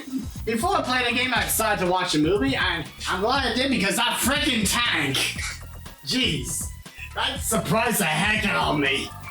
I was like, this would be funny if the tank was in the game. The tank's in a freaking game. It controls a little bit like crap, honestly, but you can just squash people and everything. This is more violent than Mortal Kombat. So yeah, I will say I'm not that. I will say I do like the little intro I made at the start, and there's not too much for me to say about it. I think with N64 games I struggle to balance of what lighting to use because it is really weird. Please, someone give me advice on this, please. But yeah, I did enjoy a bit of making that review and everything, and I really liked the thumbnail. Okay, it came out pretty good. I'll be honest, like, it kind of makes you look a little silly. I think it kind of fits. Yeah. I do like at least how they incorporate a bit of the idea of the iconic intro here. Yeah. You know how like with the gun spiral, or you know like how. Yeah, the gun barrel, I think it's called. Yeah. Yeah. And I like how just blocky that gun is. Just look at that thick. It's Bulk. it's bigger than the handle. You know Is what I that think? You handle? know, I just wonder, like what? Like, were you supposed to look like one of the characters from Men in Black? You know, like the movie? James Bond and Black. I was a bit of both. They both Yeah. had the same kind of suits anyway. Yeah, but I mean, I think it's just the glasses, even if it Yeah, is I'd actually say. the mean glasses. Hey, Okay, that's well, never mind. 0 out of 10. You use the mean glasses. I'm joking, but yeah. Yeah, I did these glasses. For those who don't know, I went to Comic-Con one point. I got Pixar glasses. They look cool on me. Yep, they look cool. And they look They're cool on alright. me. And then I did an April Fool's video for Nintendo eShop closing down. Oh yeah, I remember that classic. I'm really proud of that joke he did with the Pokemon games. I was like, I gotta do with the Cry Your Chest and Meatball. And I am so glad at how that came out, honestly. I wanted it perfect. It came out perfect. The sound effects were perfect. I know my dad was right there when I was doing it, so I'm pretty sure he was just confused. Give him my hand to do a few additional takes. I do feel like it could have done a bit better because it was a bit rushed on, improvised. Yeah. And then there was Perfect Dark, which, so to my surprise, it's probably the best Nintendo 64 game first-person shoots on the Nintendo 64. It is actually pretty good and innovative. You can do a co-op And mode one of on your it. most viewed videos. Hmm? And your most viewed video this year. One of. So yeah, people really like Perfect Dark. Dear God. So yeah, I really like how I kind of done with this one, honestly. And yeah, I suppose there's not really much for me to say about it. I was impressed at how good this game was, even though I suck. Okay. And I do a bit like the thumbnail. I like the suits I got. Just getting the time out for me. Yeah, honestly, I don't because Naya didn't play the game. She didn't really have much of a clue how to do the background. So that's supposed to be the building, by the way, in the first level. So there's that.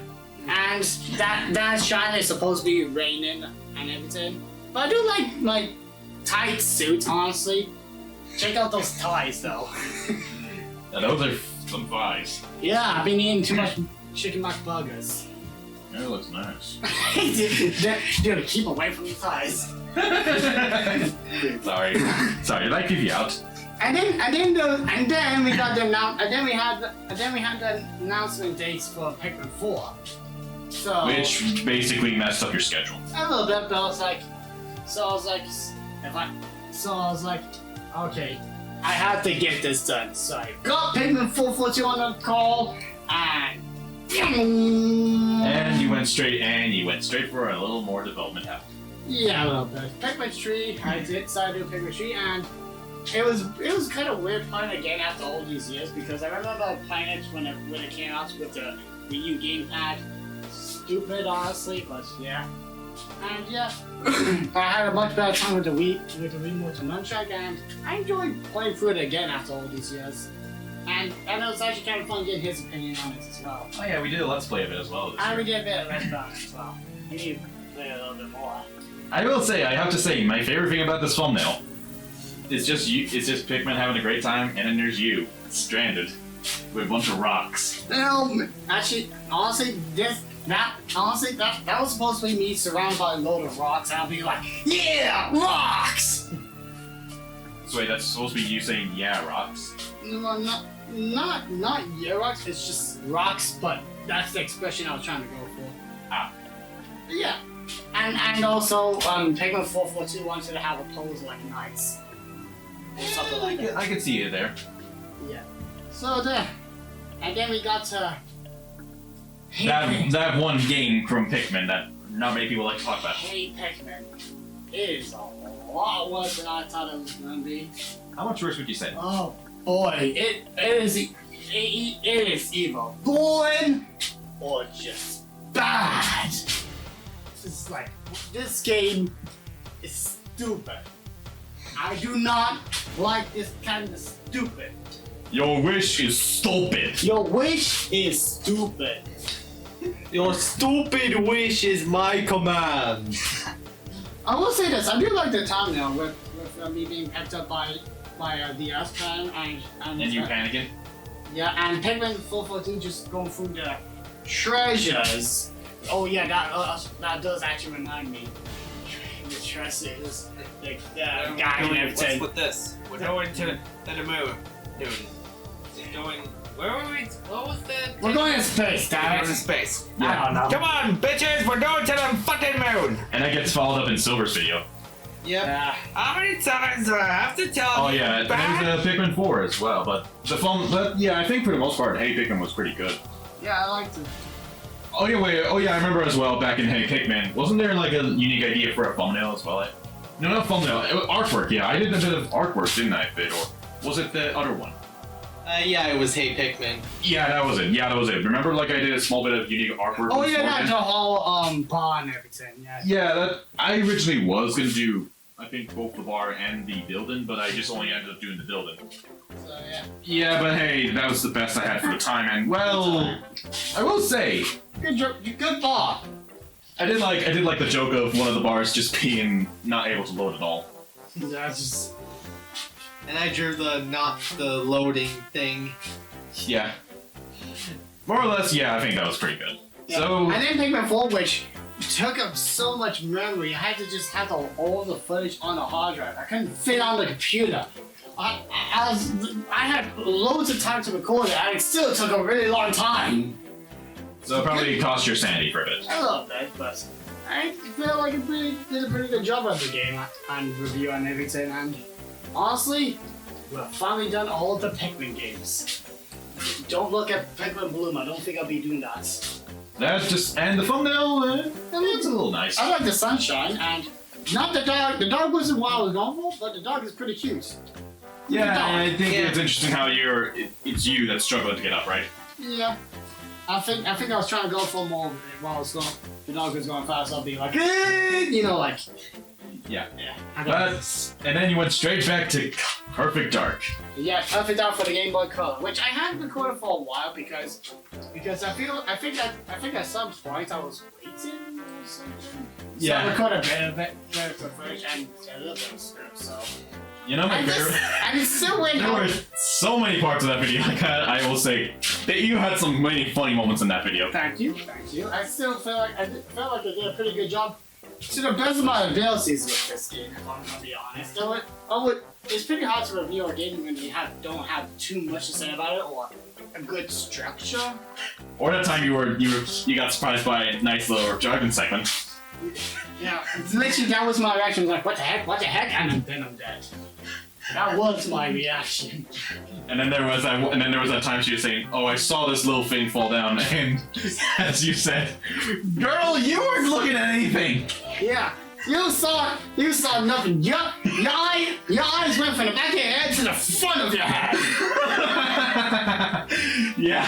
Yeah. So yeah, I feel like it did a pretty good job for what I did. And the thumbnail is just perfect. Yeah, the video did come out. Did take a long while before it came out. So I was real life was really busy, and I'm not very happy about all that. I feel like all these videos could have come out a lot sooner if it wasn't for all the real life stuff.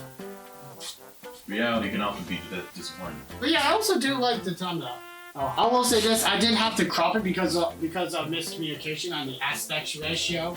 So the aspect ratio was literally So Game it's a Boy bit bigger Color than size. what it's supposed to be. Yeah, but honestly, yeah, I really like it. Maybe you should show the bigger version to viewers if you want. Yeah, I will. Alright, Two-Face.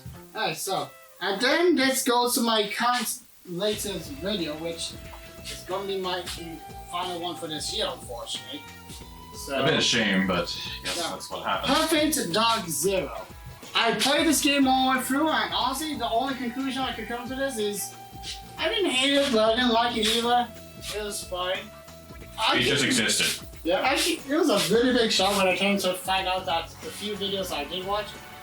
At the time, people thought it was a pretty good game, but as it gets older and older, people really despise this game. Like mostly because it's a product of its time when it during the time when everything was trying to be dark and edgy and unoriginal. Literally, Banjo-Kazooie Nuts and Bolts era. So, is that about it? That's all I can say about this game. Something, I guess. Yeah, I'm still I still don't know when the new Perfect Dark reboot is coming out. I did all this with the intention that this game may be coming out soon or something like that. It's been like 4 years or something like that. 5 years probably. Antonio, yeah, I really liked it. Can you see the if you slowly see you can see Joanna Dark without the wig on in the background. She looks like an Eggman. Okay, I see it, yeah. And so yeah, I really enjoyed it. Oh yeah, and also this is China.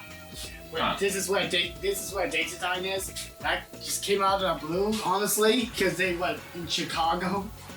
I see. So what? Yeah, I really like this time. Well then, is that it? And yep, that's about it on my side. All right, then allow me to take over next because my list is short. That's something Okay. else. Alright. Oh, okay. Yeah, mine is a bit short to go for. Okay.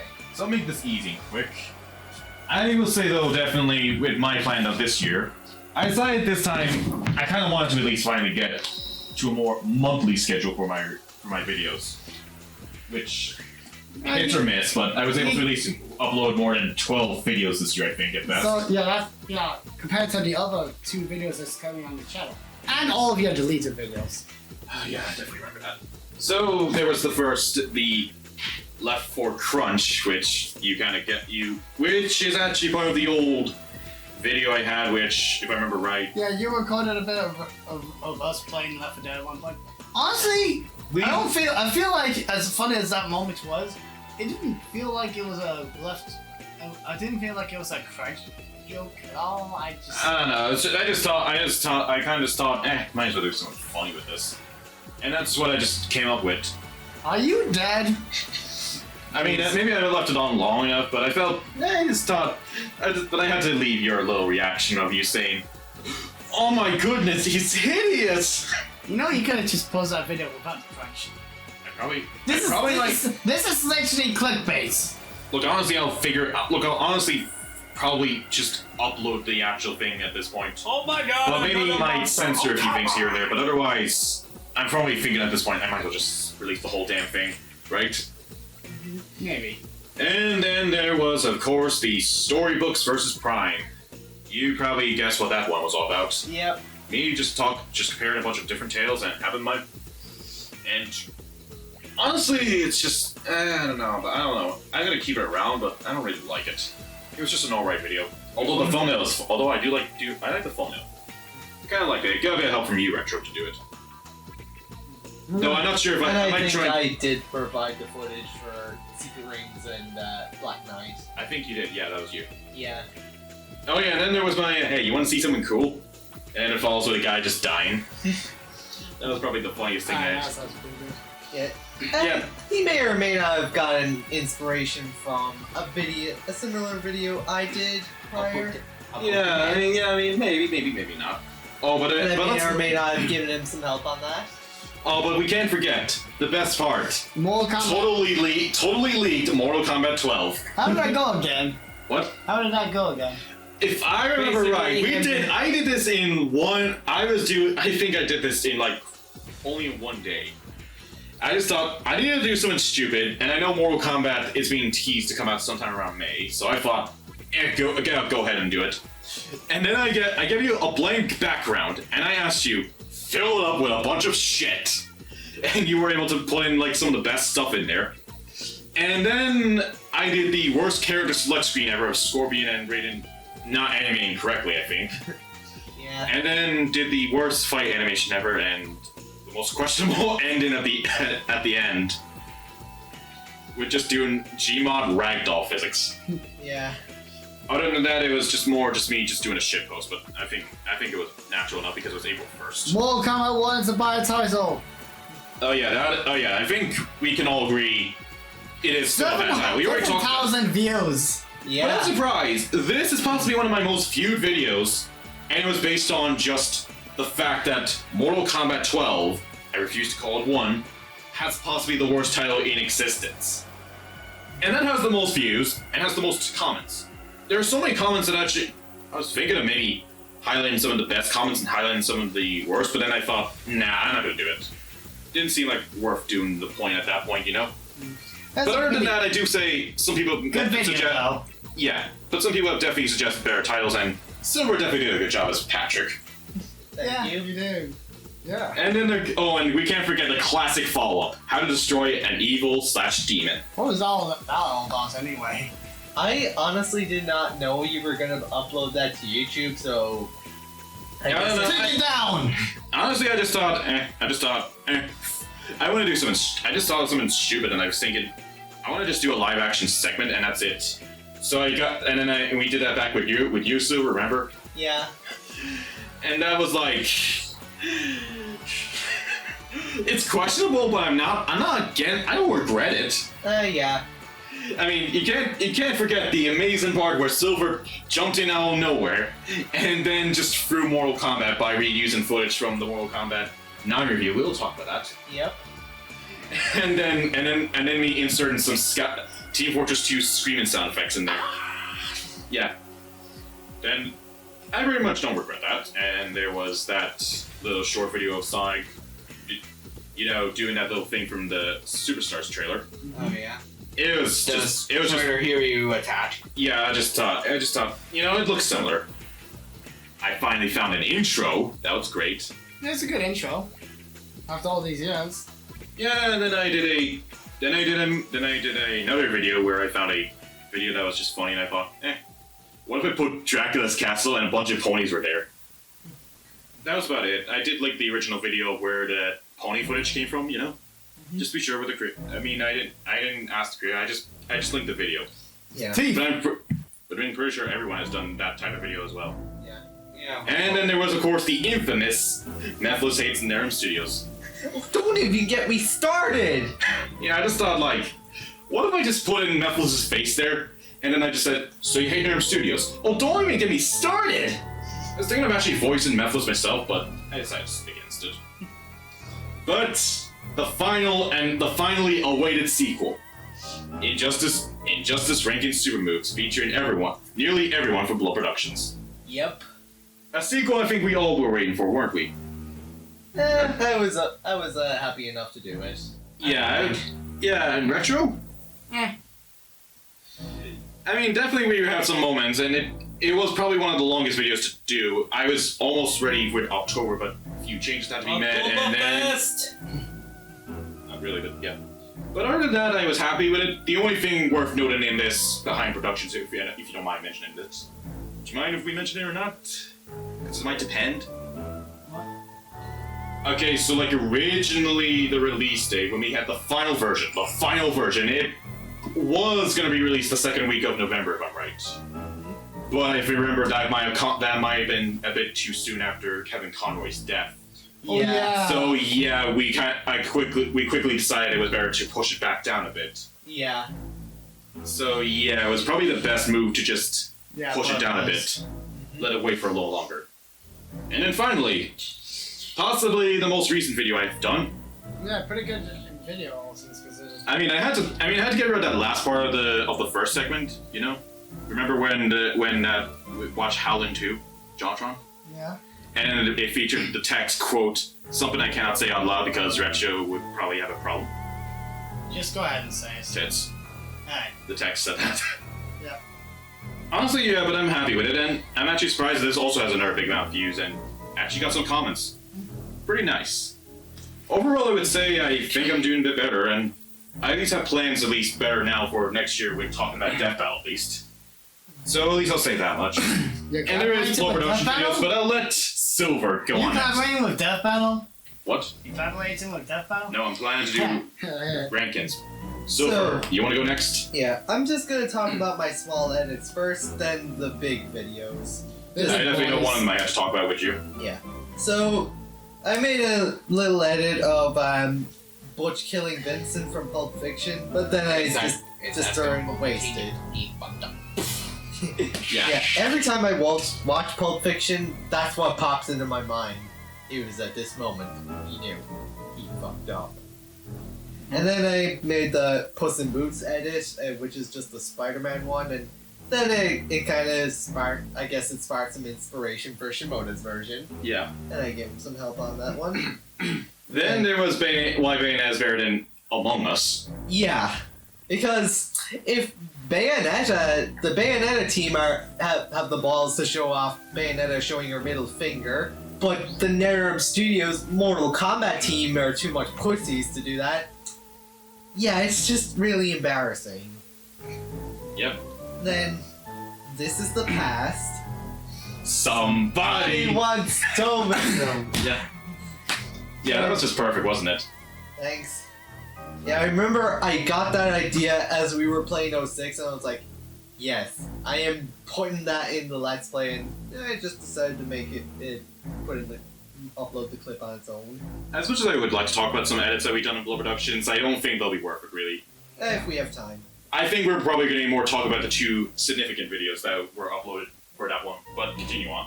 Where's my My controller button buttons, I buttons. guess, was technically Shimoda's idea, since he put it in as an edit for... Yeah, I did that in there, but the lip sync And was a then- bit off, so Silver took Yeah. over. Yeah, I decided to Even- try and fix up the lip syncing, and I threw in the Spider-Man theme from Marvel vs. Capcom. Not to mention the controller. Yeah. Yeah, that was good. That was surprisingly good edit. You even put in sound effects as well. Yeah. And Sonic Asks Shadow for a Source was actually something that was recorded months and months ago before, or maybe even a year before it was even released. I was just too lazy to upload it, I guess. And hey, it features me. Yep. My sources that I made it the fuck up. And should we leave that that second last one with the Mortal Kombat segment, or? Yeah, it's a deleted scene. Yeah, we'll talk about that when we talk about Mortal Yeah. Kombat. And my last edit of the year before I made my last big video was Ishiki, get the car. Yeah. Just after playing Yakuza 0, our second Let's Play, and we just went and yeah. Yeah, my reviews. So the first review I did for the year was Bayonetta. I think it was a pretty good one.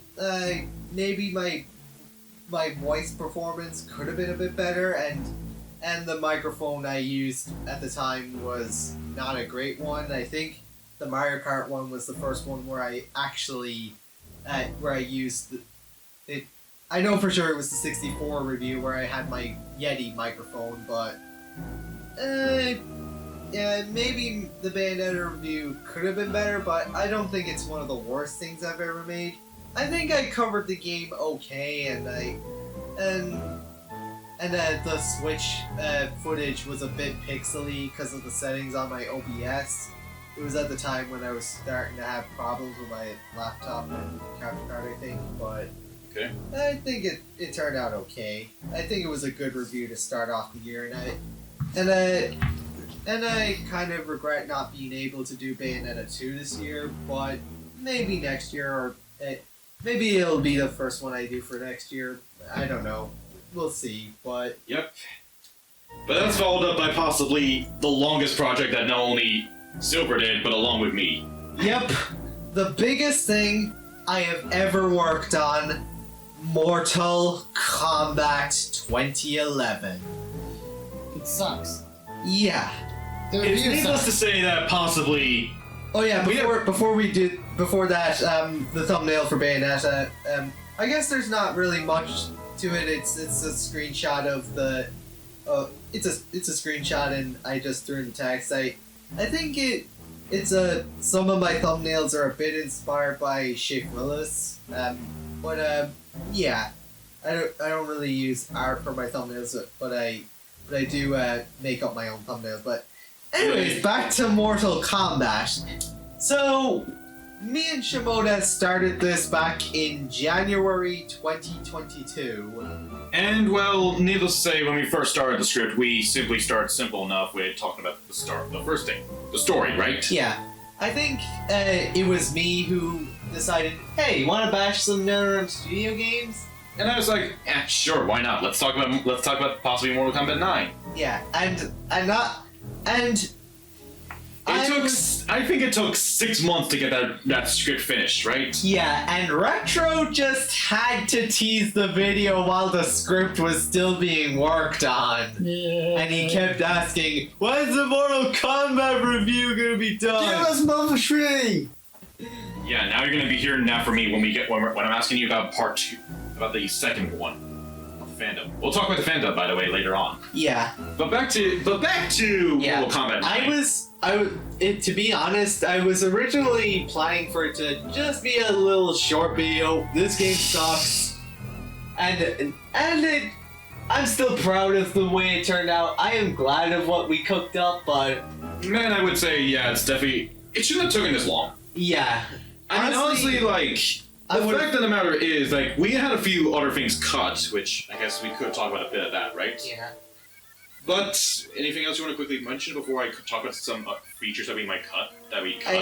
I think maybe we could have cut the villains part, because as cool as it is, I think the video was just going on for dragging on by that point. I mean, yeah, I think I understand that segment was too long. I think really we should have shortened it down and we should have just shortened it down.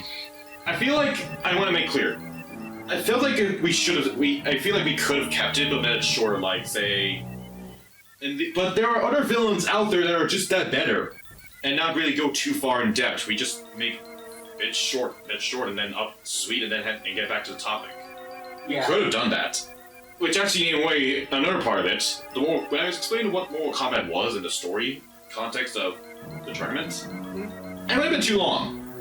But it was worth it for the goddamn. It was worth it for the goddamn dishwasher. Yes.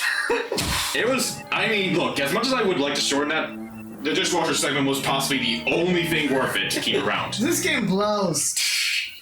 We'll get to that This soon. game blows. But yeah, in the end, we spent over an hour just bashing the story. Yeah, I mean, no doubt the story was possibly one of the worst parts about it. Yeah, But I feel like it gets worse a bit. Yeah. Maybe. And then the gameplay, we bashed the animation, and We couldn't all right, let me talk about some cut stuff, right? We originally had more plans of talking about the animation, but as we felt, the script was taking too long. We need this video, we need to start working on this video. Silver and I, we want this video done sooner rather than later. We said, screw it, let's make a quick slideshow segment of showing how bad the animation was. yeah. Even so, I feel like that was the best course, because maybe whenever we do another Nerd Studio review, we might go more in detail about the animation. Oh yeah, and speaking of that villains bit, you did, I think you were in your, correct me if I'm wrong, but you were into your Danganronpa phase at that point? Oh yeah, right. Yeah, I remember that. I did say I could have edited a bit of the Danganronpa stuff, but I just didn't get to it because I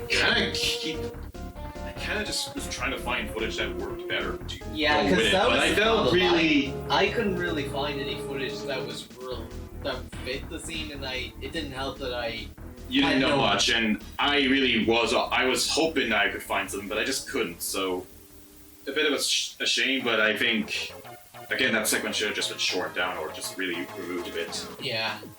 But overall, I am still really proud of the review we made, and Yeah.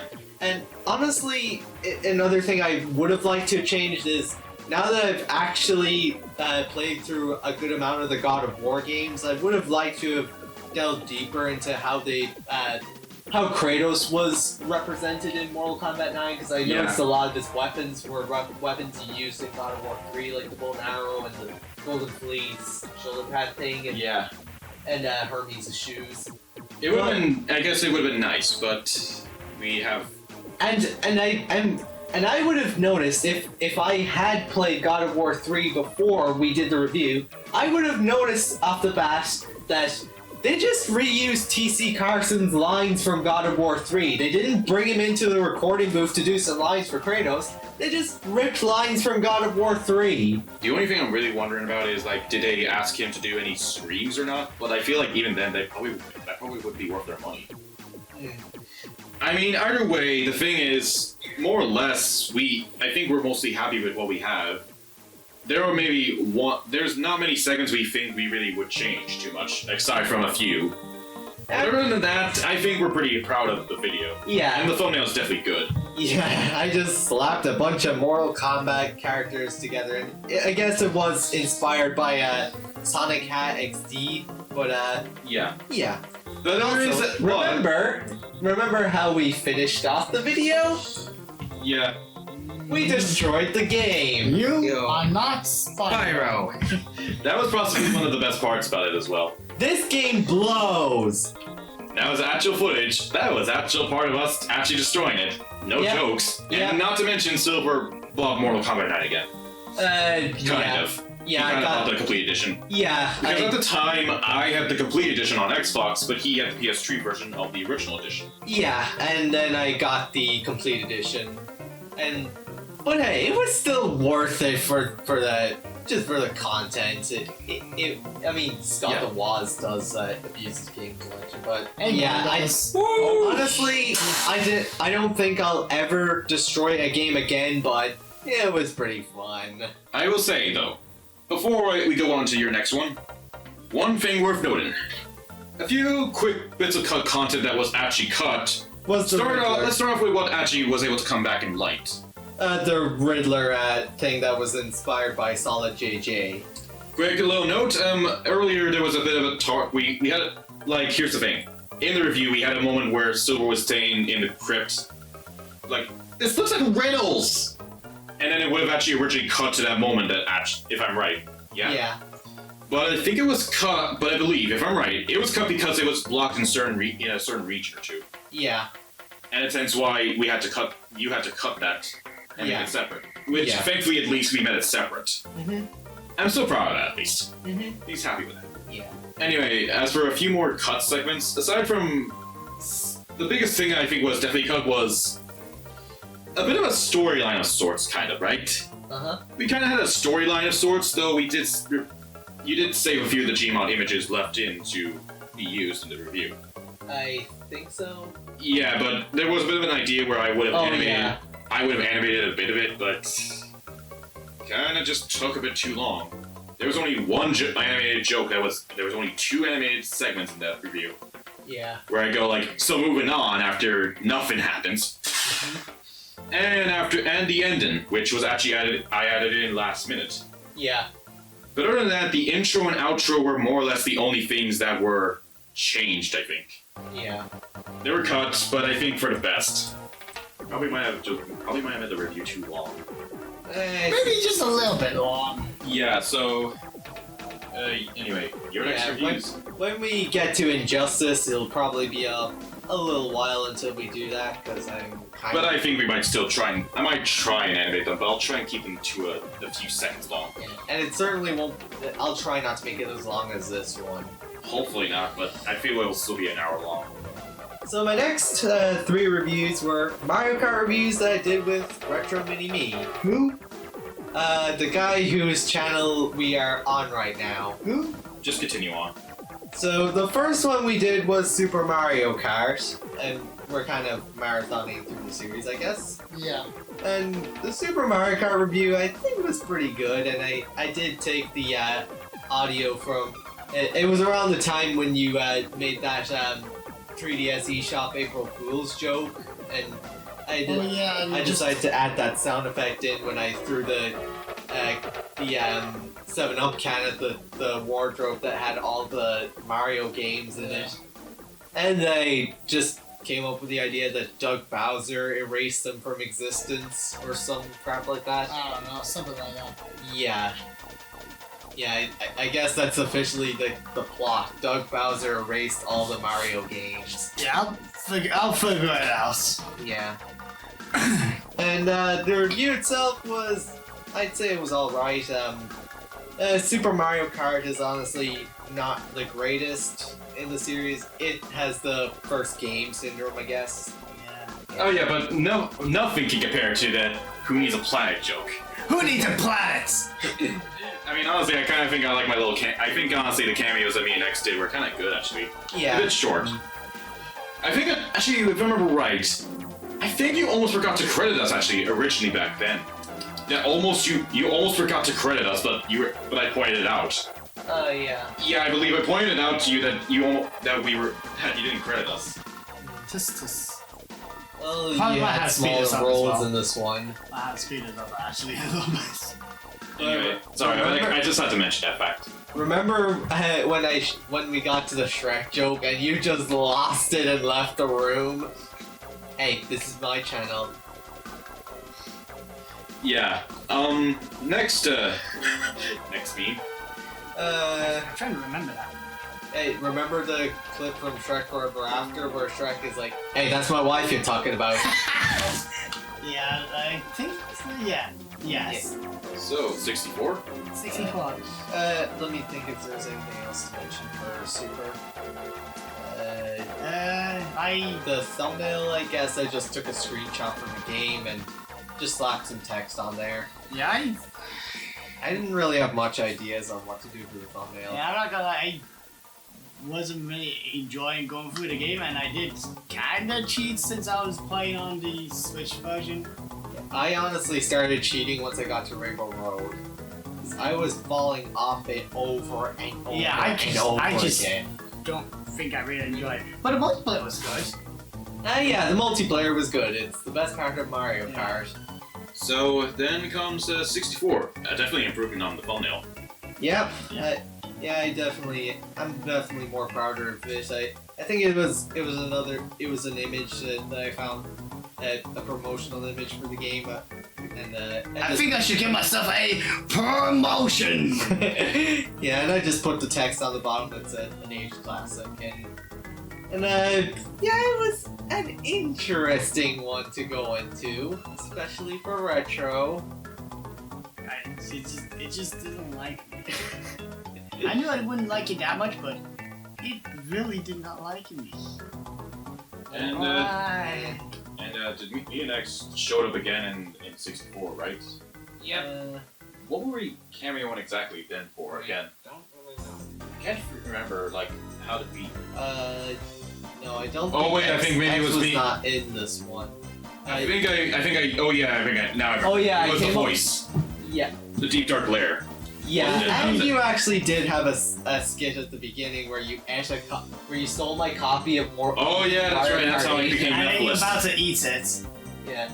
I wonder And- how it tastes. And I think it was around the time you switched your avatar to Mephiles, so I came Yeah. up with this idea. Okay, this is how Shimoda's avatar changed. He ate a copy of Mario Kart 8, then he turned into Mephiles. And that's how I don't have a mount. And that's how I don't have a mount anymore. Yes. I'm still And keeping now I my became a avatar. hedgehog. But yeah, since he was switching avatars in between those episodes, Yeah, I mean, honestly, it's a bit of a habit at this point. But honestly, I can't really think of a character that really suits me at this point. but Kind of. We're just wondering how can I make a version of Mephiles, but now he's a pony. But anyway, Maybe I'll ask Mayor for what I'm doing my death battle rankings. Maybe Mayor can help me out with some ideas. If you don't mind, Retro, if I might talk to Who? Mayor. Meh. I don't know. You know your thumbnail artist. Honestly, I Maya? don't know how to pronounce his name, but Mel. You made it sound like America. Mayor. America, draw this. Sorry. Anyway. So, anyways, Mario Also Kart probably 64 not. was an interesting one to go back to. It's aged, but it's goofy and fun with multiplayer. and Retro died. Yeah, he turned into a Taco Bell. But you gotta admit, the multiplayer was fun, right? Yeah, I heard But my. no yeah. music. Yeah, It was no weird. music. No music. I guess nothing else to really say there, huh? There was something else I was gonna say. Oh yeah, I think this was the one where Retro used his rant mode, so I asked him to ask Hetty Sprite for her permission to use the voice line, and you said she was okay with it. Yeah. And I credited her in the credits, so Might use that for or in that. the Might use it description. as well. Might need it in the future, Retro. Okay. Yeah, I credited her name in the description, or I tagged her. So yep. And yeah, I guess it was an interesting one to go back to, I guess. And then there's Super Circuit. And surprisingly, it's the one with the most views. Huh, really? I get- 64 is the most viewed. Super has 56, 64 is 54, and Super Circuit has 71 views. Interesting. But I will say I think this is probably my favorite one out of the Mario Kart reviews so far. It's far from my favorite Mario Kart game, but I guess it's the most unique one, I guess, because I guess everyone knows what Super's like, what 64's like, but I guess Super Circuit's like the black sheep of the game, of the series. And, Somehow, but yeah. yeah, and I think it definitely had the most interesting intro and outro, which we'll talk about in a minute. Yeah. But yeah, this one was, I guess it was an interesting one to look at since it was the first portable Mario Kart game, and I guess that, and we kind of came to the realization that the only thing that really makes the tracks special is really the themes and the music, and layout-wise, they're just not that good. And the multiplayer footage we acquired using the Game Boy Advance player, the Game Boy player on GameCube, because we had no way of doing it on Wii U Virtual Console, and none of us have the Switch Online expansion pass because none of us care about it. Yeah. And the thumbnail, I'm pretty proud of it. It's the usual. I slapped some renders together onto a background, and I gave Bowser a gun because why not? And I just Goodbye, Mario. I just came up with the title that it was just the one that happened. It's the one that just came and went. I think for the most part, yeah. But you can't forget me and X's other big. Sorry again, but come on. There's also the fact that cameos that me and X did here. Yeah, you burnt down the house. Yeah, I burned. I mean, at first I wasn't. I'm not sure if I think I wasn't quite into the idea at first. I think, but then I slowly was like, okay, yeah, now I'll take it. Yeah, and the retro drew the diesel barrel. Yeah. And then I put in a Gmod model of Mephiles being burnt. Yeah, and then the desert background I used was from Grand Theft Auto San Andreas. I literally just drove out to the desert and recorded footage of it with my capture card and just used it. So like some shoes has to went to Mexico just to take a picture of a reveal. And then there was a X's cameo as he was in his Gundam, which yours truly, me actually animated that. That was me who put the Gmod images of the Gundam and animated it, right? Yep. And I drew the cockpit. Yeah, I think I also did X as well. Yeah. Yep. So yeah, it was a bit of an effort together for the both of us to try and get it look right. Yep. I think for the most part, yeah, I kind of like how it went. Yeah, I think that my idea for the intro and outro was that it was tied. It was tying in with Hey Pikmin and Pikmin 4. So the intro was like after Hey Pikmin, where we did the skit where we're going to the moon, and I was like, okay, I think let's expand on this idea and actually have us trying to go to the moon from using a car, and we get stuck in the desert. And then it leads into the end leads to the Pikmin 4 video where Lucario X drops us back to the house at his tree house, and I drew the Gundam hand. Wait. I'm sorry one more time I'm interrupted, but there was one more joke in that video that I think definitely wouldn't have happened without me. That fucking sucked! Well, aside from that, but no. It was the door. Oh, the door joke, like, I mean, if I'm right, you did this just fine enough originally, Retro, like, you went like, no, I can't do this! And then you close the door and then you just leave. But I think I was the one who went that you should go further with the joke and say, wait, why the hell is there a door in the desert? I think I was the one who kind of suggested, wait, how the hell is there a door in the desert? Bugs Bunny door. And that's how that joke came in. Yeah. Sorry if I'm taking a few bits of credit, but it's okay. Kind of have the great and powerful, but it's just how great and powerful and smart I am. And then we get Socks and Advent 2. Yeah. So, Sonic Adventure 2, an impactful classic. I think I decided that I wanted to review this game after I did the SA1 review with Retro, but I guess I just was like, okay, I don't want to wait to get a Dreamcast and a capture equipment that's compatible with it. So I just said screw it and reviewed the Xbox 360 version. And I did mention the differences between the Dreamcast, GameCube, and Xbox versions just to be on the safe side, and said that it's the kind of the same game across all three systems. And I kind of had a good time with this one. I found it interesting to go into the lore and stuff and show the viewers who don't know about S.A. Shadow's backstory.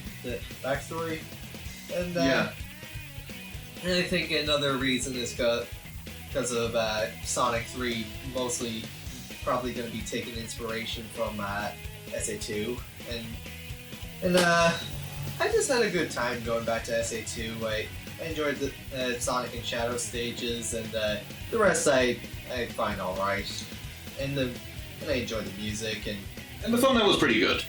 Thanks. I will say though, like, should we mention that you did cut one? There was. Oh yes, I did mention when I was talking about the voice acting and talking about Rouge. I did mention that when it came to my favorite voices for Rouge, it was a tie between Lonnie Manella and Karen Strassman. And after finding out that about Karen Strassman, I was like, you know what? Yeah, Lonnie Manella takes the crown for being the best Rouge. She's the best. Really, I hope Sonic Prime's the actress who plays Rouge in Sonic Prime takes over instead. Yeah. I mean, honestly, really, why keep her around though, Sega?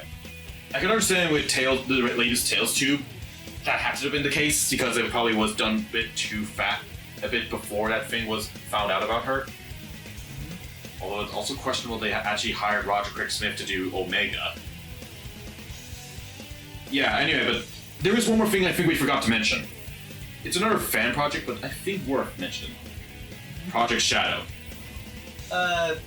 Before that, Anything else before you? Anything? I just want to be sure. I also had fun messing around in the multiplayer for both SA2 reviews. SA2's multiplayer is just stupid fun. You can't forget that, and you can't forget our Let's Play of that. Yeah. I actually had fun. I think I had fun actually editing that one. And I remember when I put in a clip of Donkey saying, "My videos don't even get monetized," and then followed up by the moon getting blown up, and then Sephiroth's explosion from Smash Bros. Oh yeah, and also, yee! Yeah. Yeah. I actually,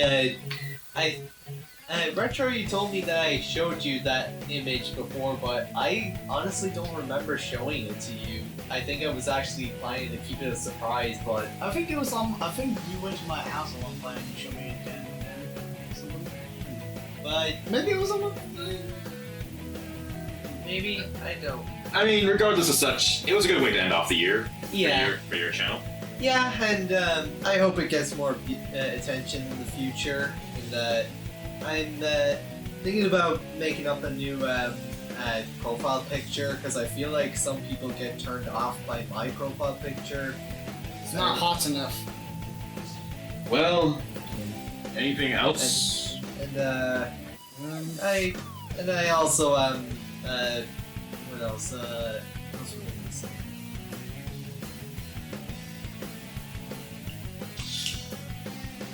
Yeah, I'm proud of the SA2 review. It may have taken a half a year to make, but I'm pretty proud of it. Alright. So, I would want to talk about Project Shadow, but because we kind of forgot to mention that, even if it's a fan project. All I'm gonna say is the best Shadow the Hedgehog media of all time. I'm surprised how good it is. I wouldn't be too surprised if Sonic's Dream movie isn't as good as that. Okay, go. Yeah, I like to say the same thing. I pretty much love it. I think it's great. anyone else, but I'm just saying, like, it was the best thing, and it is very interesting how they explored Shadow's bit of backstory there. Yeah, they made And it his was nice, backstory. and it's interesting they had Mike Pollock show up as a little Yeah, they cameo. made his own Yeah. backstory and and all of his powers makes a lot more sense. Yeah. But as much as I would like to continue to talk about that praises, we need to talk about two. We need to talk about two videos from Blow Productions. Right. I think at least two. There was the 30-second Let's Play of Bayonetta. I think you remember me, you and Silver. You remember how me and you just came up with that idea? More like you came up with the idea. Yeah, well, I was just like, hey, you want to talk about Bayonetta in 30 seconds? And then you went a bit further than 30 seconds, but we kind of, but like more or less, yeah. I just took it. The inspiration was naturally from Kid No 706, the late legend, but one of his 30-second Let's Play videos. And so I just asked, hey, talk about Bayonetta in 30 seconds. And he was able to do that. Yeah. And he had a good choice for a thumbnail. And he was the editor for it. Right, Super? But I'm pretty sure there's one project I think we all really can agree was probably the best thing that we probably did all together. talking about? Sorry. The first thing we were talking about was the Bayonetta 30-second Let's Play. Oh yeah, okay, sorry. Something that you really weren't involved in, though. Yeah. Oh yeah. But- Sorry. Correct me if I'm wrong, but earlier did you say you have New Super Mario Bros. 2 physically and digitally? Do you? Yeah. Oh. Hey. I'm keeping this one. Do you mind if I buy it off you? I will think about long and hard and you enjoying the game you're playing. Yeah. I'll Yeah. think about it. Yeah. Okay. But I don't think it's that expensive. Alright, sorry. Don't worry. It's just a copy in our local CEX that is a reprinted cover. And Anyway. you don't have. I'll think about it. Keep going. I got about 15 minutes anyway. Sorry if I may interrupt. But we can compare without that big project we did of Blow Productions this year, right? Oh yeah, we'll talk about it. That being the whole. This is found out. Yeah. It's made of gold. It was possibly, I mean, while it took a while to get done back in 2022, I think that's when we recorded, right? I think for more or less, it was worth it. It was probably one of the biggest projects we ever did, and I think we're proud of it. We're all proud of it. Yeah. I mean, it is full of golden moments, like retro, like Joker, like retro's Joker. That whole scene, I'm glad it came out good. You're gonna take a box I mean, shove it over the sunshine! and then you're gonna give it back to me, the Joker. I think when I Did somebody say police brutality? That was just the perfect one as well. yeah, I feel like when it comes to fandoms like that, I try to look for visual cues and just whatever comes to mind first. So when it was like, so he did this motion for this, I was like, take a box, and then it just it looks like he's just shoving on it, and then when it went like, and then it looks like a cigarette. Come on, and then he freaking eats it. Yeah, it was actually a super pill. I was like, what is he holding? It's got just a cigarette. It looks like a cigarette. Take the cigarette.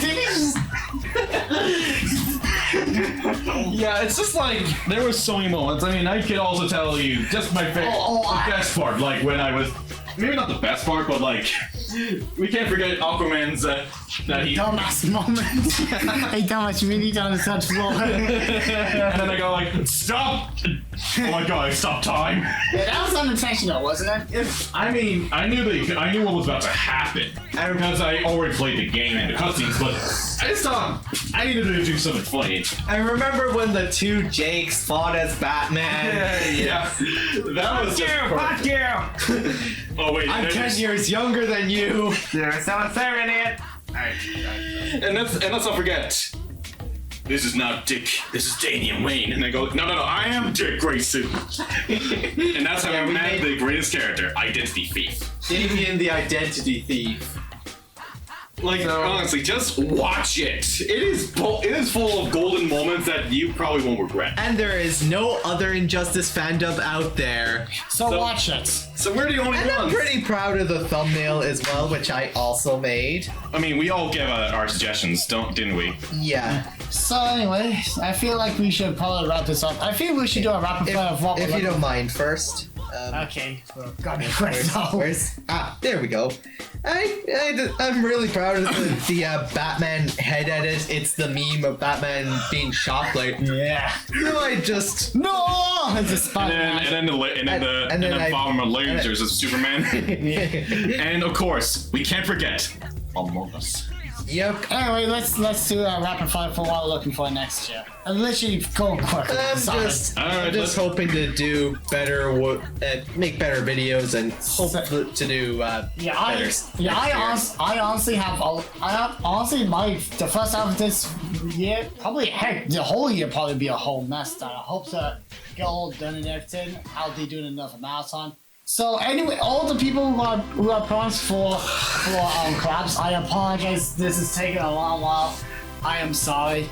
Next. Anyway, so as I kind of mentioned before, I'm planning to do not Mortal Kombat stuff, but I am planning to talk more about Death Battle. So I'm thinking I'll be doing some retrospectives of each of the Death Battle seasons so far. Granted, it's not going to be, I don't know if they'll be ready or not, but I'll be trying to keep my monthly schedule updates. And by monthly schedule updates, I mean uploads. That's all I can say for now. Other than that, I'm at least happy with the course I'm in right now for animation, so I'm happy with that. Oh yeah, and we can't forget. I'm excited to see what stuff with Sega and possibly Sonic 3, and of course, Jack Black Kung Fu Fan 4. So who's excited for starting? Oh yeah, what about the X? Any ideas you have for any stuff for next year or not? I don't fucking know. Okay. One difference I'm excited for this year would be Warhammer 40k Space Marine 2 and Warhammer 40k Space Marine 2 and Dune Part 2. Honestly, Suicide Squad Kill the Justice League is not really looking too hot, to be honest. But you're gonna look at it. Yeah, and the fact that if the leaks were true, Batman, after all he survived in 4 games, gets killed off so pathetically by Harley Quinn. I'm not happy to see. Yeah, I'm not gonna be happy with seeing how this is gonna end. Yeah, and I guess if Kevin Conroy didn't want to do it, he could have easily said no, but I guess this is not the way we predicted him ending his career on, or this being his last role. I mean, honestly, I don't know what else to say. There is Tekken 8. That's going to be very interesting to see how it goes. When it comes to Grand Theft Auto 6, I'm going to be honest, even though I love Grand Theft Auto 5, I more just love Grand Theft Auto for the stupid fun of going around in the open world and causing mayhem. Yeah. That's where I think. Yeah. But if they show more of the story, I'll get more interested. Yeah, I'm gonna do a rapid fire myself because we are very tight on time. So Sonic 3, I'm really excited for, and please don't mess it up. I'm looking forward to Kung Fu Panda 4. I was not expecting Mario vs. Donkey Kong on Switch like that, no less a remake. Kind of looking forward to Final Fantasy VII Rebirth. Luigi's Mansion 2 HD, yes. Oh my god, Paper Mario 1000-Year Door on Switch. I never thought I'd see it today. I don't even care about that game that much, and the game could give it. First try this Garfield is weird. Yeah, Garfield, I probably will watch it. Another show, I'll see what that's like.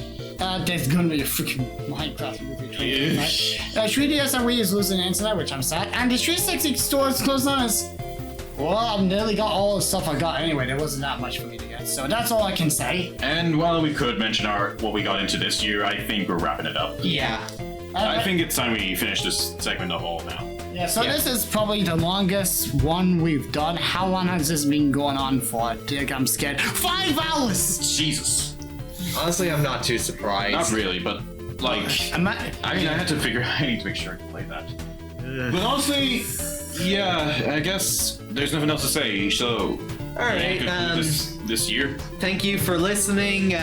Comment, like, and subscribe, and hope you all have a good 2024. I hope so. I hope I can do better this next year. And I will say now, may God bless us for this next year. I also noticed that for whatever reason, the microphone just automatically went down the volume again. Why does it keep doing that? Hopefully this doesn't affect the recording. It probably will in some way, but I got the whole thing going on. Anyway, see ya. See ya. Bye.